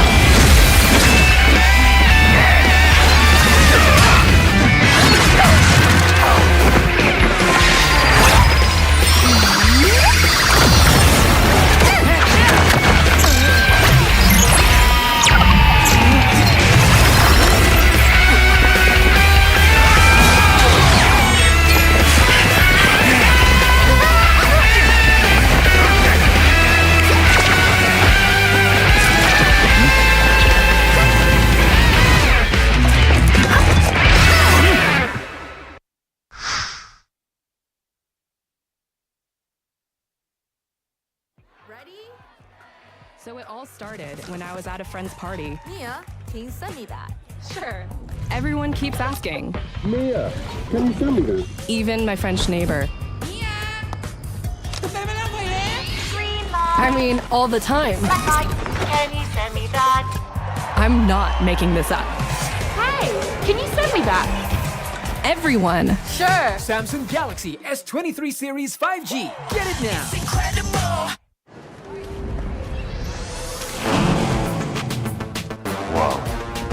Attention passengers, this is the final call for flight. Wait, is that a phone? Look at the performance, the graphics. That thing's a gaming machine. A new challenger. Is that Faker? That man's a gaming legend. Everyone, fasten your seatbelts. And here we go! Samsung Galaxy S23 Series 5G. Get it now.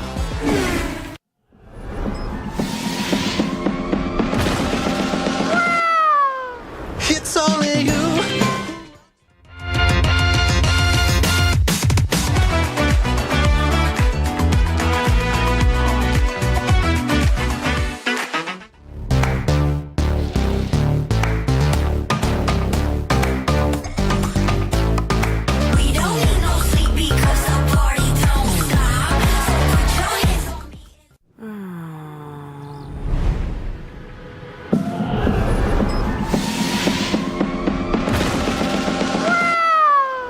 It's only you who rocks my world.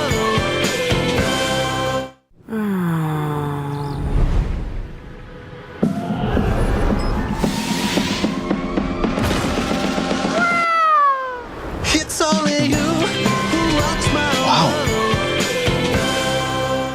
Rasain nih Gatot kacau. Ih, tombe basah. Bro, move on ke Head and Shoulders. 100% pede, ketombe basah dan gatal. Wiped out. Dapetin edisi baru Gatot kaca di minimarket terdekat. Head and Shoulders. Ini Gatot, ini kaca. Mas Gatot, benerin kaca. Di dunia games, top up jadi lebih mudah. Pilih game, masukkan game ID. Pilih Diamond. Masukkan kode promo, dan pilih metode pembayaran. Masukkan kode OTP dan konfirmasi pembelian. Selamat, kamu dapat tambahan kuota. Kumpulkan DG Point setiap top up. Tukar dengan merchandise dan voucher game menarik. Nikmati juga promo setiap harinya. Upgrade gameplaymu sekarang.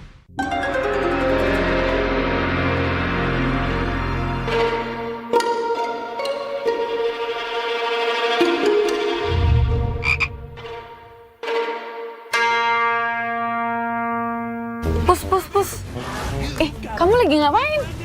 Ini nih lagi push rank pakai Akai. Ikut dong. Double kill. Triple kill.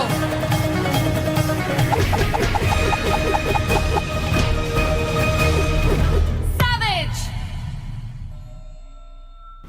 Itu keren banget loh itu. Ya dong, top global Mi. Bukan kamunya yang keren. Itu notifikasinya keren banget. Alah, notifikasi ini bisa didapetin dari in-game mulai dari kemarin 8 Agustus cuma 58 diamond doang. Murah banget kan? Iya sih, murah banget ya. Nah, kita main. Hanya perlu melihat ke dalam dirimu. Dan kamu akan mengerti betapa berharganya nilaimu. Percaya pada dirimu. Bukan dengan tergesa-gesa, namun dengan caramu yang beda. Tunjukkan kilau kisahmu sendiri. Dan ciptakan emas dalam setiap karyamu. Trust in Gold. Unlimited. That's unlimited. That's unlimited. That's unlimited. That's unlimited. Modal gratis, untung berkali-kali.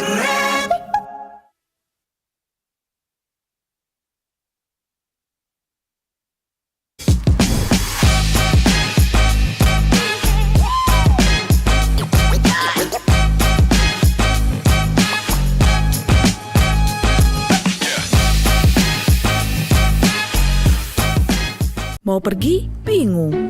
Mau makan? Bingung. Mau belanja? Bingung. Nggak usah bingung. Beli Mega Brand Festival 99. Langsung dapat triple deals-nya otomatis.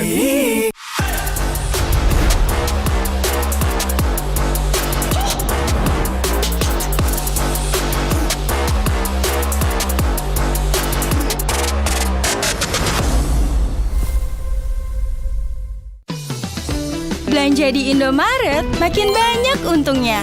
Kumpulkan cashback poin, jadi untung terus. Makin sering belanja, makin banyak poin yang kamu dapatkan. Dapat diskon, jadi untung terus. Bayar belanjaanmu dengan poin yang kamu punya. Belanja jadi gratis, jadi untung terus. Dan untung terus dapat banyak promo. Jadi member Indomaret Poinku sekarang. Untungnya non-stop.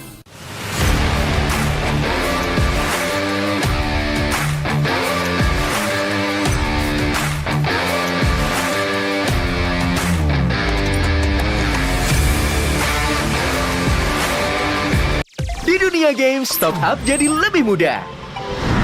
Pilih game, masukkan game ID. Pilih Diamond.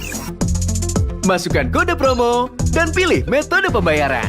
Masukkan kode OTP dan konfirmasi pembelian. Selamat, kamu dapat tambahan kuota. Kumpulkan DG Point setiap top up. Tukar dengan merchandise dan voucher game menarik.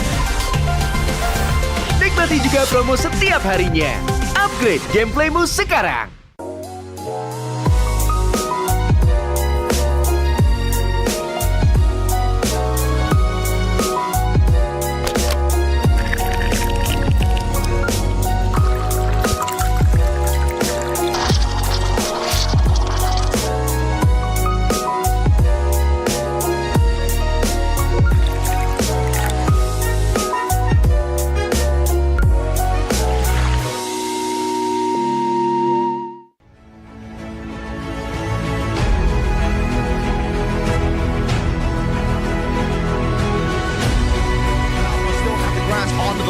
No opening yet, but look at Venezuela. Slowly but surely, they crack the robot's defense down. With the call altar already taken out. Now Kabuki flickers forward, going with the base, and Aura Fire has done it. They're taking game away.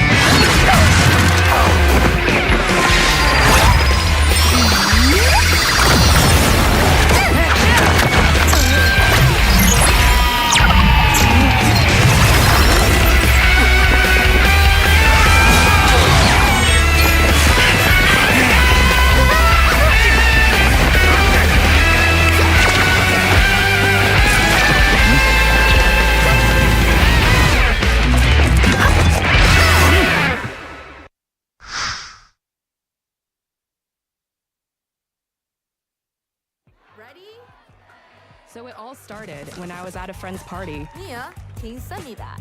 Sure. Everyone keeps asking. Mia, can you send me that? Even my French neighbor. I mean, all the time. Can you send me that? I'm not making this up. Hey, can you send me that? Everyone. Sure. Samsung Galaxy S23 Series 5G. Get it now.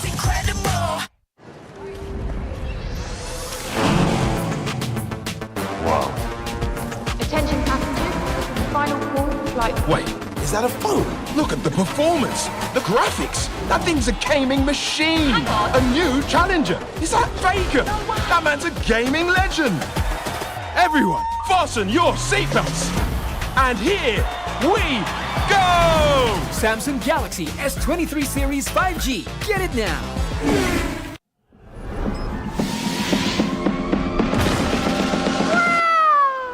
It's only you.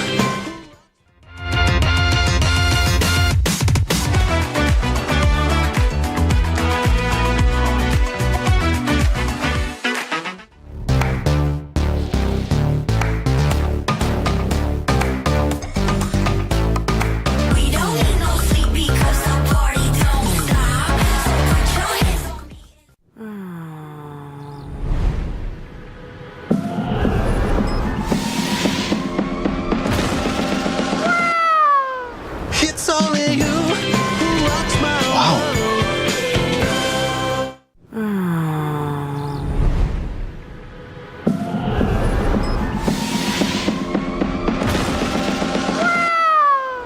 It's only you who rocks my world. Rasa ini Gatot kacau. Ih, tombe basah. Bro, move on ke Head and Shoulders. 100% pede, ketombe basah dan gatal. Wiped out. Dapetin edisi baru Gatot kaca di minimarket terdekat. Head and Shoulders. Ini Gatot, ini kaca. Mas Gatot, benerin kaca. Di dunia games, top up jadi lebih mudah. Pilih game, masukkan game ID. Pilih Diamond. Masukkan kode promo, dan pilih metode pembayaran. Masukkan kode OTP.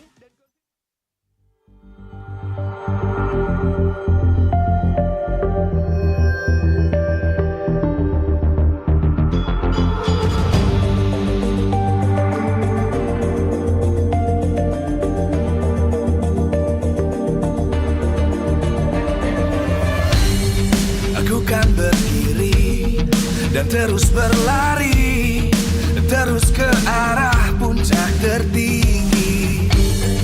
Ku takkan berhenti, hanya sampai di sini. Kemenangan abadi menanti. You know we won't miss if we unite our focus. And if you haven't noticed, we all live. Nyalakan apimu, hadapi semua tantangan, hadang semua serangan, jatuh bukan halangan. Bakar semangatmu, janganlah engkau menyerah. Kita akan buat sejarah. We all this, we won't miss. We all this, we won't miss. Saatnya beraksi, jalani ambisi.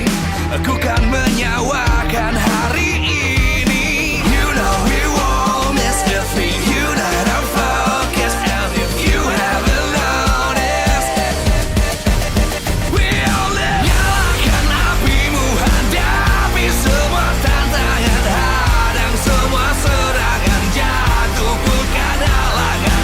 Bakar semangatmu, janganlah engkau menyerah. Kita akan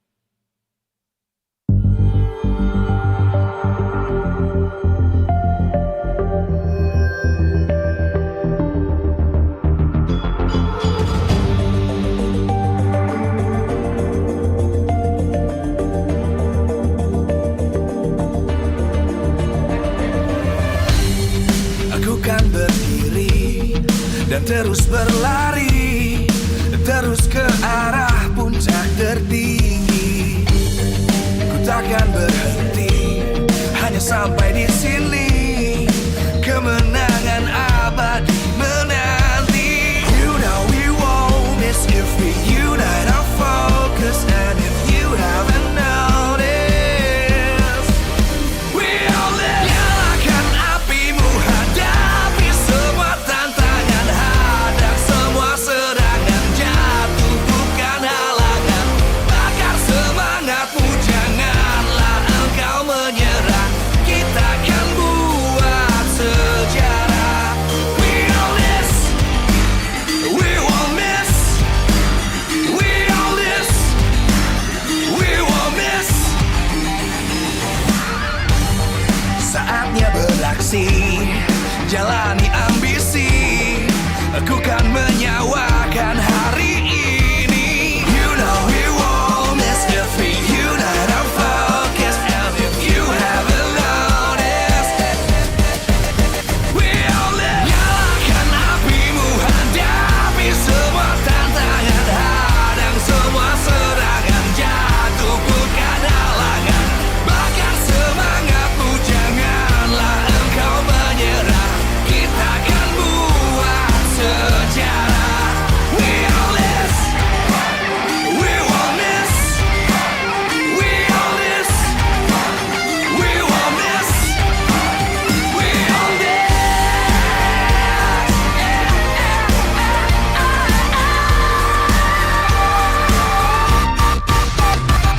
Nyalakan apimu, hadapi semua tantangan, hadang semua serangan, jatuh bukan halangan. Bakar semangatmu, janganlah engkau menyerah. Kita akan buat sejarah. We all this.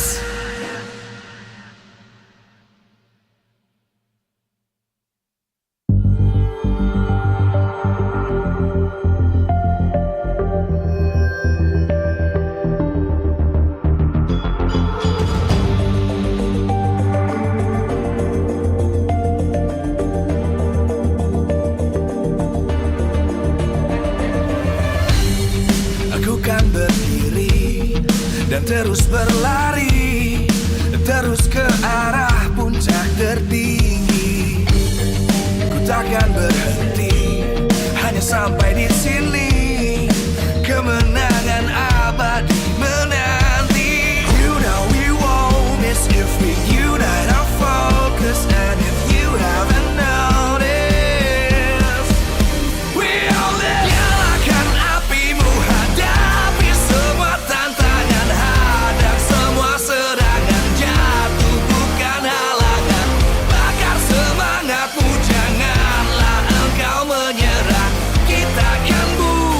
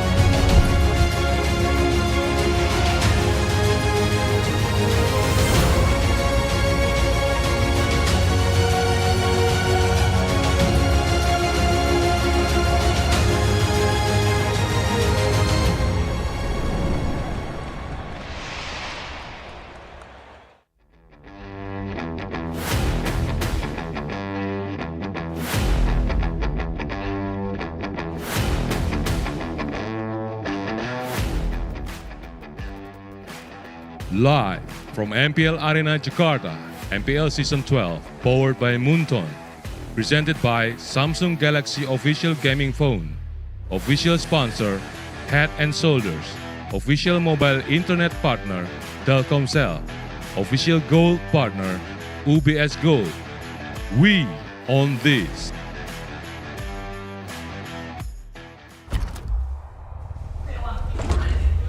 The Sky Kings takes on the Apostles of Gods. And here it is, ladies and gentlemen, MPL Indonesia Season 12, Week 6, Day number 2. Final match of the day, still with Mirko, Gani, and Arafin. Sheffin. Don't do me like that.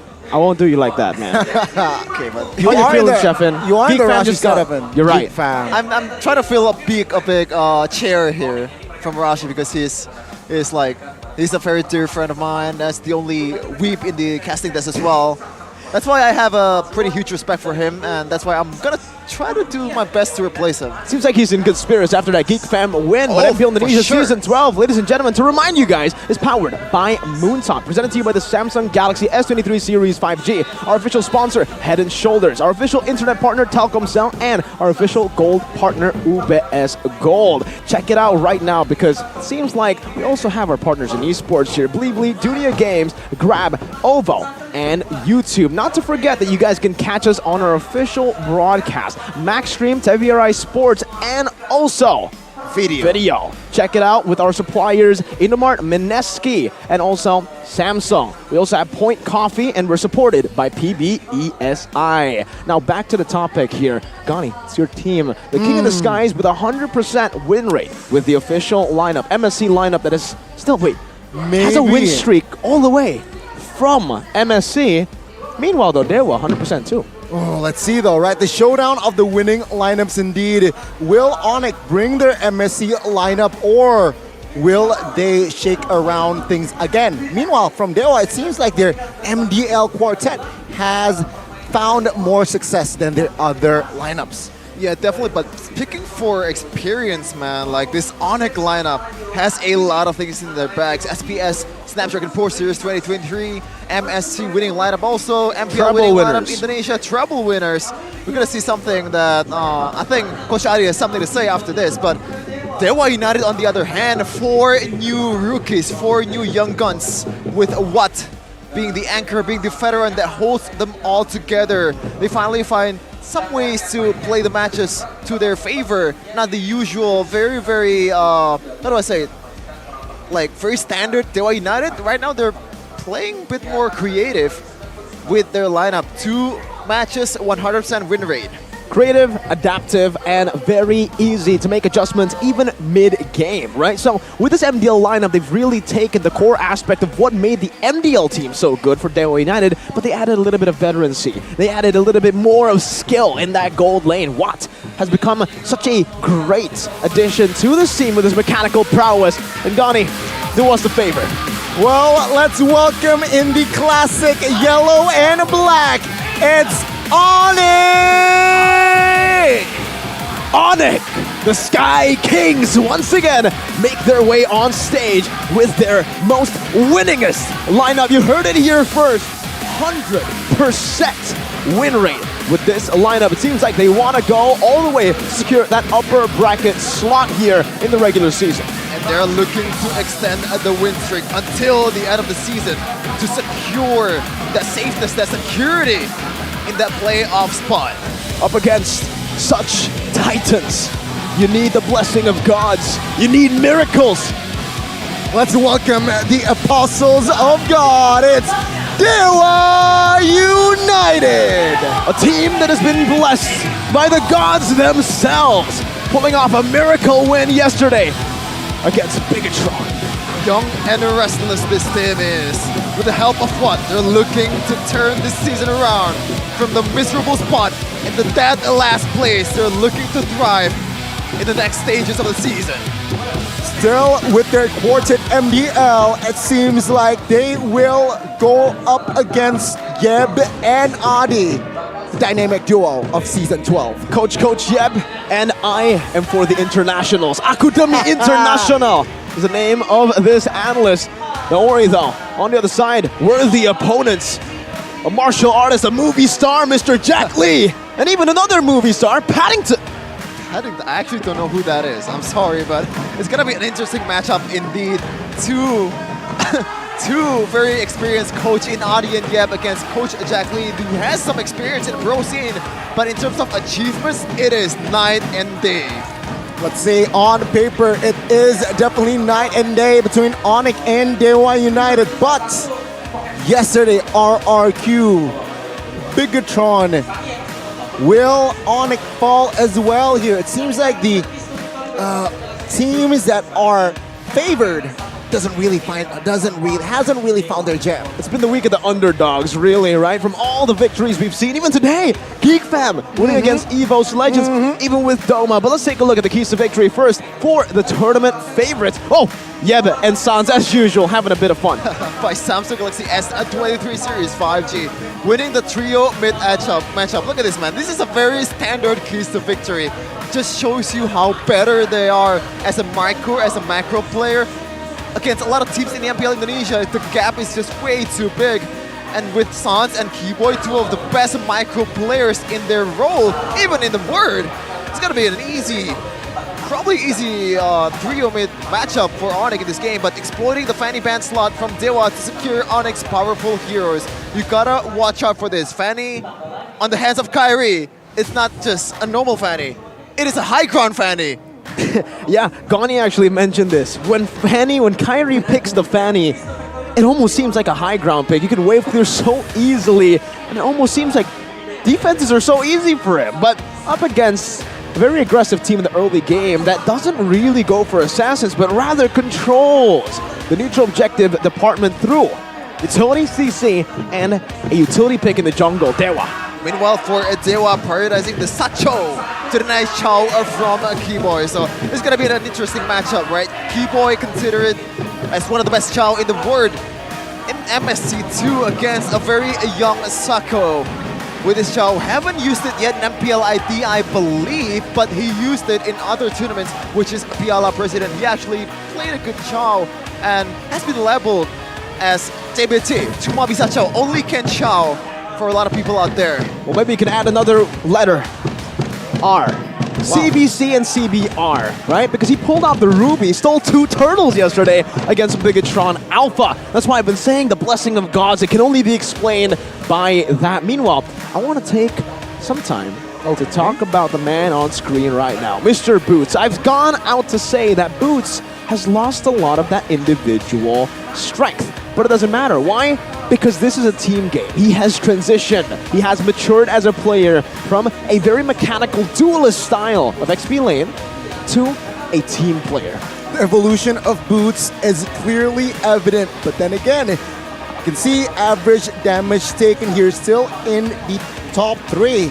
Below Fluffy and Pi though. So it seems like here, yeah, Boots doesn't really go to this head-to-head in that XP mechanically, but it seems like impact-wise, Boots is still impactful for his team. How does he get this active? 62%, higher than Pi and Fluffy, who are also team fight XP laners. I think one of the things that people don't really notice about Boots is he's usually the one who takes the aggro of the Lord of the Turtle when Kyrie is using that Fanny. So by default, he's always there in a team fight and always there to give the easy retribution to Kyrie's assassins by just, you know, shooing away the opponent's jungler. But happy birthday to the man on the screen right here, 8th September, Dixon.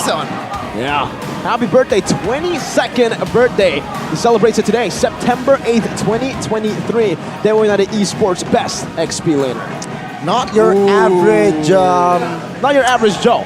Not your average Joe, indeed. Not your average vacuum brand as well. It's Dixon. And well, let's see here. Drafting phase, what will both coaches cook for each team? First pick, Dewa United holding that blue side on it, choosing the red. The side favored by Coach Yeb. Coach Yeb came in ready to play, but the standard ban is that Fredrin and that Yves.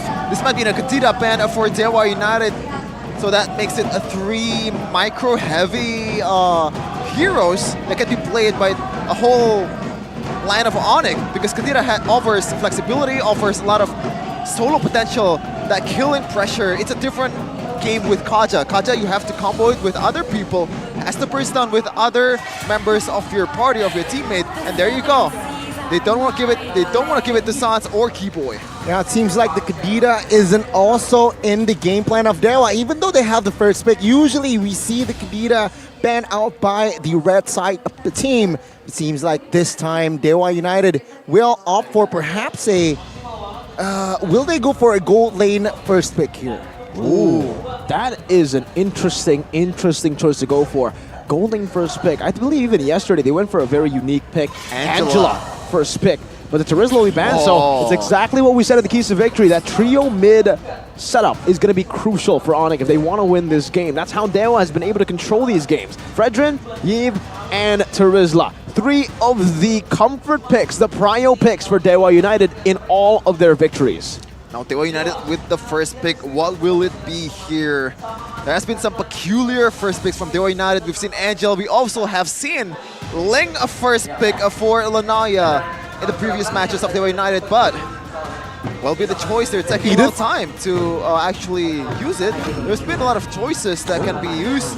It's going to be Valentina with his flexibility of approach in a team fight. Now, Onyx, what will be the response? Well, let's see here. I mean, a very solid pick in that Valentina, right? We see it multiple times in the last match. It also, it was also brought up by the side of EVOS, right? It didn't really work well though, but let's see. Onyx, will they respond with an Edith pick here and a quick Claude here? It's not going to be neither. It's going to be the Joy first here. Though, Kaja and Franco is still on the board. Still with that Edith, also Joy, which is most likely going to be used by Kyrie, knowing that he is very good on his Joy. And in terms of like making a secure jungle, safe jungle for Kyrie, I think Boots and Keyboy and Sans will do a good job at it. I think that certainly could be the route that they can go for, but they can still flex this Joy into the XP, right? Something that is still up for grabs, even though we haven't been seeing any Joy XP in the last, 4 weeks of MPL Indonesia. We'll see what Dewa answers with. It's going to be the Kaja, the Franco, some lockdown heroes. The answer is a Baksha. If you want to go for the Joy in the jungle, you will lose out on neutral objective battles up against the Baksha, and you're going to be locked down by the Kaja. You better think twice. So Onyx, again, now on the back foot, what do they go for? Yeah, I mean, the consequence of picking up the Joy early is, of course, you will somehow get countered, and this is a good response from Dewa United. If they are able to execute it properly, Onyx, they will lose out on that early game. Shield Unity will be able to rotate fast in clearing the jungles as well. How will Onyx respond here? They need a hero that can create tempo in the team fights. And it's going to be the Gord. Oh, I like this. I like this. Now, the only option available for Dewa United to somehow contest or like go against this Gord is something like Yuzhong or Lapu Lapu that can dive into the backline, because Teresa is already banned, and it's most likely gonna be Claude ban for Coach Yep, just limiting the option for one. I think that's gonna be the case. We have never seen a first phase Gord, right? We've seen a first phase ban for Gord. It was a Rebellion that had that respected from the enemy team. But first base Gord shows you just how confident they are that Dewa are trying to just build a full front-to-back composition. And yes, you do get melted down with full front-to-back. Remember though, the foundation has been laid already by Coach Yeb with the Edith. One of the best cover heroes, if not the best cover hero. You can go with the Onward, the Earth Shatter, even with the Primal Rat, that immobility, that damage acts as such a good cover-up for this Gord. And I don't know, this might be a stretch, but if they want to just go for a full front-to-back like this, something like an Ixia might even show up, but they don't go for the Yuzong. They don't go for the Lapu. Instead, they go for the ban towards the Arlet and the Uranus. Interesting approach here by Coach Yep. A whole lot of magic damage already plays for this team. Now, what is going to be the answer for Dewa United? The first phase ban makes sense. It is an X-Borg against a Basha. You don't want to give more peel, more slowing effect to your other team when you're playing a Basha. It's going to be the Brody ban for Coach Ajakli, limiting the option for CW. Melissa, good option to go again to cover in the back. But aside from that, they might need a roamer. This time a bit more flashy. something they can initiate, because that is something that they are currently lacking. The Kufra, perhaps, is up for grabs. Irithel? Or they can play more towards the reactive roamers. I'm looking at Minotaur as a good option. Sure, it can be copied by IMU, but if Dewa wants to pick off a member of Onyx, they can just cancel it out with that Minion Fury. But no, it's going to be just the normal Kufra here. Standard pick for Keyboy. Keyboy Kufra, the KBK. We've seen this Kufra over and over again. This hero is the one who gave a Keyboy the MVP honors, the finals MVP of MSC. I think Cho did that. Really? Yeah. Oh yeah, that was against Echo, right? Yeah. Okay, I'm misremembering it, but yeah, this guy on Chao is in Chao and Kufra in this case is a menace, especially against a Kaja. Usually, you are countered by the Kufra as well. The United has not picked that gold laner and also that EXP laner. What will be the choice here? I think Lapu Lapu works quite well. What do you think about Novaria, Rome here? Oh, never mind. Novaria has been the Rome has been picked, but it's gonna be the Lapu Lapu and Irithel. Irithel most likely will bring the sprint still, or Should will be in six, or he. I told you. Yeah, and Ixia. Oh my god, I mean, again, me and Gani have literally just been spamming Yab, CW in the back, Ixia. And hey, I maybe got into their heads, Gani. I don't know what to say, but alright, they had to go away, steer away from that Melissa. Why? Because the Lapu and the Irithel, these two picks are devastating picks towards that Melissa. We're both looking back right now at Coach Jeff to see exactly what his face is like right now, what is emoting. But with an Ixia, we saw one fail just earlier today. Will this Ixia, will it finally work? Hopefully it will, because, you know, looking at, I'm just excited to see Ixia in play. But then again, let's see, Dewa United, will they be able to handle Ixia in this state? As we take a look at the spells from both of these teams, still a full flicker for Onyx. Even Stans not going for Purify or a sprint just to evade the damage coming in from Dixon. And also what? Very ballsy with that sprint. The Sky Kings and the Apostles of God have landed in the land of Dawn. Ladies and gentlemen, welcome to game number 1. Let's see, boys and girls, what will happen in the land of Dawn. Now, let's talk about matchups here. Joy and Baksha, Shefin, both really relying on that early game.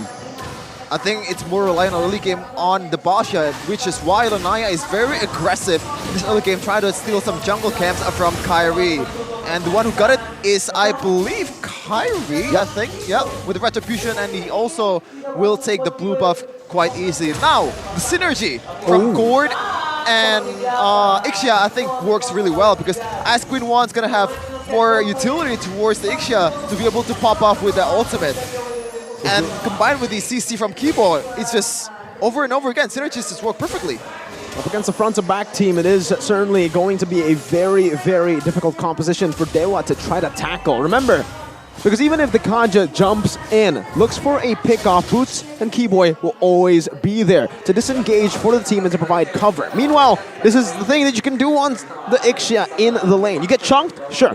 You can sustain back up easily. 3 hits. Every third hit, you get so much HP, and that's how you win the lane. That's how you become the bully. You don't deal as much damage as other gold laners at the start, but you out-sustain them.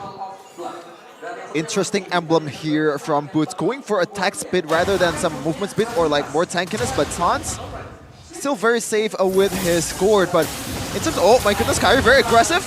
Yeah, it seems like he will not commit on towards the fight just yet. Realizing that the turtle will be up soon, they will just cryo on the setup more. Oh man. Look at that wave clear from Gord. Just a single second skill. Not even like the first skill is needed to secure a whole lane. Now Lanaya. A lot of threat from Keyboy. A charge from Keyboy. Let's see. Oh, good stun as well. And a Mystic Gush in the backside. With the help of Kyrie, will secure the turtle. But Sans will be the trade. Keyboy now taking damage from Keys. Has to flicker away. Kyrie, though, will find the double in the middle. Oh, another catch from Keyboy. It seems like now Keys caught. Oh, Onyx, they still want more. It seems like, though, Dewa United will deny it. Onyx still leading and winning the early game. Wild but also disciplined. The signature Onyx MSC lineup here, and even a small W up top from Mr. CW, consistently winning. Let's take a look and, recap what just happened. Onyx, my goodness. Just objective setup, man. Keyboy has the edge over Shaco right from the get-go with that push earlier. And Boots very proactive on the follow-up. This is why the synergy has to be stopped. The trio mid of Onyx Esports just works in wonder. Kyrie just cleaning up the scraps with the electrifying bits, also getting the total on his favor. This is Baxia, by the way. He's supposed to win the early game versus Sechoy.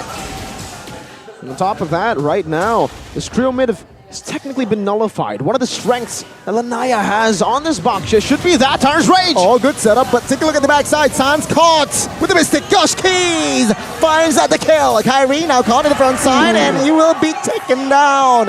It's a 2-kill for nothing. Dewa United with the answer back. My goodness. Dewa, you can never count them out. Onyx had a 700, building up to a 1K gold lead. As you can see from the talent prediction by Samsung Galaxy S23 Series 5G, I have something to report, ladies and gentlemen. The Mirror Curse hasn't been working, mainly because of the man you see who has predicted Onyx this game, Wawa. He is holding the biggest curse right now. He's even made Gani miss. That's probably a thing to watch out for, but the matchup in the XP lane, man, this is gonna be like a waiting game, but Boots still very aggressive with that attack speed emblem. I've never seen it actually. It's pretty interesting approach, and I think it's just more for more damage when he's ulting with that Primal Watt, but Boots, once again, being the spearhead of Onyx Esports. Classic 4v4. Kyrie jumps in the backside. Retribution, though, will fall to the hands of Lanaya. Kyrie taken down. Looks at the stun on towards Keyboy now. Flickers away. Lanaya with the shield unity gets a stun. Boots will not be able to cover him as Keyboy will not be able to escape this stun. Good airborne, but no follow-up damage now. It's a 4v2 bottom side. Keyboy gets taken down. Different story from the first turtle. Dewa United with the recapitalization. Seems the Apostles of God haven't been missing on any of the blessings that they've been given here. Again, 5-2, completely nullifying the gold lead and turning it around. Boots, though, wants to go for some more. Might be an all-in from Boots, but for both of these XP laners, we know what happens when they don't have ults. Now this is the weakness of the core. Yes, you have a lot of damage. Yes, you have a lot of wave clear. But at the end of the day, you are very immobile. There's no dashes whatsoever compared to the Valentina, which can also copy your Mystic Gush, by the way. So it works kind of like core 2. Maybe going for Ice Queen 1 might be an option too for Keys? That might be an option to go for here. And you can already see a little bit of an adjustment from the side of Onyx. They know that, in these head-on collision... Whoa! Starlium Scythe for Kyrie. That's a charge. Yeah. CW will pop the flicker. Keyboy finding one. No fall damage, though. Lanaya soaks in with the Bujisans. Good suppression. Keyboy will not be able to take him down just yet, as the Mystic Gush will find Lanaya. And now Onyx, they collapse as Boots will be the trade. It's a Lanaya for Boots. Onyx with a good recovery. Another standard recovery, though. Yeah, I think there's another weakness that has been exposed by Dewa United Esports. Once the Mystic Gush is gone, once the ultimates, the Ixia ultimates is also gone, it's just no resources whatsoever to fight again. Sustained battle is going to be won by Dewa United Esports, but Keyboy looking for something here. Dewa United, what? With the sprint as well, finds the quick kill and the turret. And Kyrie will find Shaco, though. It will be CW for Shaco, and in the mid side, almost mid-turret falls. Dixon is an absolute menace on the Lapu. I believe he did get match MVP against Rebellion Zion on the same pick. The Lapu, you ban out the Terizla, but if he gets another playmaking pick, he can still do exactly the same thing, or even sometimes even better with the Lapu compared to the Terizla. Yeah. Player gold, he's #1. XP lane, #1. Top 3, yeah. Damn. This is why Lapu Lapu is so good, man. Compared to the Terizla, there's much more better approach, I would say. Terizla, once you go in with the penalty zone, and if you don't land it, it's going to be hard for you to back out. But Lapu Lapu has that, Bloodlust Egg has that more sustainability, I guess, when you're in ulting form. And that is why Lapu Lapu was the choice, and that might be a consideration of banning for Coach Yap in the next game, in the second phase.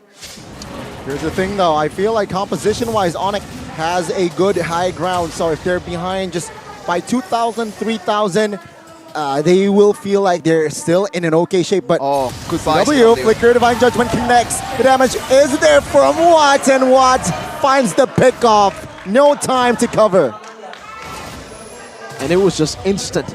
Dewa United understand that, okay, the Ixia pick can work, but it needs to be when Ixia gets support. When CW is all alone like that, it's practically an easy pickoff.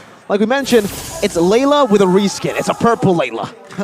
In lane, alone. Interesting analogy there, but what? Oh my goodness! What? Very aggressive. Good catch though, Watt. Is this a little bit too aggressive? Good cover by Boots. Watt gets taken down. Oh, the full barrage! Will not be able to find anyone just yet. Dixon finds a stun. Keyboy gets taken down. Boots in the backside in the Primal Wrath version will not be able to deal damage again. CW though, 3 hitting now on towards Dixon. Doesn't really get the stun, but Boots very low, but very, very aggressive. The purple buff at the end of the day will fall to the hands of Lanaya. So it's a W question mark? You lost your goal laner, but you got much more map control based on that. And it just goes to show you that Watt is living up to his name. Literally, what was that? Because they got value out of that, Jeffin. Yeah, I think it's just the instinct. He got the dog in him, man. But, oh man, that could have been worse for Dewa United unless Way that worse. Dixon, the saving grace at a time with the bravest fighter in the back line, just stunning everyone. Also, the damage from Lapu Lapu in early game is going to be a force to reckon now. The later the game goes, Dixon will fall off, but it is still a threat of force stun, so he has to be very careful on his approach. And there's already a difference here from CW's Ixia compared to Brands. Brands went for the corrosion side into the DHS. Seems like for CW, he went for corrosion. He's building up towards a second item, BOD. Thoughts? I think it makes sense because your skill damage is also scaling up from your physical damage. I believe Kelra actually built the BOD first, even before corrosion side, but something's going on. Divine Judgment on towards Boots. Primal Wrath forced to be popped. What? Boots, oh, to the backside. Watt gets taken down by Boots. And the stun will come through towards Kyrie. The damage will not be there as the Mystic Dash will find Dixon. It seems like Dixon will not be able to find the stun though. CW gets terrified and gets taken down as well. As 1, 2, 3, 4 members of Onyx will be taken down. But Kyrie and Sans will be the savior of Onyx this time. Dewa United finds the Lord. Dewa are taking Onyx to school with a lot of these skirmishes, and Dixon, the main man, the guy who's been taking all the spotlight, 1v3, jumps in and baits out all the skills to set up for his team. Oh my goodness. What's gonna happen here? This is looking like Dewa United Esports' game to lose, and it might be the first ever main Onyx winning lineup lose in MPL ID since MSC. That's definitely going to be a stat that Dewa will be proud of, but they still have to finish the game up. Remember, there's been an uncanny amount of comebacks in Season 12, Week 6. Happened to BTR, RQ, and even earlier, EVO's Legends. We'll see if Onyx can mount up a comeback here, but like you mentioned, Gani, they have taken your advice. Steering clear, 3,000, Kyrie! Oh, Kyrie caught will be taken down by Watt. Very good spot, and Dewa United, they are not slow to respond. Oh man, they gotta be really careful, Onyx, at this position, because they don't have a Team Star protection. Meanwhile, you guys definitely have that. Team Star protection event right now, limited time, free access to all heroes. Yeah, you don't have to buy heroes with diamonds or battle points and just try it out. See what is your favorite and actually buy it later when you actually already have the resources. But Sans already building the glowing one, much more DPS in the future. But Sacco already has the flicker too. This might be the opportunity that he's looking for before the Lord comes in 1 minute. He has to save it, or right now. Yeah, Divine Judgment on towards Boots. Force Boots to use the flicker. Keyboy though, is this the right call? Was looking for cover, but it seems like now Dewa United Esports still with full control. And they're playing it disciplinedly. Dewa United. Once again, we're going to repeat this point with this MDL lineup. They are very, very disciplined. Keyboy gets a very good engage in, and they all in on him. Let's say Lanaya though, no immortality. Primal Wrap up. Oh, take a look at the damage though. Boots will not be able to find the sustain. CW forced to use the flicker. Keyboy finds a two-man knockup and stun. One man taken down. Lanaya will be taken down as well. And it will be 2 for 1. Good response by the Yellow Porcupines. Finally, a sign of life from Onyx as they finally maybe reached their power spikes. Have they, Sheffin? Maybe. I see CW with the Hot Claw still some more sustainability in the future, and the ultimate actually counts as a basic attack. It's actually going to give you much more SP, combined with the slows from Sans, combined with the combos from Keyboy, as you see earlier, going into the wall. Perfect Tyrant's Revenge and Rage onto 2. Sans can... Whoa. More clear. Retribution will fall to the hands of Kyrie comfortably. Dixon though, this is the wrong move. I feel like he gets taken out. Keys now in an awkward position. Will not be taken out just yet. Shaco will provide cover. But it seems like Onyx, they know better. They got the Lord. They will push with the Lord. You give Onyx an inch, they take a mile. Instantly, one mistake from Dewa United, and they lose out on the Lord. For you guys, don't lose out on one of 4 skins that you guys can get for free in the Nostalgia event.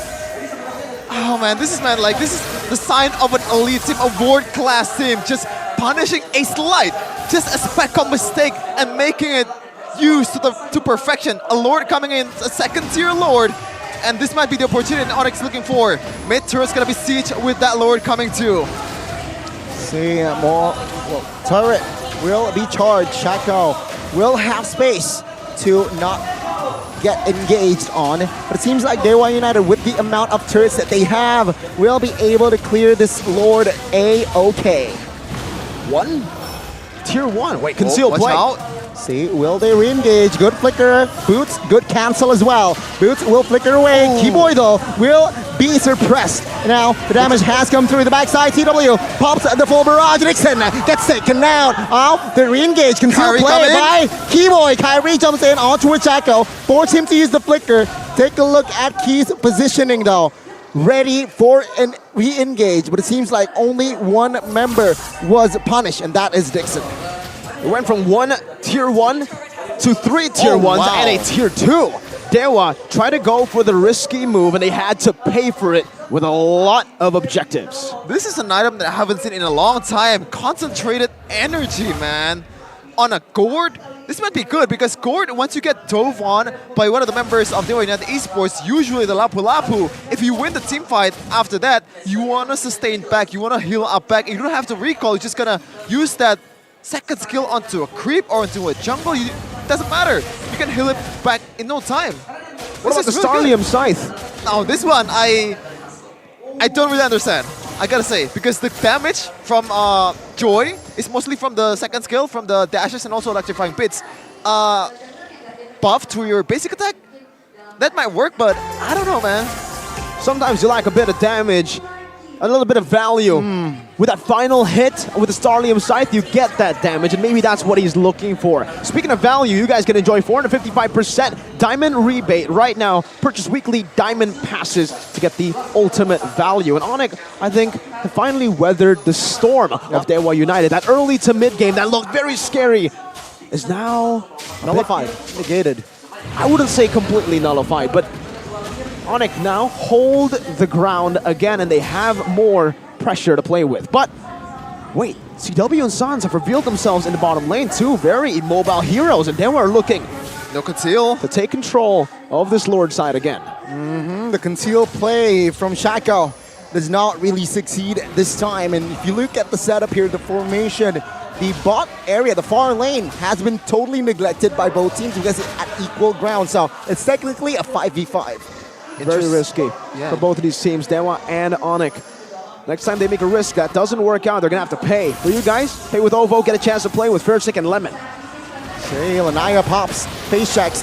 Damage comes through. Oh, good suppression. Oh, towards San. He gets taken down. Good shutdown. And now it collapsed. CW falls as well. Kyrie trying to put some damage. Suppression comes through as Kyrie looks for an escape with the shield unity. It does not come through. Shako will secure the kill. And just like that, it's bang, bang, bang. Onyx down with 3 men. Onyx have to pay with 3 of their damage dealers. It's only the tanks, the frontliners left. Let's see, base turret taken down. 15 seconds for Sans. They need to clear. Can they? Boots soaking damage. Bramble Rat Bob gets taken out as well. This is it. Dewa United has taken out the Sky Kings in game 1. The improbable happens in game number 1. Onyx with their main 5 losing against the rookies of Dewa United Esports, the newcomers. It's not a pushover. You can never count them out. You can think Onyx number 1 will surely win this one. There is no way that Dewa can win. But like we've mentioned, the blessings have been coming out full force for Dewa. Against RBL, against BTR, and now against Onyx. They're looking to pave the way for a new generation of Indonesian MLBB. Ooh-wee, what an upset in game 1. Dewa United, they managed to not just steal a point from Onyx, they showed some qualities in that game. Not just quality, man. We saw some future stars, some rising stars perhaps, as we are getting closer to that awarding ceremony. Dixon wants to be a part of it. What a statement of a Lapu game. We saw it against Rebellion. That time he had a horrible KDA, but the impact spoke for itself. This time, amazing impact and great KDA. Gotta say, man, like, I think Gord does work with Sans, but Sans needs a hero that can kind of micro his way out of anything, like the dangers coming in, because he is very immobile, man. Chaco coming in, there's nothing he can do. Flickering in is just over. If you can flicker out in time, that's okay, but the thing is, you have a lot of bursts on Dewa United as well, especially in bot. In the late game, Irithal with a heavy crossbow, that is really heavy against a no physical defense whatsoever from that backliner of Onyx.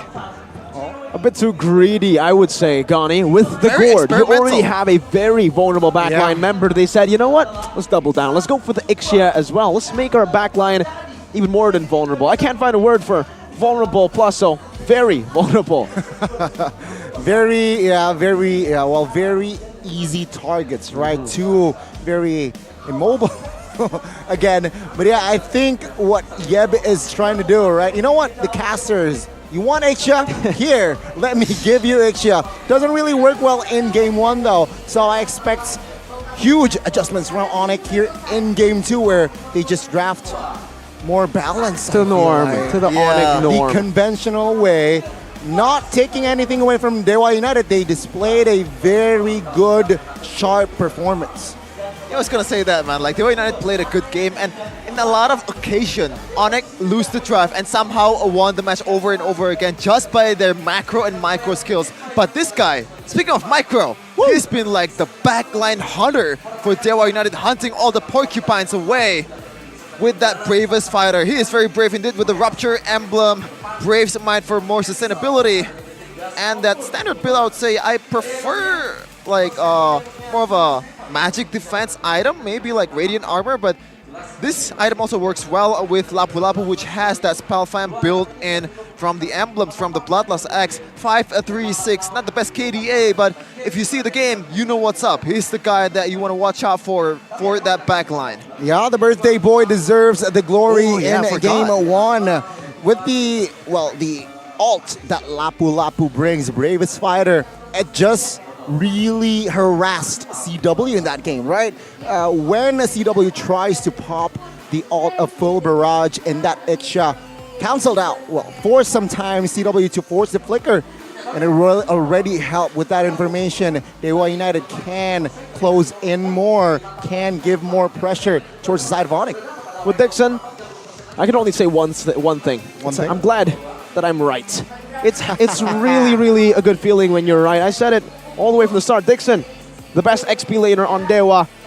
And finally, they have seen it And Dixon certainly has performed with his comfort pick. Let's take a look again at the glimpses, not glimpses, at just the brilliance of Dixon in game 1.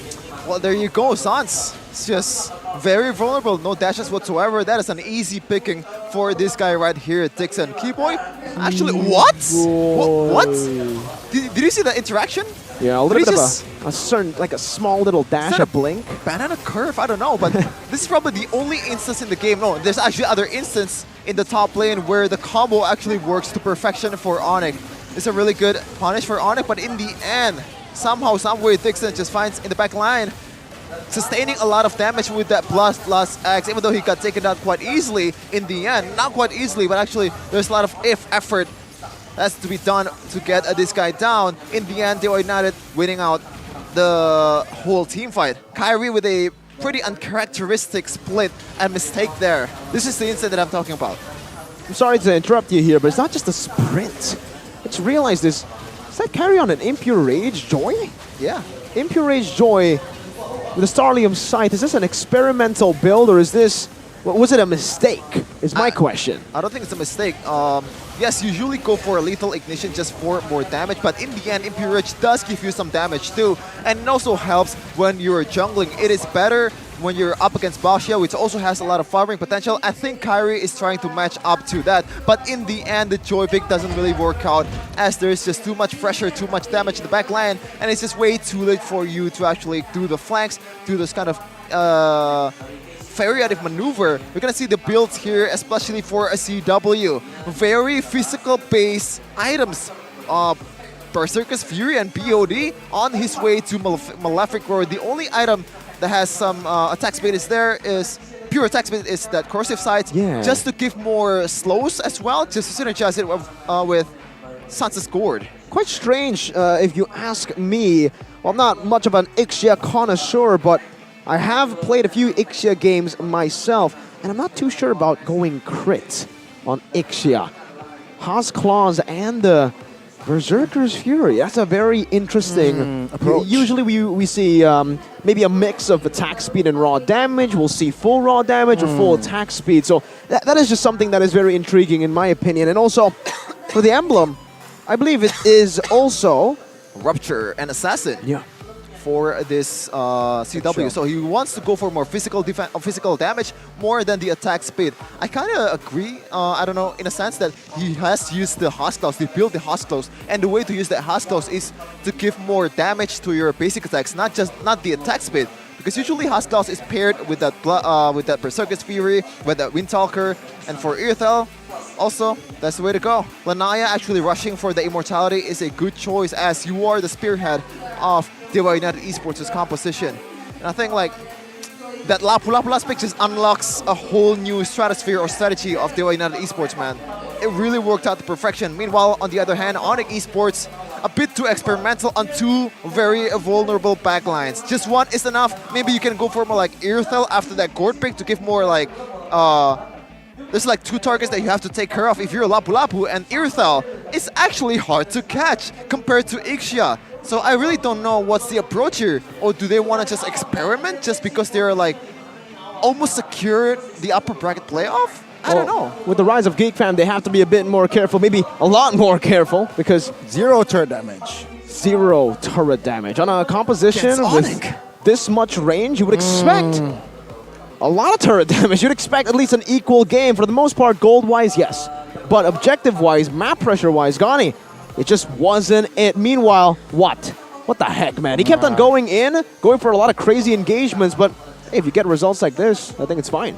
I mean, he was on that sprint as well, right? So it was really hard to catch him. Even you have an Edith on your comp, even when you have a Kufra on your comp, it's very hard to catch Irithel, just in general. Plus, he adds the sprint. Plus, he's ahead. So the damage output will definitely be there. And yeah, I mean, congratulations, Dewa United. Your job's not done, but I expect drastic adjustments from Onyx. Do you expect the same, or do you just think micro adjustments? Maybe the Gourd is okay, or maybe the Ixia is okay, but not together. Both. Yeah. I think experimenting is okay, especially for that's where it all matters. So or style without the help of grab, right? Because let's say you got all that drip, you have all that style. What, you have to walk to the venue? No. Yuck. Go and order, all right? Ew. Or book a Grab car, Grab bike, or Grab food over to your place, whatever you want. It's viable, all right? And for all you guys, don't worry. Miracle, it's expensive to grab. No, it's not. With promotions, you guys are all going to be good. Use the promo code at grb.co/MPL and get a 90% discount on Grab bike and Grab car throughout MPL Indonesia Season 12. This promo is for new users only. I know that Chefin rides a bike, his own bike, usually here. So you're going to be a new user. You can use this Chefin, and you can just order a Grab. You don't need to care about parking. Don't need to care about, buying petrol. I'm gonna save it for the future, man. I have to when I'm very lethargic, I want to use that Grab bike on the perfect moment. So I have the perfect value too. I think he just doesn't know enough of the product yet. No, I know. No, with Grab, I know you do. But maybe he can't use the promotions because he doesn't use OVO. You need to use OVO to actually get those promotions, man. OVO also has a certain collaboration with Lemon and Fairsix. So you can also just pay for your Grab, get those promotions, and have a chance to play with Lemon and Fairsix, Chefin. Gani knows how. Because Gani, aside from being an Onyx fan, is also a Fairsix fan. How do you play with Fairsix? It's very easy. All you need to do is just purchase MLBB items via Google Play and pay with OVO. Hurry up and register at payovo.co/MPL and just follow these steps. Don't miss out. Registration is open until September the 20th. 2023, of course. All you need to do is register at payovo.com/MPL and then give us reasons. I want to play with Fairsix because he's number one, and I'm number one, right? I want to be the replacement to Fairsix one day when I'm old enough. Maybe that's the way, right? And then 8 people will be selected at random.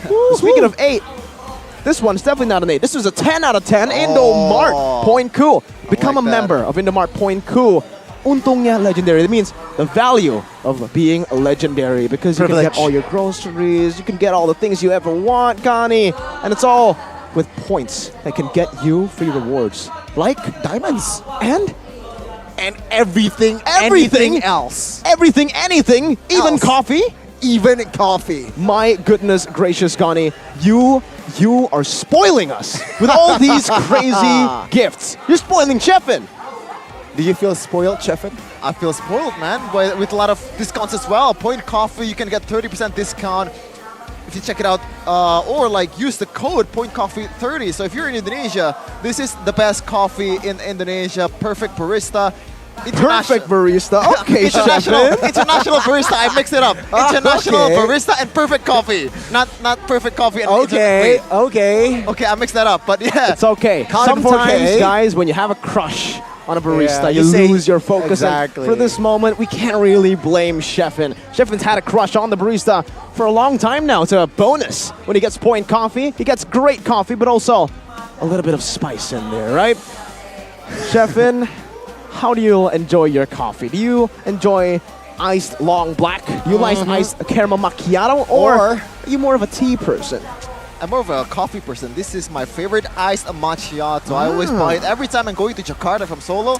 It's always, we usually go into a rest area. Usually Point Coffee is always there, which is why, it's always available anywhere in Indonesia. That's why this is so good. That's why it's called Indomart, right? Because it's in Indonesia. Logic. Maybe if they expand to other countries, they can be America Mart, maybe Philippine Mart, maybe.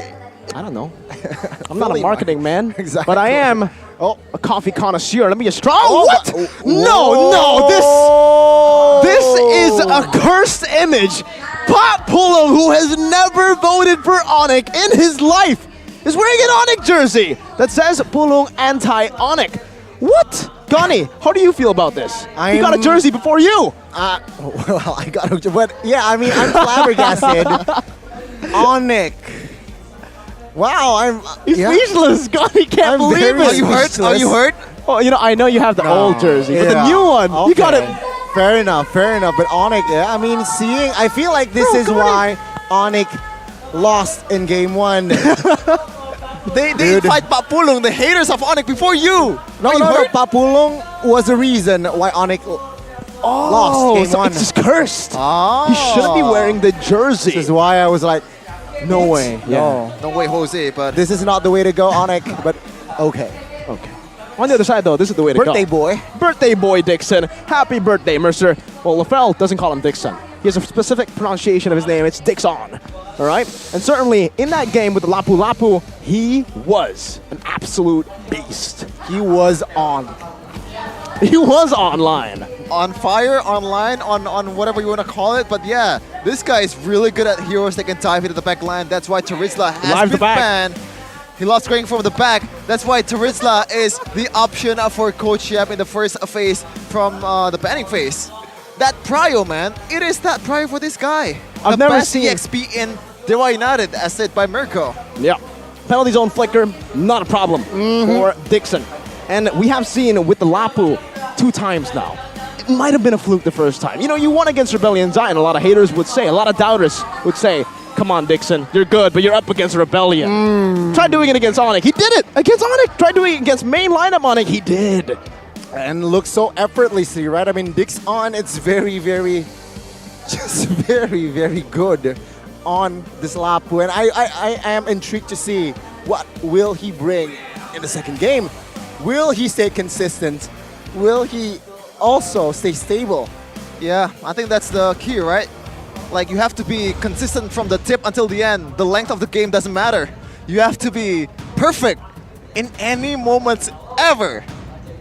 Man, the bands now. Take a look at the first phase. He's just rocking left and right already. Bang, bang, bang. Terizla, Baksha, Kaja banned out as Onyx will take the blue side. And Dewa United banning out Fanny, Kadita, and as well as Paquito. Boots, well, Onyx, they will decide to pick up the Fredra first. But for Onyx, this is still so much respect over to Dewa United. Terizla, Baksha, and the Kaja, they have shifted their focus. It was Yves, Fredrin, and the Terizla. They haven't changed that Terizla ban, but man, the Baksha and Kaja, they gave them so many problems, is instantly respected, and they still have an answer to that Fredrin ban that they have let open, but now the Yves! One of the best mages, in my opinion, the best mage in MLBB right now has been left open.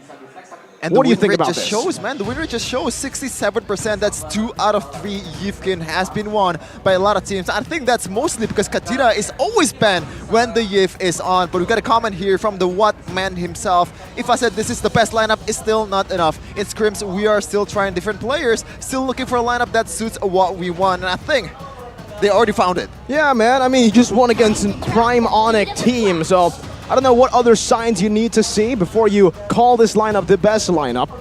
Kadira, Paquito, and Fanny ban will mean that the joy is still up for grabs for Onyx. And for Onyx, if it didn't work, you can always try it again. This time with a few micro adjustments. Speaking and hey, of micro. Speaking of micro, speaking of mechanics, Cho for Keyboy. Now this is the finals MVP pick. Keyboy got guys, and this also means that the Fredrin is going to be flexed towards that EXP lane. Not the best matchup against, like, in a team fight against a Yves, but they already have a solution to that in Chao from Keyboy and also Joy, which can dive into the backline against this composition. Now, what is the answer for this Joy and also the Chao? They might go for something a bit more, you know, variative or like creative. Ruby makes sense, I guess. Against the Chao, you can kind of cancel out that Jeet Kune Do and that engage in the backline, and also you can also stop the Joy from going to your backline.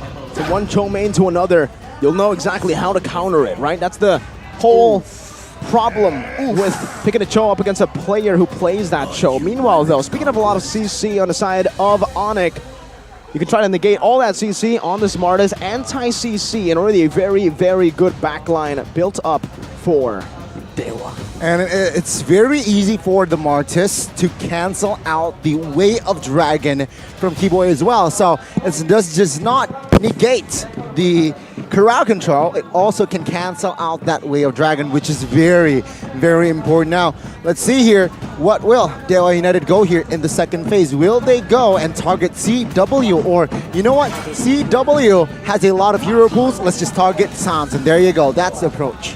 I mean, CW, this guy plays Belleric on the XP lane once for Onyx. So in terms of hero pool, he's not really worried at all. Target ban me, whatever, I don't care. I think his teammates can also carry the game for him. Just getting, like, laying his food on the table, serving him up on a silver platter for him to pop off. But speaking of the Martis pick, man, like, it makes sense against this kind of CCs, against this kind of aggression, but the win rate is just not there, Connie. 29%. for a Martis, for a meta jungler? Well, yeah, it seems like very, very low win rate here on that Martis. But again, if we're talking about killing pressure in that early game, if we're talking about securing neutral objectives, it's definitely up there. And going up against a Fredrin isn't really that bad. And let's see here, second phase, what will they go for here? Will they commit to another Sans ban, or will they, you know what, let's target CW for once here. Let's ban out the Beatrix perhaps. Ooh, that is an option, that is an option. And Beatrix is actually a pretty good matchup against like some of the aggressions from Edith or like heroes that can dive into the backline, because you have that sustainability from that House Claws. Even though it kind of get nerfed after the patch, because House Claws doesn't work as good as it was for this hero Beatrix. But look at this, another ban towards Sans in that Novaria. Now the only option available is probably that Faramis, or if he wants to be more creative, Farsa kind of works with the Dragon combo and that Feathered Airstrike. That might be trouble for Dewa United, but they're gonna counter it with that Bruno pick. Okay, going for more range, going for a little bit more front to back here, it seems like, right? With the Worldy in his kit as well, can perhaps grab more space that he potentially needs. Let's see though, with Onyx here, what will they go for here to respond? Because Bruno, remember, even though going up against the Cho, he can rock the Purify to have that extra security. There you go, the Beatrix. Because it wasn't banned in that second phase, it will be picked up, and perhaps to combine it with, they will go with the Lilia. Neo Beast debut as well? Yeah, debut for the Lilia, because maybe the Neo Beast kid, right? I mean, you already have the partner in the Fredrin, the double Neo Beast coming in for Onyx. Oh man, Onyx, like, are they actually like trying to sell the skins? Well, I don't think so. I think this is a legitimate strat as well. Remember that the Lilia does amazing up against the Eve. If you are trying to counter the Eve in the way of wave clear, in the way of pressure, this has been a response to a Eve, to a Xavier, to even the Farsa back in the day. You clear waves faster. Let's see if that's still true here in MPL Indonesia Season 12 with a lot of the changes that has happened since then. But also remember, this is a prio pick back in the day. One of Sans's comfort heroes. Ruby pick as well. Not too meta, but we have seen people like Beloy and Shaco make it work. With the blessings of the gods, getting all the turtles for Dewa United somehow, some way, against true retribution in the map. It doesn't matter, Shaco going sicko mode on those objective takes. But I gotta say, man, I think I prefer Dewa United compositions better just because they're more standard. That Lilia pick is, for me, questionable because the range is just not there, but in the hands of Sans, there's been some flashback of Sans going crazy in the backline all alone as a mid laner with Lilia. Okay, and it seems like Bruno from Watt will still hold the Flicker instead of the Purify, looking for more range and space. Risky, but that's how Dewa like it. They like to risk it, go for these team fights. A lot of flashy maneuvers, a lot of explosive plays on the map, and that's how we like it too. Ladies and gentlemen, welcome to explosive game number 2. The Sky Kings versus the Apostles of God. 1-0 for Dewa. The 100% win rate for Onyx at risk. It's definitely at risk, but Dewa United is looking for that playoff where they're definitely more hungry than a more experienced Onyx. Kyrie once again on this Joy jungle. Will he be able to perform better than the first game? Let's see, ladies and gentlemen, of course here, as it is still Onyx here in the back seat. Match point for Dewa United, and again, Sans here. He's not wearing the skin. Yeah, he's not wearing the skin. What? But he will rock the Purify though. He's gonna rock the Purify, just more extra safety if Shaco mode actually landed a good I'm offended.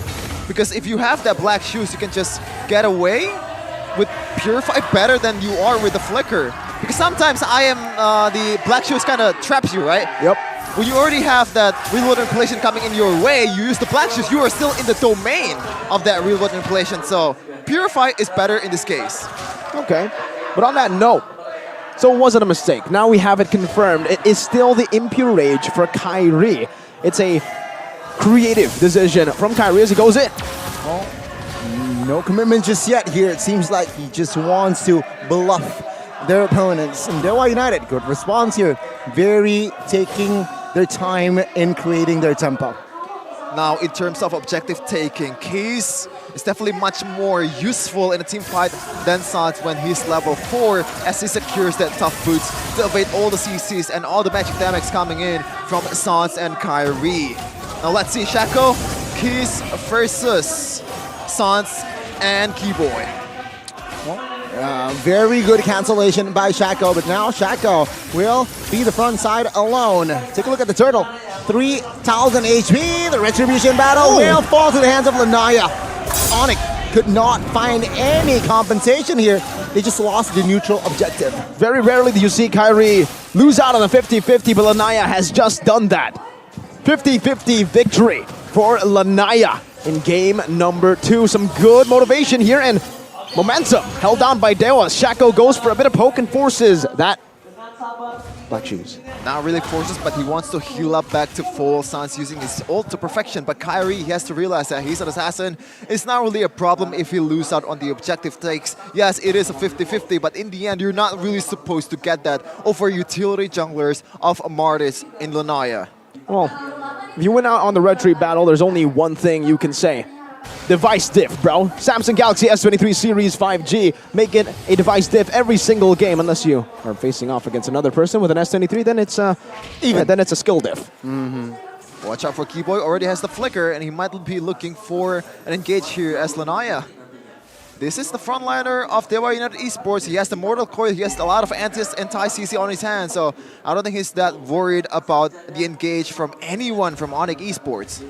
A very slow tempo game here in the early game of the second game. 0 kills from both teams. No first blood has occurred. So both teams taking it slow. 0 kills, but 100% confidence with Head and Shoulders when you get all those itchy dandruffs taken out of your hair, man. That's what they were feeling right now. You guys can feel it too with Head and Shoulders, as you can see earlier. Well, down there, that's how it's pronounced apparently. And X MPL ID. Get the God of Kacha one. That's my favorite. I like the Tigreal one better because he has more fabulous hair, but looks like 4-man rotation coming in for Dewa United Esports. On towards the gold lane. Sans and Keyboy will provide cover, but no clear engages yet made. Dewa United will just respond with a turtle setup. It's going to be 3 versus... Okay, Lanaya will take it cleanly. Kyrie and Boots will not be there in time. Remember what I said, Mirko? Like, the sign of an elite team, a world-class team, is they somehow had the gold lead, even if they're losing out on objectives and kills. And somehow Onyx is leading in gold about 500 compared to Dewa United Esports. They're even winning in this weak side matchup that you would think Bruno versus the Beatrix. CW has been able to get a few good hits onto the turrets. And the farming, from Onyx, the pathing of each individual member, and still, it's the Starlium Scythe, the SS. Okay, so I think it also helps in the jungling area too, because you have that basic attack, extra damage, extra magic damage, and Shaco mode! Flicker, Way of Dragon. Shaco will be the first one to fall in this game as CW collects the extra 200 gold. Seems like Keyboy will move on towards what now? They want more value, just like you guys can get more value with Dunia Games. But they might pay for this one. Let's say Lanaya finds an angle, and it seems like Keyboy now will be the sole casualty. Good decimation by Lanaya. Now, Lanaya takes this taunt, but it seems like the decimation this time will not find a kill just yet. Though, the bot side looks weak, and it seems like Dewa United, they look to zone the turret and Onyx. They will not have an answer. The first structure in the game will be taken out, but on the other side, Onyx responds. Wow. Just wow. We've never seen this. Well, we have seen it, very rarely though, that Onyx have been completely suppressed down by the macro and decision-making of a team. Dewa United are certainly taking Onyx to school in the early game department in game number 2, just like game 1. Interesting maneuvers here from Kyrie. Just now, he's the solo laner of Onyx Esports, kind of similar with Super Ken yesterday with Lancelot. and Boots being the spearhead, being the one who's gonna take all the damage and CCing, and being the one who's gonna engage. Yeah, I'm offended. Take a look at that. Abrazel's Wrath will not connect just yet. Keyboy. Oh, Keyboy finds the Eve. The damage has not come through. Keys will flicker out of the way, and it will be 5v5 still standing as the turtle will be up. Let's see. Boots looking for control in that turtle. Kyrie jumps in with the electrifying beats as well. Shaco, though, very low in the flicker. Aggressively will find the kill. Turtle will fall in the hands of Lanaya, but CW in the backside finds the double. Kyrie jumping in again. CW will fall. Keys, though, will be taken out as well, as it will be Onyx. The yellow porcupines responding in game 2. Even Dixon now will fall as well. It's a wiped out almost by the side of Onyx. Unofficial, but yeah, a wipeout. Shaco spawned a bit too early before the wipeout could officially happen, but my goodness, CW gonna give props to the man consistently winning in his name. 2v1, no problem. 2v1, no problem, and Onyx securing the goal lead, 2.5k right now. Goodness gracious, man. Onyx, there have been no fights for them in the first 6 minutes, and once they got a fight, they're just coming in hot, like guns blazing, man. Once they see an opportunity, they just bite on it. This is one of the caveat when you're playing with a Chao. It's gonna be hard for you to make constant aggression compared to heroes like Fredrin or like, you know, other roamers that has lots of CCs, because Chao kind of works like a momentum hero too. And right now, for Onyx, they have the momentum in their grasp. Want forced to recall away, and Dewa United, they find themselves in a place where they were able to put Onyx in. A place where they have no map pressure. Now Onyx controls what happens and dictates what happens until maybe a blunder happens that Dewa can punish, or maybe perhaps the game. It's very rare that we get to see Onyx lose their gold lead when they have a grasp on it. It's gonna be the harder job for Dewa United Esports as CW already securing. Do you see that? W, my god! Flicker from K's. He had an RWM, so I'm not sure about that, but wow. Okay. Let's see. Dewa looking for an angle from the bottom side area. Calvin Winata gets a structure top side. Let's see. Onyx, they are grabbing the zone of the Lord comfortably, but it seems like, yeah, Dewa United, they should just let this Lord go, no? Yeah, I think so, especially with Keyboy and Sans. Lanaya might be going for a Hail Mary with his Mortal Coil. A bit too late for that.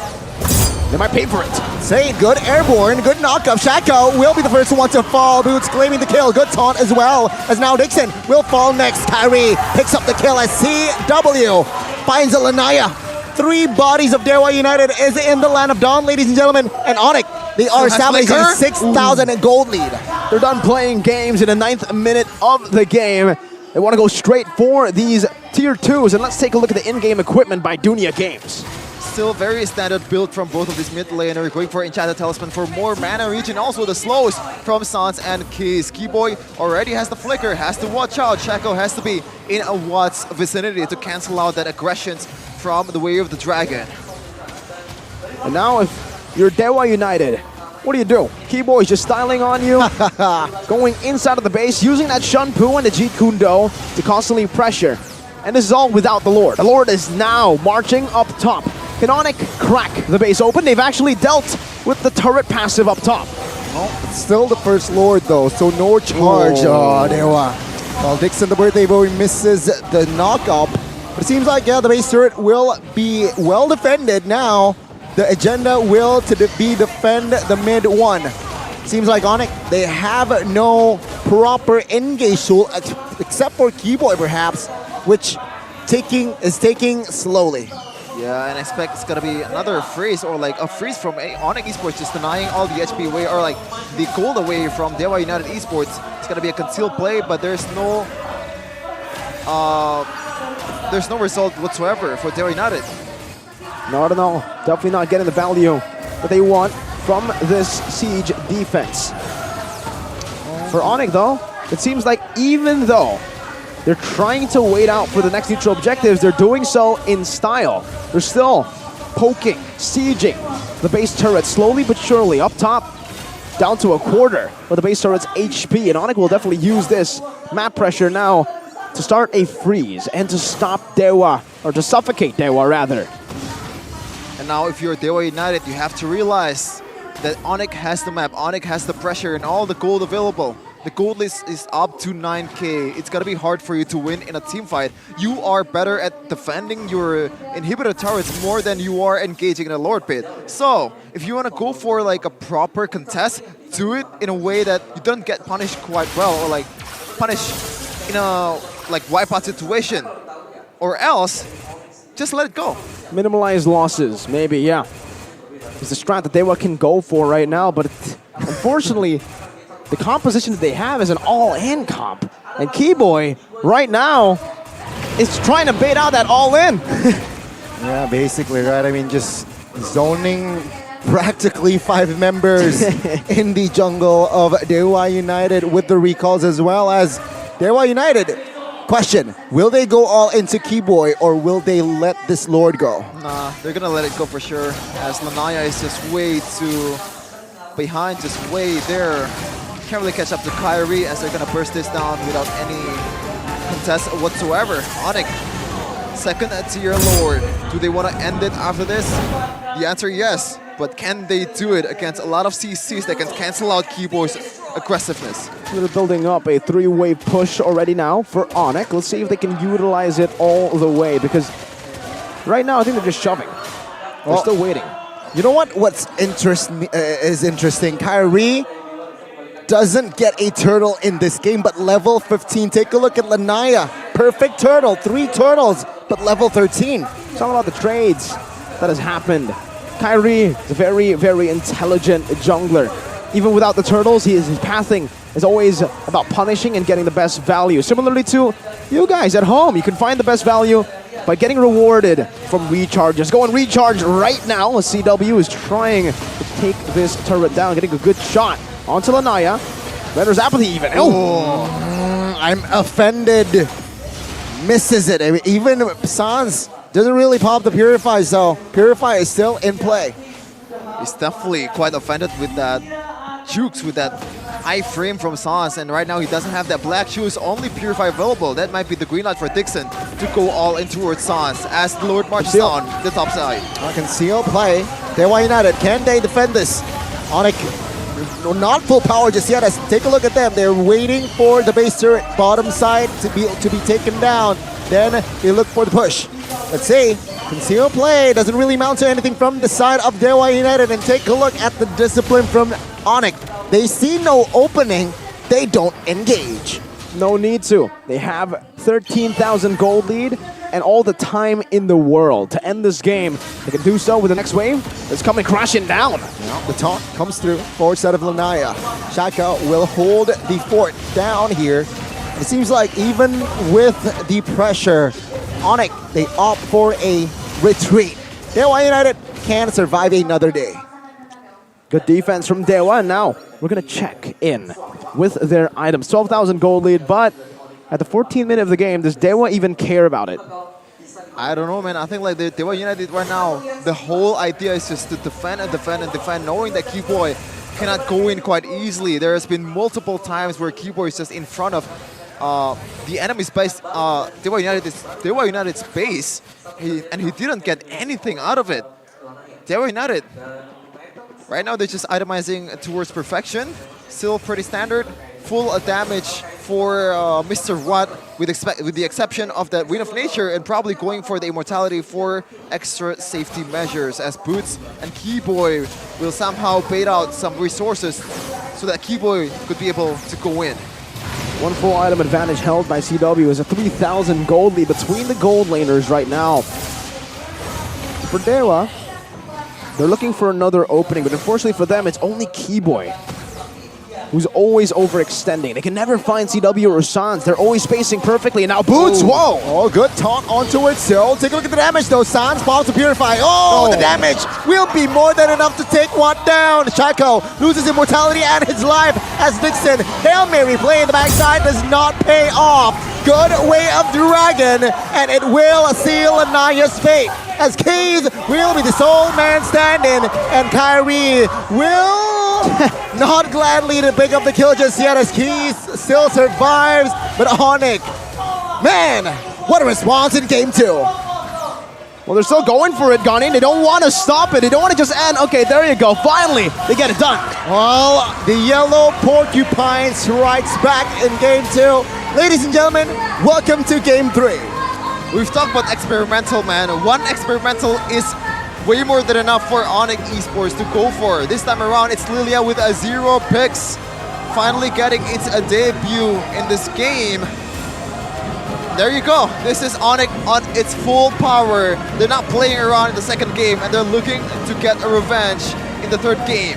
A solid draft from Onyx. They have learned from their mistake in game number 1. No more greedy drafts. And just like that, like you mentioned, yeah, they were able to just take a normal route to victory. They lost the early game though, but that's what happens when you are elite. Despite 3 turtles going over to the other side, they were still able to keep the gold lead. A very impressive display of decision making and macro prowess. With obviously the mechanical prowess, I think Chair Wei was my personal standout in that game with the big outplay around the, second, third turtle? Where he was able to 2v1 and win.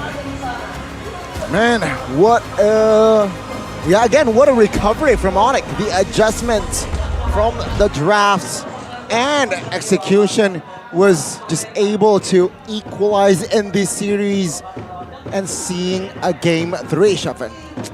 Yeah, this is just Onyx on its full power. I said it earlier, man. Like, they're not playing around. Just one experimental is enough. That Lilia is way more than enough. Don't play around anymore and get the W to secure the upper bracket playoff spot, because like that upper bracket playoff might seem like it's just a slight advantage for you, but you have to play one more extra match if you're like in the 3rd place to 6th place. That is huge, man. I think it's a big advantage to have the upper brackets, right? You have 2 lives instead of 1. And you have to battle it out for 3rd all the way to 6th in day number 1 and day number 1 playoffs. Instant knockout if you lose.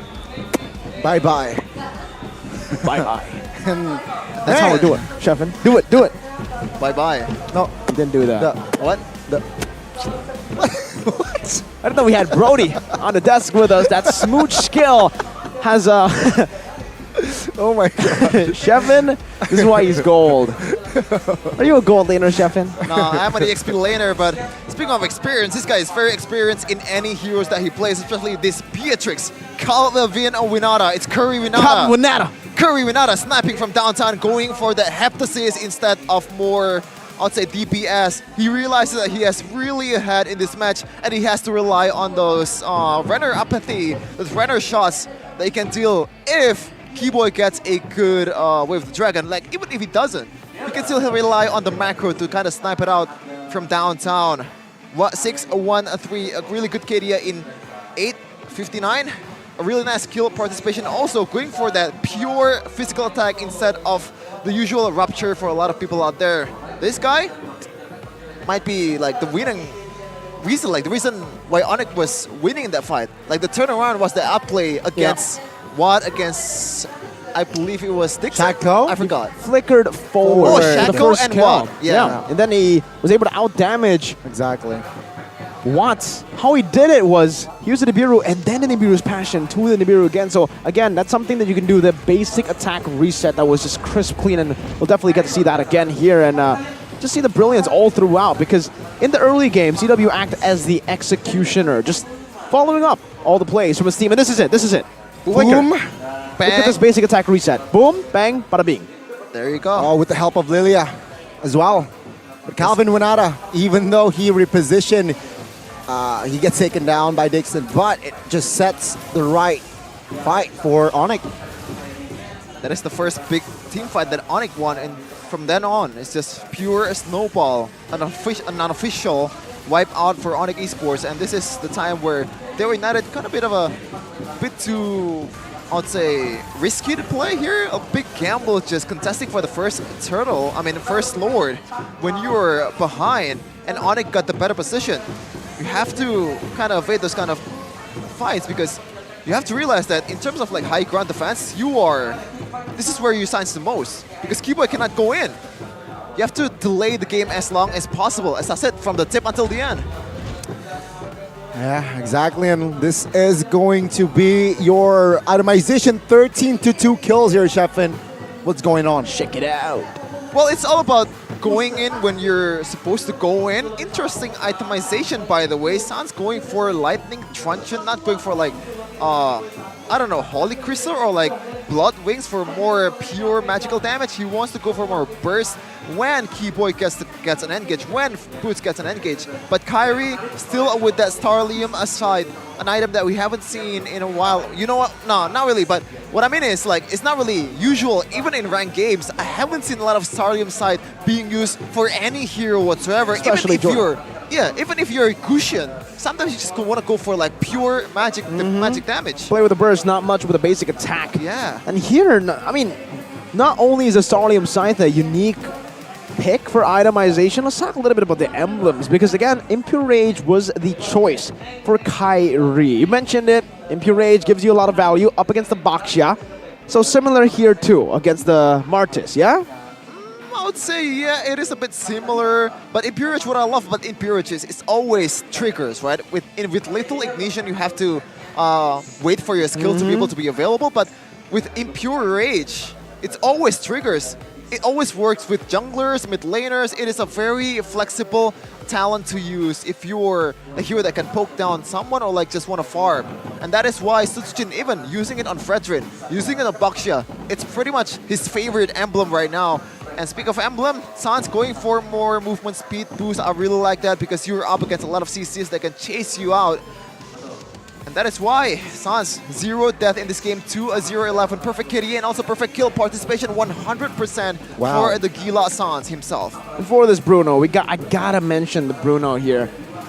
What's up with the Bruno? We've heard from many coaches, from many analysts even, the Bruno is busted right now. But so far, the Bruno has been absolutely mid. It is, what, 0%?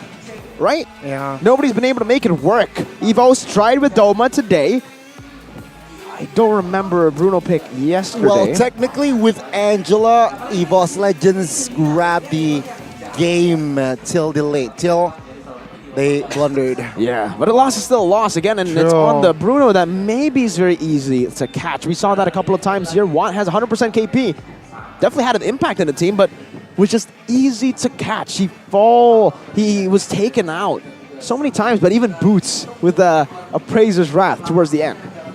There you go, man. 69% kill participation. Very nice from the Bootsman himself on that Fredrin EXP that Onyx really likes, but somehow Mirko really do not.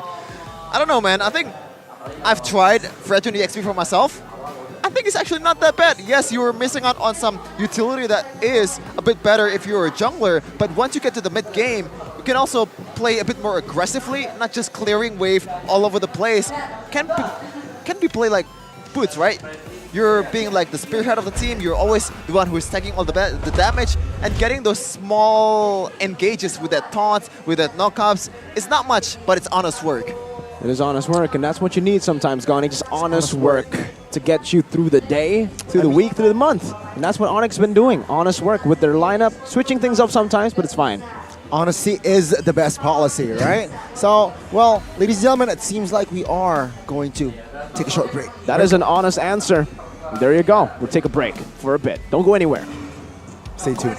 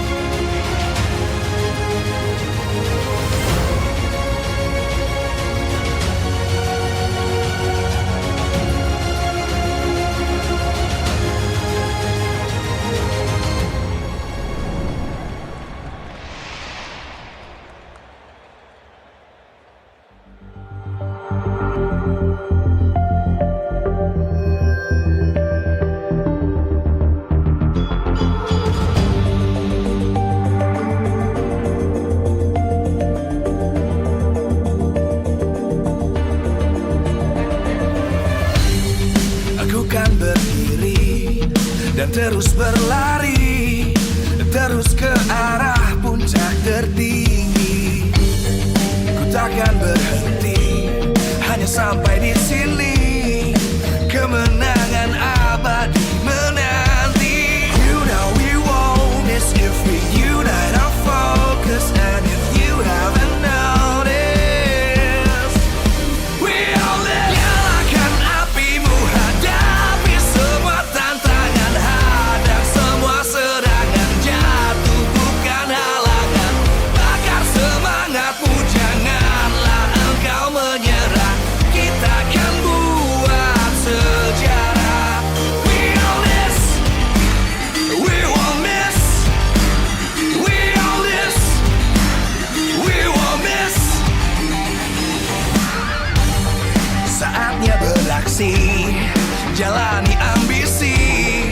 Aku kan menyawakan hari ini. You know we won't miss if we unite our focus. And if you haven't noticed, we all live. Nyalakan apimu, hadapi semua tantangan. Hadang semua serangan, jatuh bukan halangan. Bakar semangatmu, janganlah engkau menyerah. Kita akan buat sejarah. We all this, we won't miss.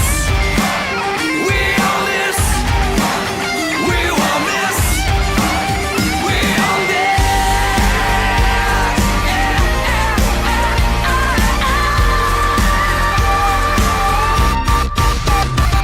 Nyalakan apimu, hadapi semua tantangan. Hadang semua serangan, jatuh bukan halangan. Bakar semangatmu, janganlah engkau menyerah.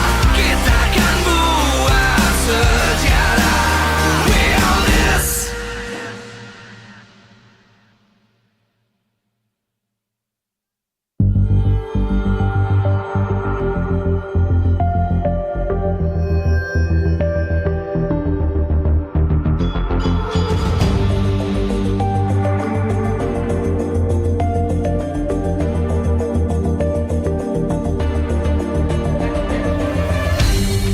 Aku kan berdiri dan terus berlari, terus ke arah puncak tertinggi.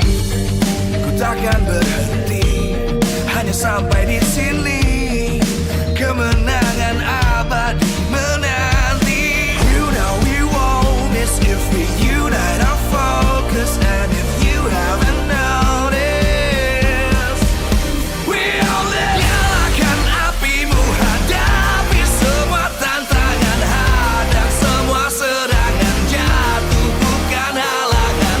Bakar semangatmu, janganlah engkau menyerah. Kita akan buat sejarah. We all this, we won't miss. We all this, we won't miss. Saatnya beraksi, jalani ambisi. Aku kan menyawakan hari ini. You know we won't miss if we unite our focus. And if you haven't noticed, we all live. Nyalakan apimu, hadapi semua tantangan. Hadang semua serangan, jatuh bukan halangan. Bakar semangatmu, janganlah engkau menyerah. Kita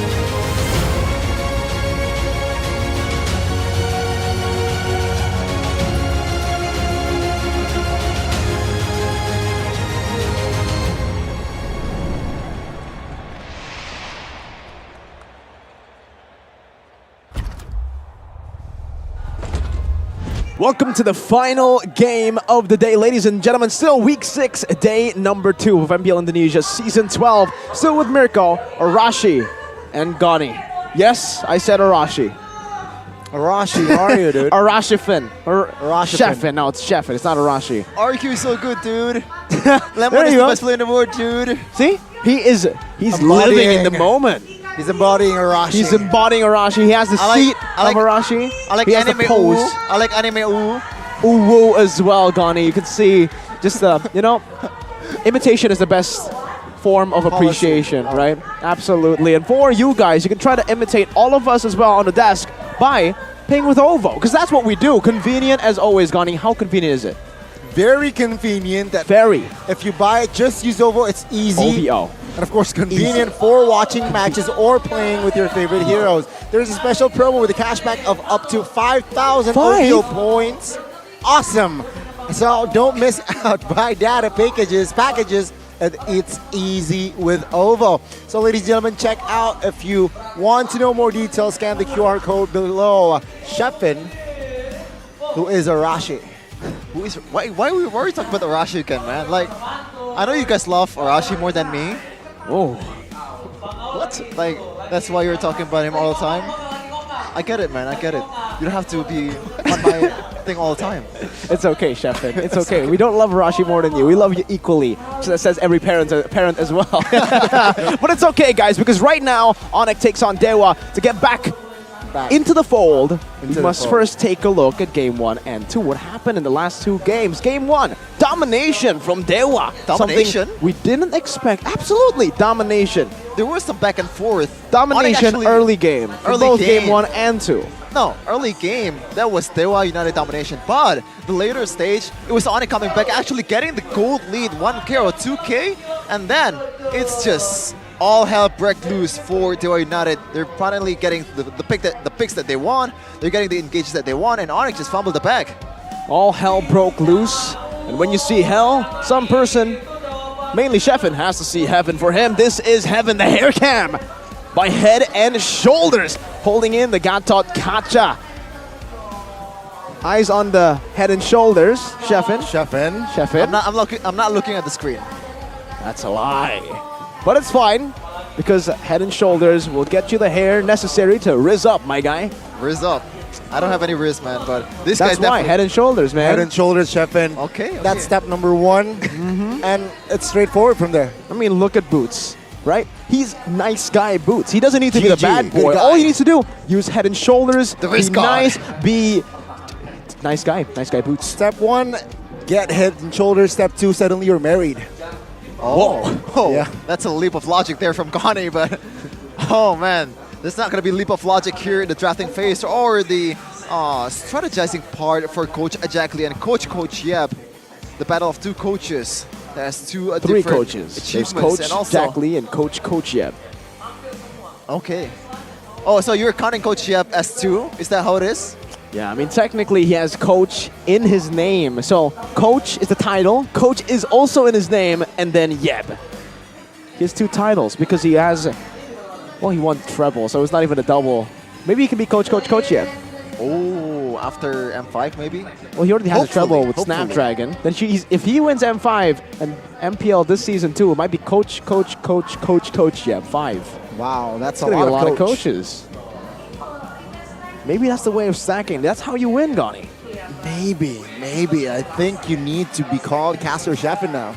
Caster Sheffin? Caster Sheffin. I've been here for like 1 season, like Triple C. How about you guys? Well, we're just Gani and Mirko. Okay.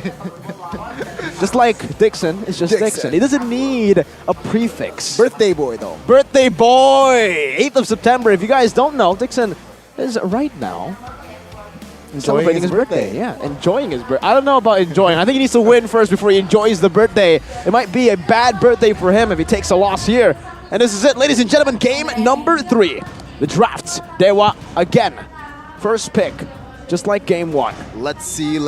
Will Coach Yeb and crew spoil the party? Spoil the birthday party for Dixon here. My man trying to celebrate his birthday in peace, but Onyx is on his way with the same bands as game number 2. Let's say, will it be reverse sweep? or will it work for Dewa United? Will the gods bless Dewa United in this game? Let's see the draft. Onyx, they will be on the red side. Game 1, remember Onyx was also on the red side, which they lost. So let's see, can Dewa replicate their draft? Last time round, they opted for a Valentina first pick. Will it work? Let's see. I don't think a Valentina first pick would be the best option. I think the Yves would still be the best option to go for. No, wow! Losing game 1 with Valen, losing game 2 with Yves. They still decide maybe Valen is a bit more flexible. Despite it being not as good when it comes down to wave control, I think it's mostly because of the presence of the Lilia. They think, you know what, the Yves, it can be countered technically by the Lilia with that wave control. But for Kyrie, 3 games in a row, seems like Joy is just his hero, man. His pride and joy, playing the hero over and over again. And this is like, a lot of people have been mentioning that Joy is kind of falling off in this meta, but the win rate is still there, man. Almost 70%. But speaking of almost 70%, there's also another here with a very high win rate in Sant with the Eve. Yeah, very high win rate indeed. And I smell that Joy this time can be flexed into that EXP position if Dewa United doesn't pick up the Terizla here, which I feel like they 100% will, combined with perhaps a hero for... Okay, a hero for the jungler, so perhaps they can pick up the Terizla and as well as the Martis here for the side of Dewa United. Terizla and the Martis. 2 picks that, well, the Terizla has finally been left open by Onyx. Yeah, you're right, a comfort pick for Dixon. Aside from that, a Martis. I honestly feel like if they go for... Ooh, I was about to say if they go for... Oh, okay, wow. Yeah, exactly. If they go for the same things, if they go for just a standard, you can't win against Onyx that way. You need to try to deviate past the path that has been set, and that's what they do. Hayabusa against the Joy. Is this a good matchup? I would say yes. Joy doesn't really have enough resources or like enough skill. Oh, ooh, okay, so it's counter over counter over counter. This is a pretty straightforward approach for Mr. Boots going up against Uranus. You want to shred through that physical defense, but you gotta pair it with a marksman that can deal a lot of physical damage as well. Mainly Beatrix or Brody. But if you pick those kind of marksmen, like I think Onyx Esports already have enough damage, and this is a lot of burden for Keyboy to kind of be the utility player, the only utility player of Onyx. Well, let's see here, right? The second phase is a ban. I expect a Cho ban and a Kufra ban here from side of Dewa United. And Onyx, it seems like they will try to limit Watt. Learning from game 1, Watt on the Irithel was just unstoppable, uncatchable. And it seems like they will eliminate that fact. But okay. I thought Dewa United will go and target Keyboy. Instead, they will limit CW as well. I think mainly they want to just give the Hayabusa more opportunities to make plays by banning out heroes who have that single target lockdown, like the the Brody here, which is also quite an interesting ban or situation for Brody. For sure. Brody ISF was prio all throughout. We've seen so many Brodies here at MPL Indonesia. 1 Brody pick, and that was a loss yesterday. Yeah, definitely, but speaking about upsets, man, there has been a lot of upsets in MPL Indonesia, especially in this week number 6. This is a bit irrelevant, but Team USA basketball just lost to Team Germany. This might be a sign that might be, Dewa United winning against Onyx, the mighty Onyx? Maybe. I don't know though, Maybe. I don't know. I don't know about that. A big maybe. Chewe with a Bruto. Okay. There's gonna be a line that Mirko really wants to say after this, but you gotta wait for the plays from Coach Shep. From Mr. CW, Mr. Calvin Winata, Cristiano Winata. Cristiano Ronaldo. That's something that we can definitely talk about later. Football better. Dewa. Okay. What should they go for here? They definitely lack in range. And perhaps Beatrix is the only hero here that I see fit. No Brody, no Irithel. Going up against a Bruno. Oh, it's going to be the Melissa. It's an interesting choice to go for. The Edith I think it's a great choice here because the Dairoth can definitely bully or counter the Dairoth. The Melissa up against the Bruno. Sure, you do quite well with the Muddles if you are able to just range and like, keep that space. But if the Bruno goes in, gets in range, that's an all-in that you do not win, my friend.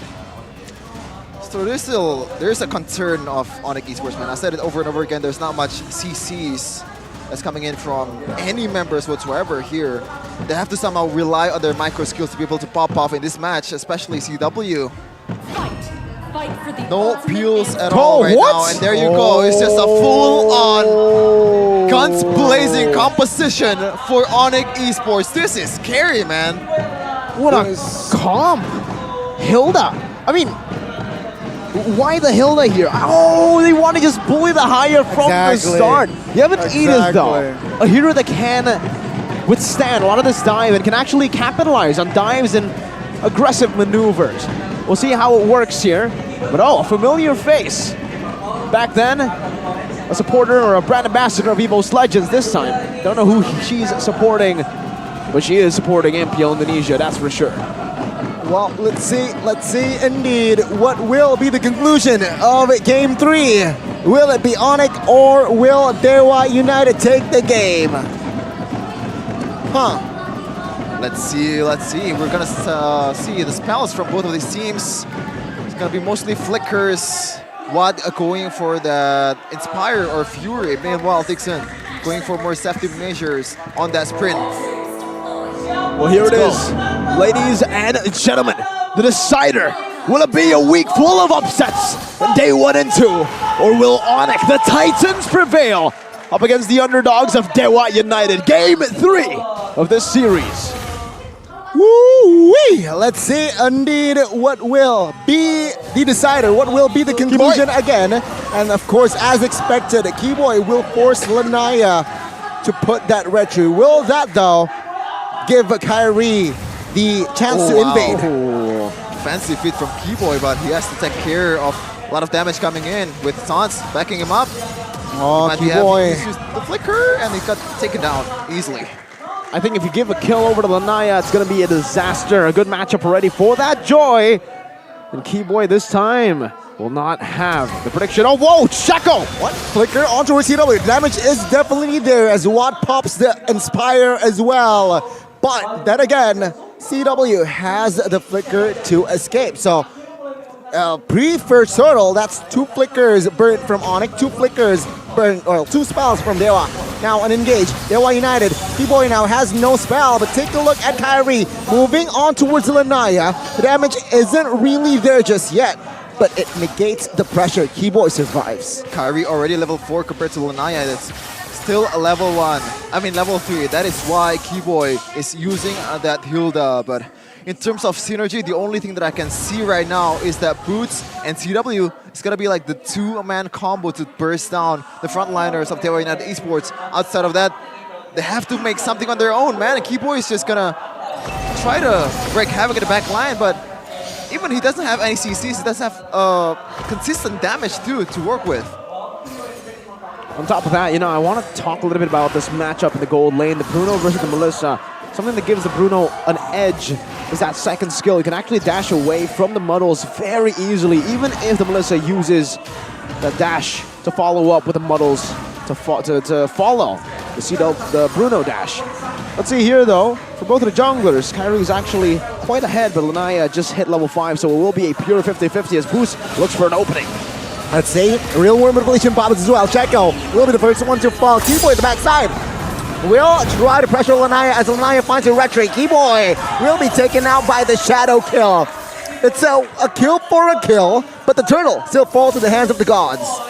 I mean, look at that, Miracle, once again, 7.8k. It's only 300, but it is still a gold lead for Onyx. Meanwhile, they're behind on turtle, they're behind on kills. Like, for a lot of people, this doesn't make sense. This is just good pathing of jungle and also good farming, last hitting, micro skills from Onyx Esports prevailing over Dewa United Esports. And we can see for the most part, it's actually in the mid lane. Sans has this massive advantage over K's 400 gold lead among the mid lane. And even, yeah, for the rest of the lanes, it's literally just dead even. It's Sans making the difference. That's why Onyx are still holding on to that gold lead. How? What has he been doing in this lane specifically? Just last hitting and pressuring Keys to make like the wrong mistake or like forcing them to not getting the last hit, but in top side, something's happening. Dixon! Oh, good flicker, but Dixon will not survive by the two-man gank. Set it up by Onyx. Beautifully done by Onyx, knowing again that maybe a neutral objective to pull. Oh, Keyboy winning the 1v1 this time against Lanaya. Oh my god, Lanaya harassed by Keyboy, but this cover will come through. But the retribution will fall again. Keyboy gets taken down. Keys will not be able to find the kill, but it will relieve off pressure for Lanaya. Okay, now there's a plus and a minus for Keyboy going down over and over again.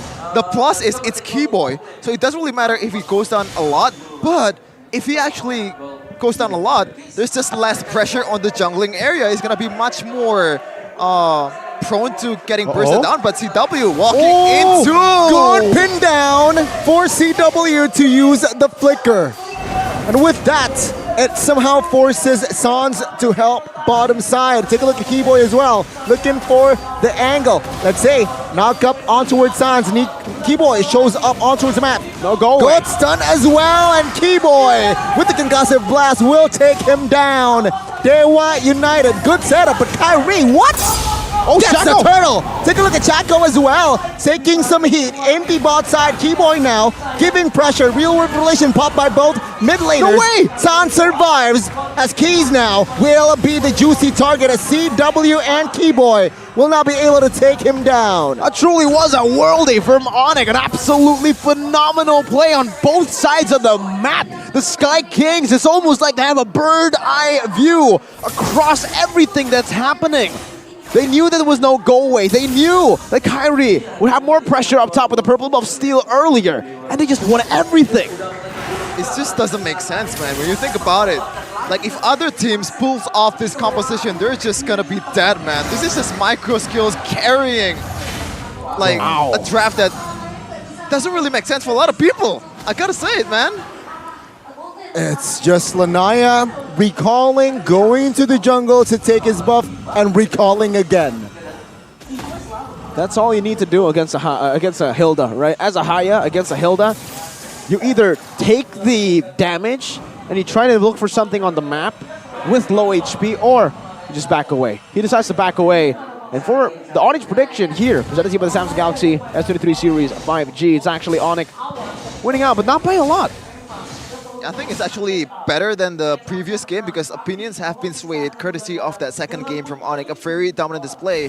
So right now CW will look for that synergy with Boots. Might be getting caught out here. Yeah, good setup here, Boots. Oh, good invisible try, but the shadow kill will not land onto Boots. But now Kyrie finds a shutdown, as Dixon now will pop the sprint as well to escape.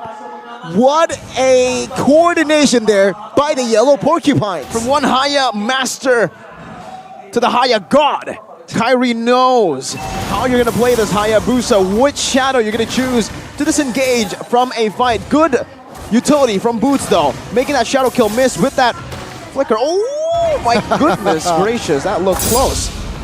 But yeah, staying in the shadows as Keyboy now. Oh, getting all in. Real world revelation popped as well. That's 3 ults popped as Keyboy. Wow, survives regardless. Keyboy with a man's move, man. The Bush Onyx Queen. Esports 5K gold lead. And the only member that has been taken down over and over again, it is Keyboy as the Roamer Hilda sandbagging like in front of my god. What's just going in? Yeah, good knockup though. Boots will be punished. What?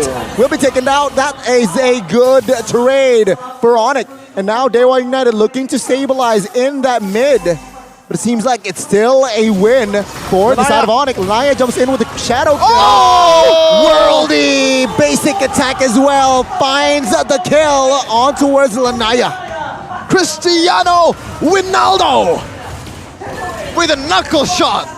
More like Carlos Vinada here as they're looking to siege the mid turret. Oh, and it seems like the inner will not be defended by Dewa United. they will have to sacrifice another structure top side. As Dewa United, things are looking from bad to worse here. My goodness. Onyx, they definitely know how to shift their gears. They started off on neutral in game number 1, and they went straight to 5 and 6 in game 2 and 3. Just nostalgic of season 11 Onyx. The Onyx that sometimes loses game number 1, but then reverse sweeps. And here, you guys can also join in the nostalgia event. We're getting a few rewards and skins. And now all the second tier tower has been taken down for Onyx. The question is, how do they crack open that invader tower? Because Hilda's gonna be pretty much useless in this kind of situation. There's no CCs, there's no nothing. They have to rely on Sans and CW being the long-range threat for Onyx to siege. Yeah. What a last pick, this Hilda pick. Proven a nuisance for the side of Dewa. Even in their own jungles now, minute 9. Keyboy is just harassing multiple members of Dewa United. Though, in this situation, Onyx will retreat and claim the Lord. Oh, another one of these hand cams we have been gifted. We've been blessed with another Kyrie hand cam. The grip hold of the Samsung phone. Let's see. He's looking for a play across the map. No, he's just eyeing it. As Keyboy secures the anti-cuirass, more survivability against the physical damages of Lunaya and Awad. It's gonna be even harder for them to actually burst this hero down. Already has healing, already has a lot of items as well. As we take a look at most of the items from the players here, one Fury Hammer from Boots is just there trying to enable CW, which is why he's walking with them. Dixon, what, 55% HP left here. Regenerates, but it seems like the base turret passive in the top lane will be triggered. Also, the base turret in the bottom lane will be triggered. Every lane. Yeah, every lane basically, right? 10,000 gold, the conceal play, real world relation popped as well. Take a look at this defense. CW caught though, he gets taken out by Watt as Kyrie will find a kill onto Rescues, but the shadow kill will not be able to connect onto his build. No way. Lanaya does not find the kill, but Dixon wasn't in range to claim Boots as well. It's a good trade though at the end of the day. Keys for CW. Still though, that ended up becoming a 1-for-1. It looked horrible for Onyx earlier. Dewa wanted to fully punish, but just goes to show you the elite know how to disengage. And Dewa United, that limited time offer has disappeared, and you guys don't let the limited time offer for free access to all heroes disappear. Keyboy! Oh my god, it's a solo kill by Keyboy! A big smack in the face. Pow! Pow wow! Pow pow pow! Boom bang! Bada boink! Oh man, Onyx Esports is playing this composition perfectly. It is a bit of a chaotic team fight. It's always like that, especially with the siege. He has to rely on that real world manipulation to be able to do a perfect siege, because that's the only way for you to be able to get some good zoning out, because Keyboy is not going to be able to just be there and tank all the turret aggros. Meanwhile though, that shadow kill from Lanaya, man, I still can't get how. It's just a mix of luck and also micro skills to be able to redistribute the damage from that shadow kill, and somehow 3 just survives. And Boots picks up the anti-cuirass, which makes things even worse for Lanaya. How unfortunate, right? The shadow kill. Good backup, good recovery from side of Onyx, but it was almost a double-digit lead for side of Onyx. Somehow now it's just 8.5. So not as bad. For Onyx, it's all chill. It's all good. They can continue to utilize this map pressure. Ooh. Damn, Shaco. Well, gets the stun onto us with the damage from CW, man. Wow. Oh, what? Calvin Unada claims a kill. What? And Calvin Unada claims another. Let's say the base turret now will be the casualty as Calvin Unada almost claims the triple. But Kyrie jumps in towards the backside as Dewa United defends with 3. Onyx will take their time here as the Lord is up. So, yeah, they have another objective in their agenda. Calvin Winata has just scored a brace out of nowhere. A double. Picks it up and then backs away. Knows it's more than just the goals in life. goes back into that Lord, and let's talk a little bit about the damage from Onyx. The shred from Dairoth into the physical damage. Crit of Bruno. That was like half HP from Edith or like 1/3. That doesn't make sense either way. It is a tank with a lot of physical damage in your hand. And it just gets bursted down like that as CW picks up the Wind of Nature to be a bit more safety against Lanaya, against the engage from Quad also. I don't know about that. Shadow kill still there. Well, Quad Shadow rather is still there. But Onyx with this Lord, I think they are going for the end here.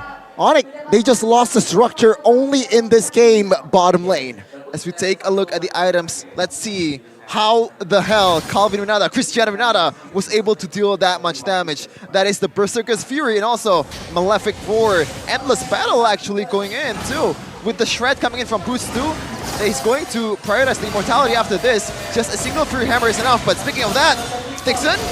The yellow Porcupines looking for a shred in the base of Dewa United. They find the first casualty. Shaco, will he be next? Keys flickers defensively. Keyboard quite low. But the base turret. Oh, Watts with the Inspire will force CW to find the killing spree. The base is wide open as CW claims a double, but the damage isn't there. Keys finds a double as well as Kyrie and Sands will claim the base of Dewa United. A wipeout to end the day and another reverse sweep. In week 6, we have 3 of those now, folks. In just day number 2, but the Sky Kings have just demolished the Apostles of God's dreams to maybe win against them. And birthday boy, young birthday boy Dixon, we'll have to celebrate elsewhere. I mean, it was a good attempt, right? Especially in the first game. They were able to capitalize on that very risky draft from Onyx Esports. But in this third game, man, there's not much synergy, but if you have this kind of players with a world-class level micro, they can carry you in any kind of game whatsoever. Losing draft doesn't matter. Even if the composition doesn't make sense to a lot of people out there, you can still win. An absolutely phenomenal win after a loss early on with an Ixia and a Gord. Shows you the level of this team. They can experiment on stage. They can lose game number 1 and have no pressure get to them at all. The mentality of champions, the mentality of the World Slayers. Still keeping that momentum from this winning lineup. Still 0 losses in matches, even though they fall, they drop some games, but in the end, all that matters is to get that W of the match as they took care of the Apostles of God. The match highlight, reverse sweep. Onyx breaks Dewa's winning lineup's winning streak. There can only be 1. There can only be 1. 100% win rate lineup. And it's Onyx. 5-0. In a bit, we are going to throw to our host to hear the interview with Clara Mongstar. Let's just throw it over to Mongstar right now as she is ready with the players on stage. Seems like the players are too. Sempat terkejut di game pertama, tapi game kedua dan game ketiga mulai diambil alih oleh tim Onyx. Kemenangan 2-1 yang begitu memukau tentunya membuka minggu ke-6 untuk tim Onyx. Apa kabar nih setelah rehat? Apa yang kalian lakukan pas rehat nih untuk mungkin menyambut minggu ke-6 tim Onyx? Latihan, nonton film horor. Latihan dan nonton film horor yang disebut. Ini film horor udah berkali-kali disebut loh. Emang menjadi sebuah kegiatan wajib untuk tim Onyx kah? Iya, Selasa Rabu. Ada jadwalnya? Iya, jam 11. Jam 11 hari Rabu ya? Boleh? Ini pada nobar semuanya, wajib kah? Yang wajib sholat sih. Oh wajib sholat. Nonton horor tambahan aja ya? Boleh Bud, boleh.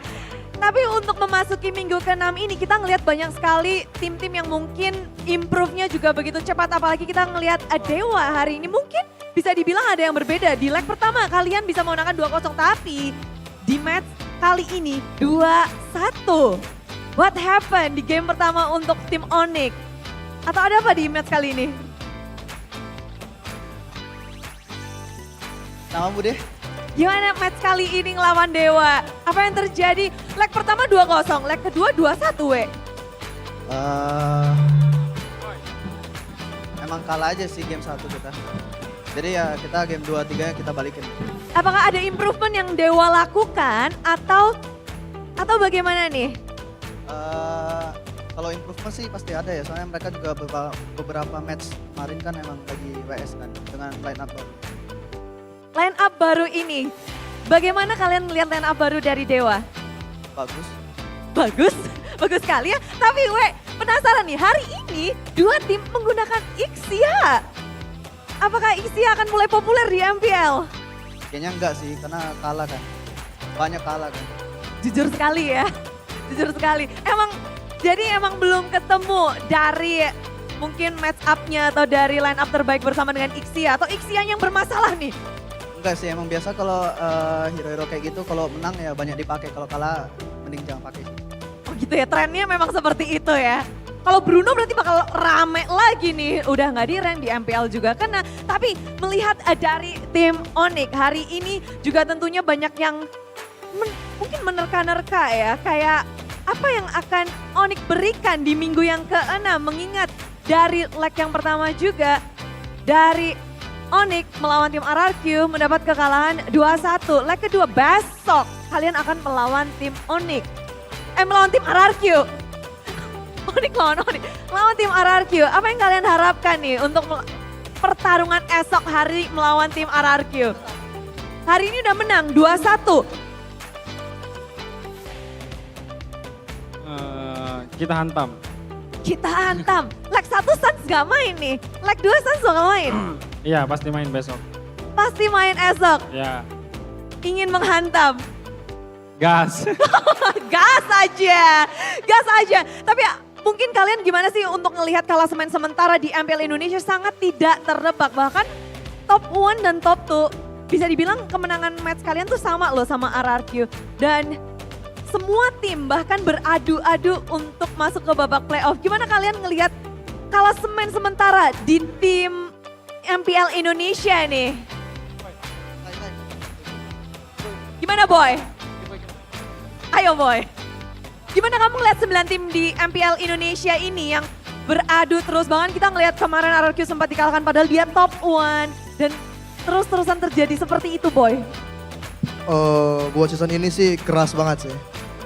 Semua tim improve, lebih jago juga. Banyak belajar lah. Cuman ya tetap Onyx sih. Sama ya, tetap Onyx ya. Endingnya ada itunya ya. Leg pertama, saat ngelawan tim RRQ kalian tertumbangkan dengan 2-1. Leg kedua, buat Kiboy sendiri, ada motivasi tersendiri gak sih untuk ngelawan tim RRQ esok? Atau yang kamu tunggu-tunggu nih untuk besok? Yang pasti ditunggu-tunggu sih, soalnya pengen banget balas dendam lah. Panas-panas. Panas-panas. Apa Boy yang paling bikin panas? Apa yang paling bikin panas? Kalah. Kalahnya ya, udah itu. Ada playernya kah yang mungkin kayak, wow permainan dari Naomi ingin kamu hantam juga? Naomi jago sih dia. Dari sebelum masuk RRQ juga kan, wah jago banget ya. Jadi paling gua harus pegangin dia lah. Naomi mau dipegangin, hati-hati nih. Tapi kita akan melihat juga player of the match dari tim Onyx. Kemenangan 2-1 ini kira-kira siapa yang akan menjadi player of the match, Sonic? Siapa? Oh bingung. Jago semua ya? Bener semuanya jago. Kita akan melihat bersama-sama yuk. Siapakah player of the match untuk tim Onyx? Let's go!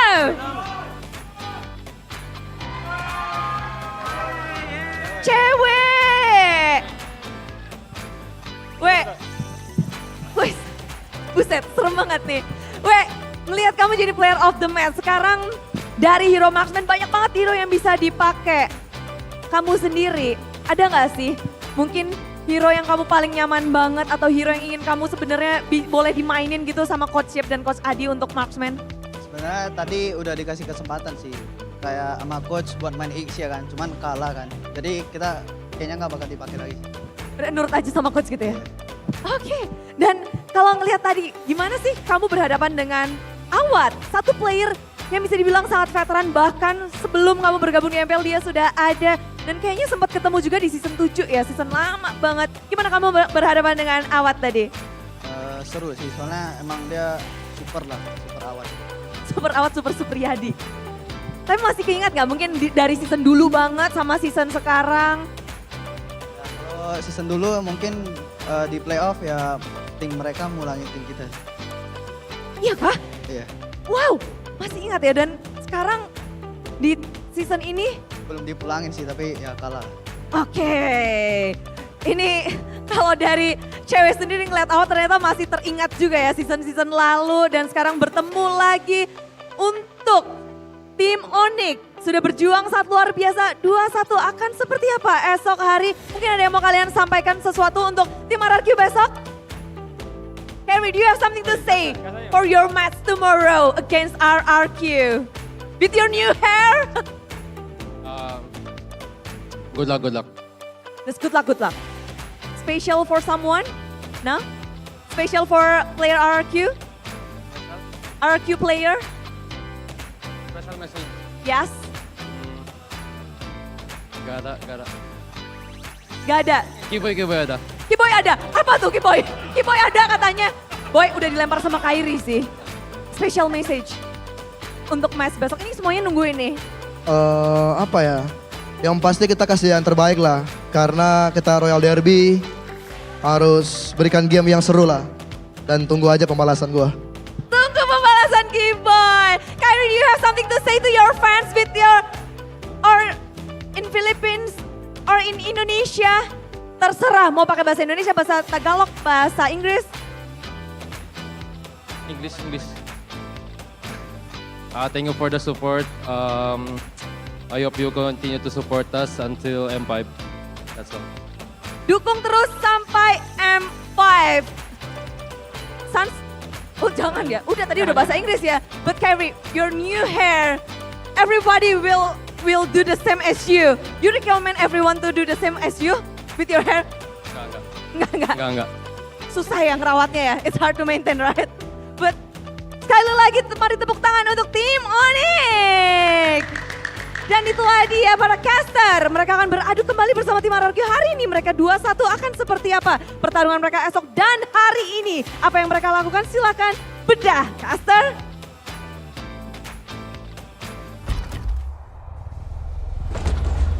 Another interview with the humblest version of Onyx since season 11. Since where's the spicy boy? Where's the miracle boy? This is Key Boy. But Key Boy is completely transitioned with his hairstyle. I think he's transitioning into a monk now, right? Very holy, very humble. Tranquility. Even giving props to his rival Naomi. Tomorrow they will meet in the Royal Derby. So get ready for that. But before we get too excited for the Royal Derby, let's pull it back a bit to Dewa versus Onyx in game number 3. How did Onyx get it done?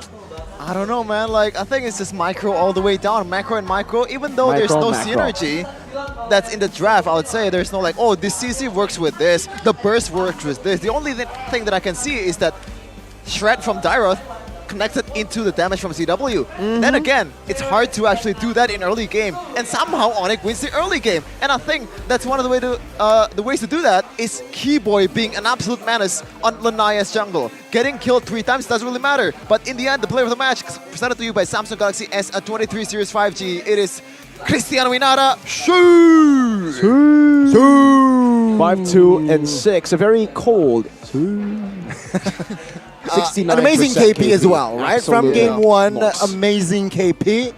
But I give him props that we thought that Bruno was a fluke. Yeah, wasn't working at MPL ID. You're right. They won it with Fredrin XP. They can do anything. Yeah. They can do anything at that point, right? Well, maybe not anything. Ixie and Gore didn't work out, so not anything, but most things, right? True.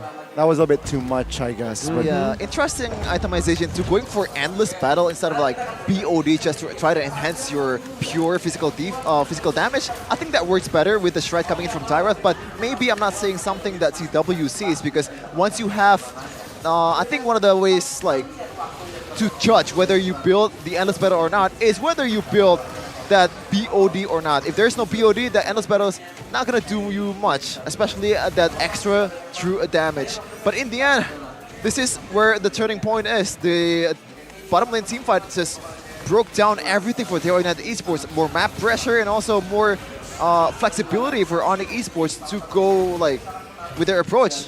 And CW, watch out, watch out, watch out! Ankara CW, and everyone happy. Half-court goal. Half-court goal indeed. Ha! Kyrie with a laugh.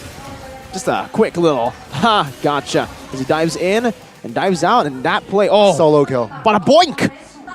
Bonk! 1,444 damage. Hilda, balanced. That's their fun one. It's definitely balanced, especially against Hayabusa. Lanaya actually doing quite good against the engages from Hilda, with the help of the Shakumo too, just covering everything the early game. But in the end, once you get those items, you can't really do much.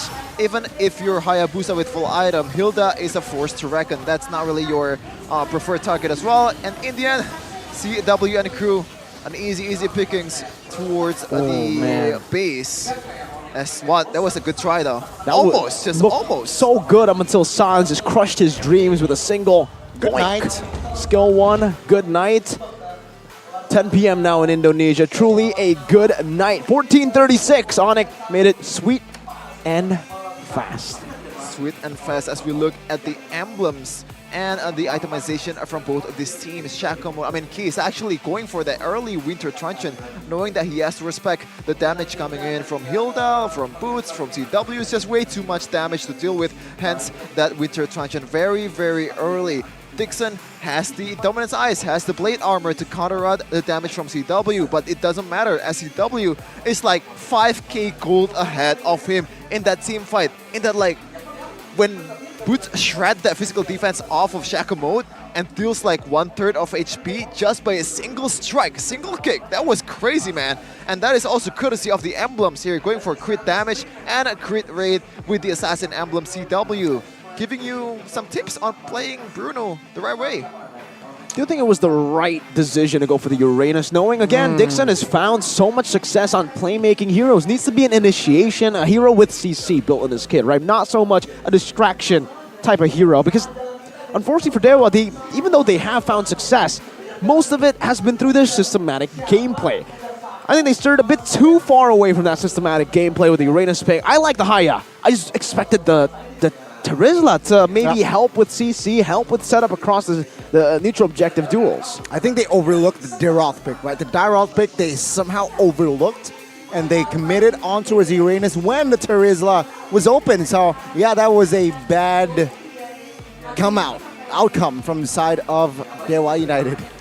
Yep, as we look at the stats, it's just Uno reverse card, man. Turret damage, 0. A whole 0 for Dewa United Esports, just like Onyx in the first game.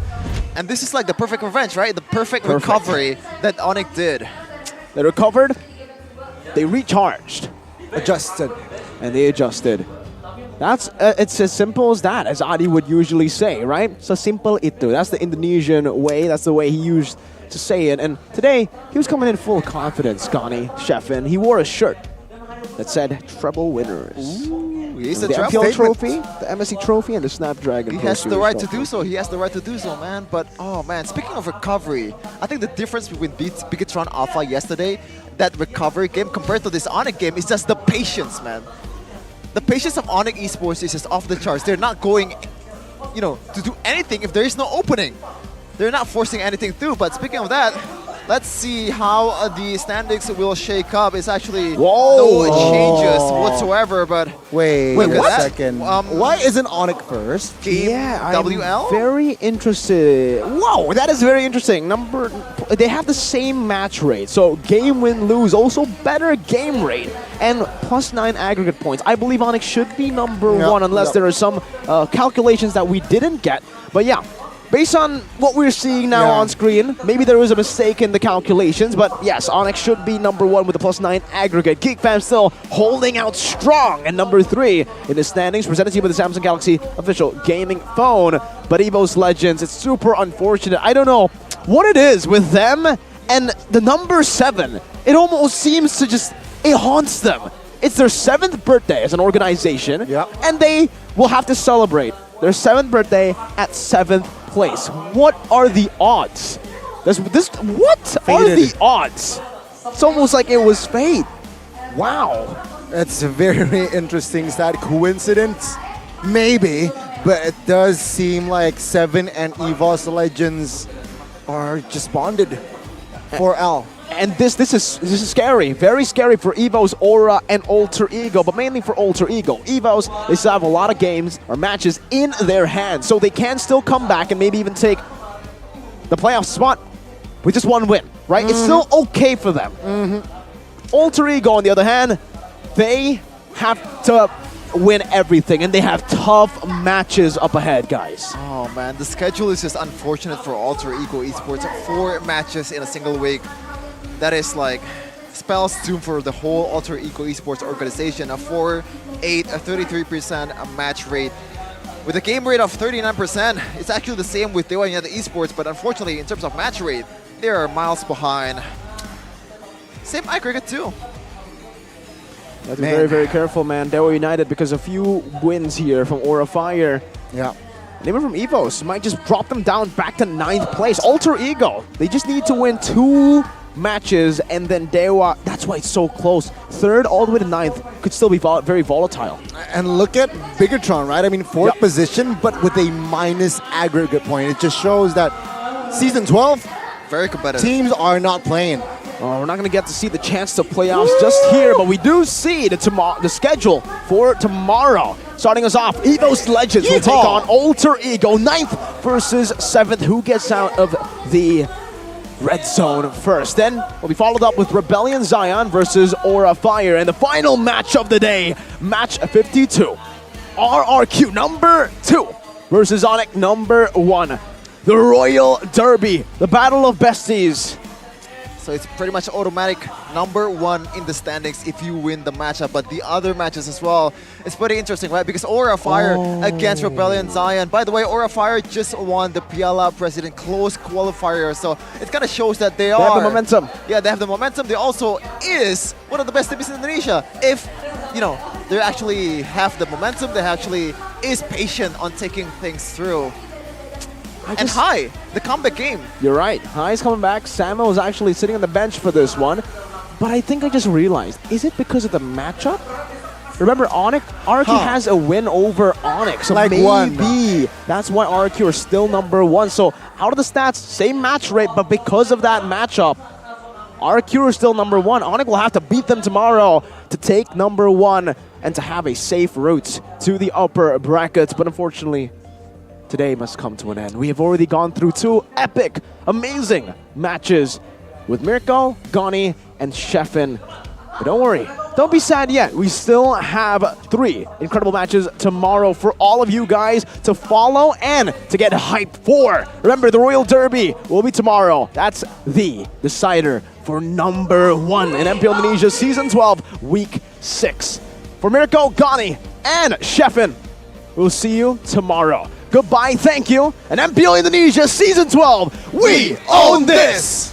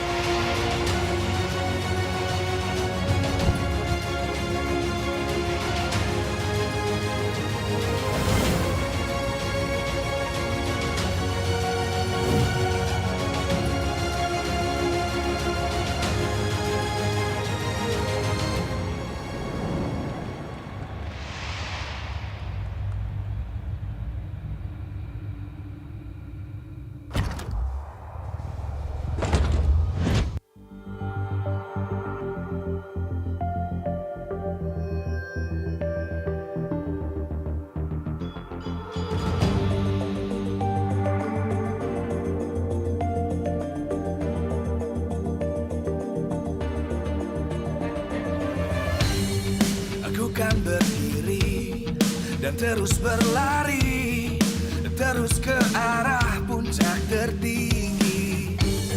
Ku takkan berhenti, hanya sampai di sini. Kemenangan abadi menanti. You know we won't miss if we unite our focus. And if you haven't noticed,